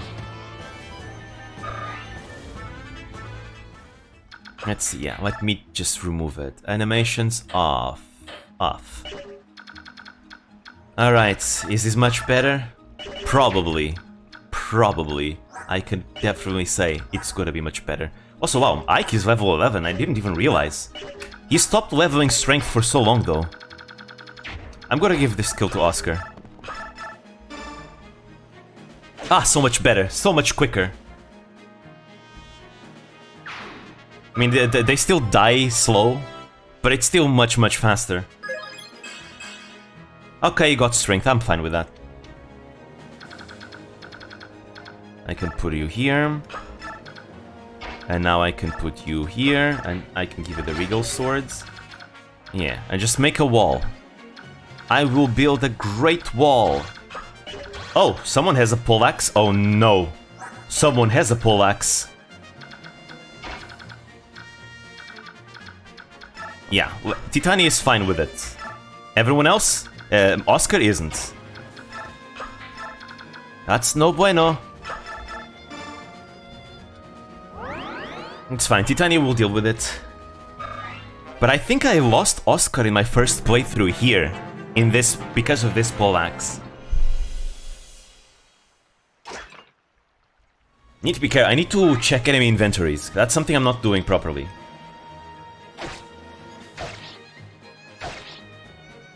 Fortunately, so far everyone is strong enough. Yeah, I'll have to build a wall in the bridge as well. And just hold the point. Probably have Boyd and Oscar hold the back, while Ike and Titania hold the front. Because Ike and Titania are going to be fighting more enemies. There we go. All of them are getting pretty weakened. Oh, a mage. Now we need to kill that mage. Ike doesn't deal well with mages. Come on. Strength, speed, and defense. Strength, it didn't... Oh my god, that's the second time he gets one of those. Oh well. No strength, I guess.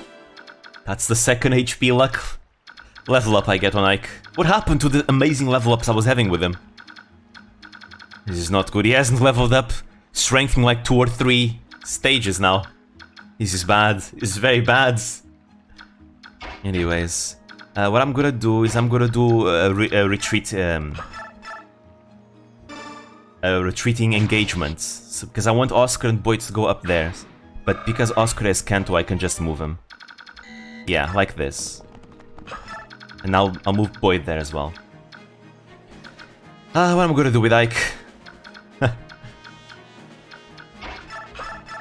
He's now become a naughty. A naughty. Okay, actually, no. Maybe I will kill them here first. I killed that one with Boyd. I killed the mage with Ike. No, actually, no. Can Soren kill the mage by himself? He should be able. He's pretty weak. Oh wow, Soren deals no damage. Alright. That's why you need magic, Soren. This is a problem. Actually... yeah. What I'm gonna do... What's your hit rate? Not good. Okay, hit that guy. Smash! Dead. Oscar will be fine. We can then help him out. Before I do that, however... Oh wait, he's 20 HP? I guess I have to kill him with Titania instead then. Yeah, just one-shot him with the steel axe. I'm very afraid of mages, they hurt. Okay, there we go. This guy only has 1 HP. There is a javelin, but he has 15 attack and he cannot double. We'll be fine. Right, you have 11 weight, you get weight down by 2, you have 4 speed. And you have way more speed, and you will survive the attack. So, actually... I don't have to put Soren here. It's a shame that Ike is here, because otherwise I would put him here. No, I wouldn't, because of this. Yeah, it's better to do it like this. Yeah. As you can see, Soren survives, and he can even dodge. The Cavalier does not have any... Oh, that was a crit. The Cavalier does not have any ranged options, so yeah, it's fine. Come on, magic and speed. Fine, he got magic. He hasn't gotten magic so far, so I'll take that. The poleaxe is droppable. I could also... No, because that would leave him exposed. Now just block with Ike. Just do this. Oh, that... Oh, yeah, that's because of this. It's fine. Anyone needs healing? Ike needs healing. Oh no, Ike needs healing. Oh. It's fine, Riz will survive. If I put Riz over here, he will survive. He might get javelined in the face, but nothing else can get to him. Because the Cavalier does not... Oh, okay, he's going for Ike anyways. Probably because Ike cannot counterattack. Well, but also Riz can also can't counterattack. It's fine. Everything is calculated. We are A-okay. No emergency. Oh, and that one is going to get healed. Right. Now we need to help Oscar. All according to Keikaku. There we go. You attack, and now you come back. How much move? You have 6 move. 1, 2, 3, 4, 5. So if I put you here, you get attacked, which is what I want. You have 0 damage against him. Almost. You have a hammer, though. I can use Boyd's hammer. That doesn't look good, though. I don't want to be attacked twice. That hit rate is atrocious. Yeah, let's just use Titania. I'm starting to believe that the AI might actually prioritize Ike. Because, however you look at it, attacking Riz is a much better thing. The enemies can do more damage on Riz, right? It's a more juicier target, but they still want to attack Ike. So I think they might definitely prioritize Ike because he's the main character. I'm gonna put you here.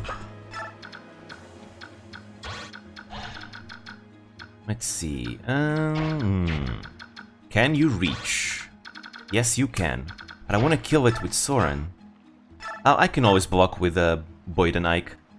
Yeah, I'll do that. Go, Soren!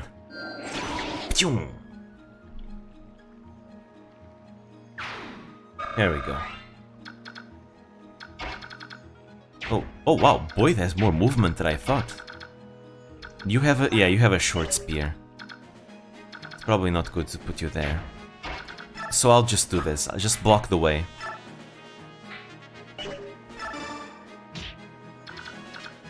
Oh. Fine. Probably should have just blocked the way. And now our things here. Oh my goodness, I think I did a mistake. These ones don't move. Yeah. Oh, or maybe not. Yeah, never mind. No mistake was made. I can move Riz here. He's safe now.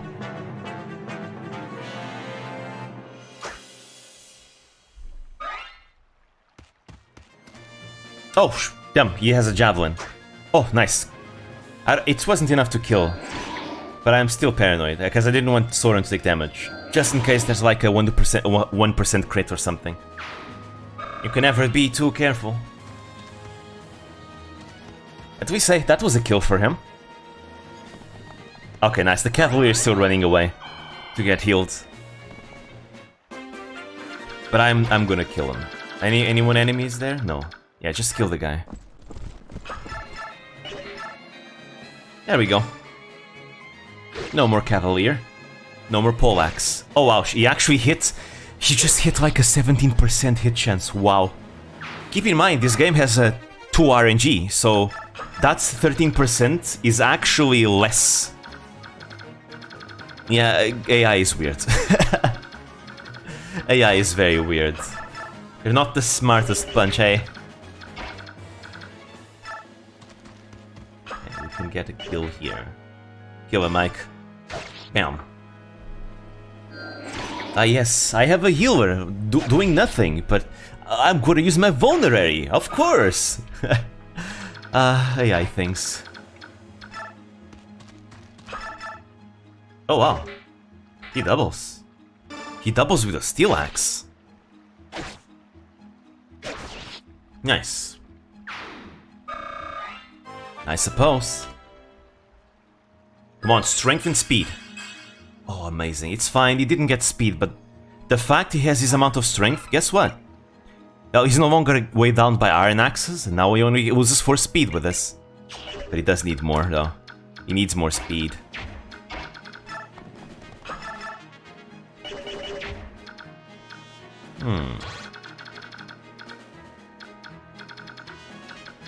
Yeah, I'm just gonna do this.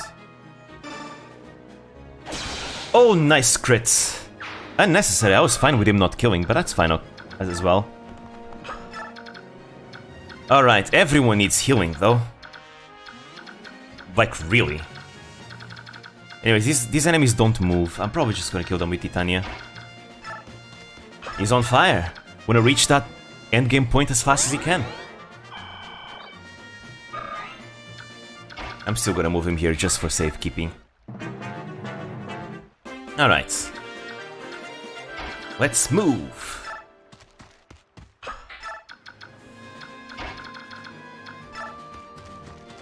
So yeah, none of these enemies move, so I should be okay coming here. Right, he's fully healed. I can heal. I'm gonna heal Boyd, because Ike has bigger defense than him. Meaning that even if for some reason they were to move, it would be fine. Actually, I think in Maniac mode, every enemy moves, including the boss.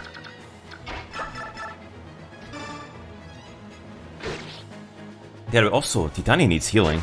I mean, she'll be fine against the other enemies, but it's still kinda scary. Yeah, I'll do this. She'll be fine, it's Titania. She might be half health, but I wanna see them hit as anything. Try me! I'll not let even a single soldier get past! Yep, like I said, Titania's insane. Oh, 69 experience points.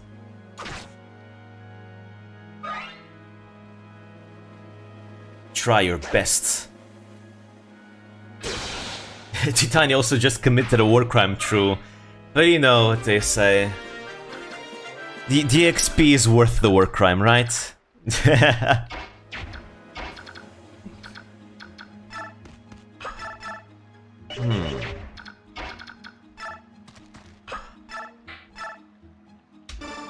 It's fine, we're killing everyone. There's no witnesses after all.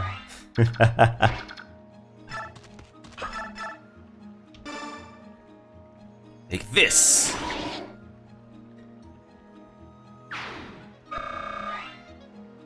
Attacking an armed person, employing child soldiers. You know, it's fine. This is like the medieval ages. I'm sure like Ike is seen as a man at this point, you know? Oh wow, you deal no damage, Ike. I mean, this is a promoted enemy, so... Yeah, I think you get bonus experience if you escape with everyone else, for some reason. Something weird like that. Yeah, let's just... Ike can finish him off. There we go. And she's almost leveling up. Or, I guess I could give the kill to Oscar, he's almost leveling up. Ooh, but dialogue. I can get dialogue here. Yeah, I can kill him. I will not allow you to take one more step! Then I have no choice but to cut you down and walk all over you. I know, I should probably kill him with Oscar, get the level up, and then end this chapter with Ike, but it's fine. Ooh. Actually, no, I wanna... Oh, that voice crack, wow. I wanna escape with everyone. Ooh, my life ends here, but though you flee to Gallia, you will fall to Dane. Get strength, Ike, please. Okay, it wasn't enough. Oh god, I have to discard the item. Ugh. What should I do? I'll take away the iron sword because I have another in someone else's inventory. Oh, this is the victory music. It's very rare to hear it, but I like it a lot. It's very nice. Because I killed everyone. This is the sound of us killing everyone! Woo! The sound of slaughter. I don't like it, but I'll follow your orders and go ahead. But Ike, watch yourself. I'm going to ride ahead, Ike. I want to see if there are more enemy units ahead. Are you sure you don't need me to stay behind and watch your back? Ike, I'm going ahead. I'll keep the road secure. If this was Thracia, I'd have to do this. Obligatory. I wonder if I should really go on ahead. You'd better hurry, Ike. And here we go. Time to get out of here.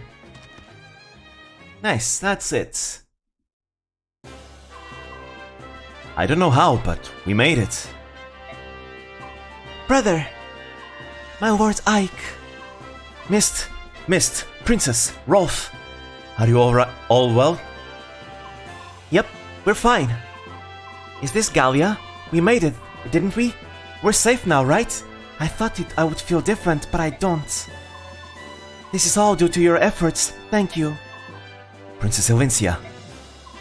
It's still too early to rest easy. The others haven't rejoined us yet. Ah. We are talking about the commander. I don't think there's anything to worry about. Father, Shinon, Gatri. Princess Elincia, I'm afraid we're going to have to part ways here. But what do you mean? We're going back to aid our companions. So I want you to continue with Mist to the royal palace of Gallia. What? No, Ike! I'm going to stay with you. Listen to me, Mist. We must do it this way so that everyone gets out of here alive. Father and I will catch up to you right away. Don't worry. Have Father and or I ever broken a promise to you? Well, no. Alright then, we'll go ahead. Thank you, Mist. We'll see you soon. Alright, Titania, please take care of my brother. Promise? You have my word on it. There we go. Oscar Boyd, don't get killed out there, alright? Rolf, knock it off, both of you. You're like a couple of old women. We're gonna be fine. Nothing bad's gonna happen while I'm around. Oh, well, while I'm around. Pardon, Lord Rhys. Yes? Take this with you, please. This is a men's staff. Oh, finally.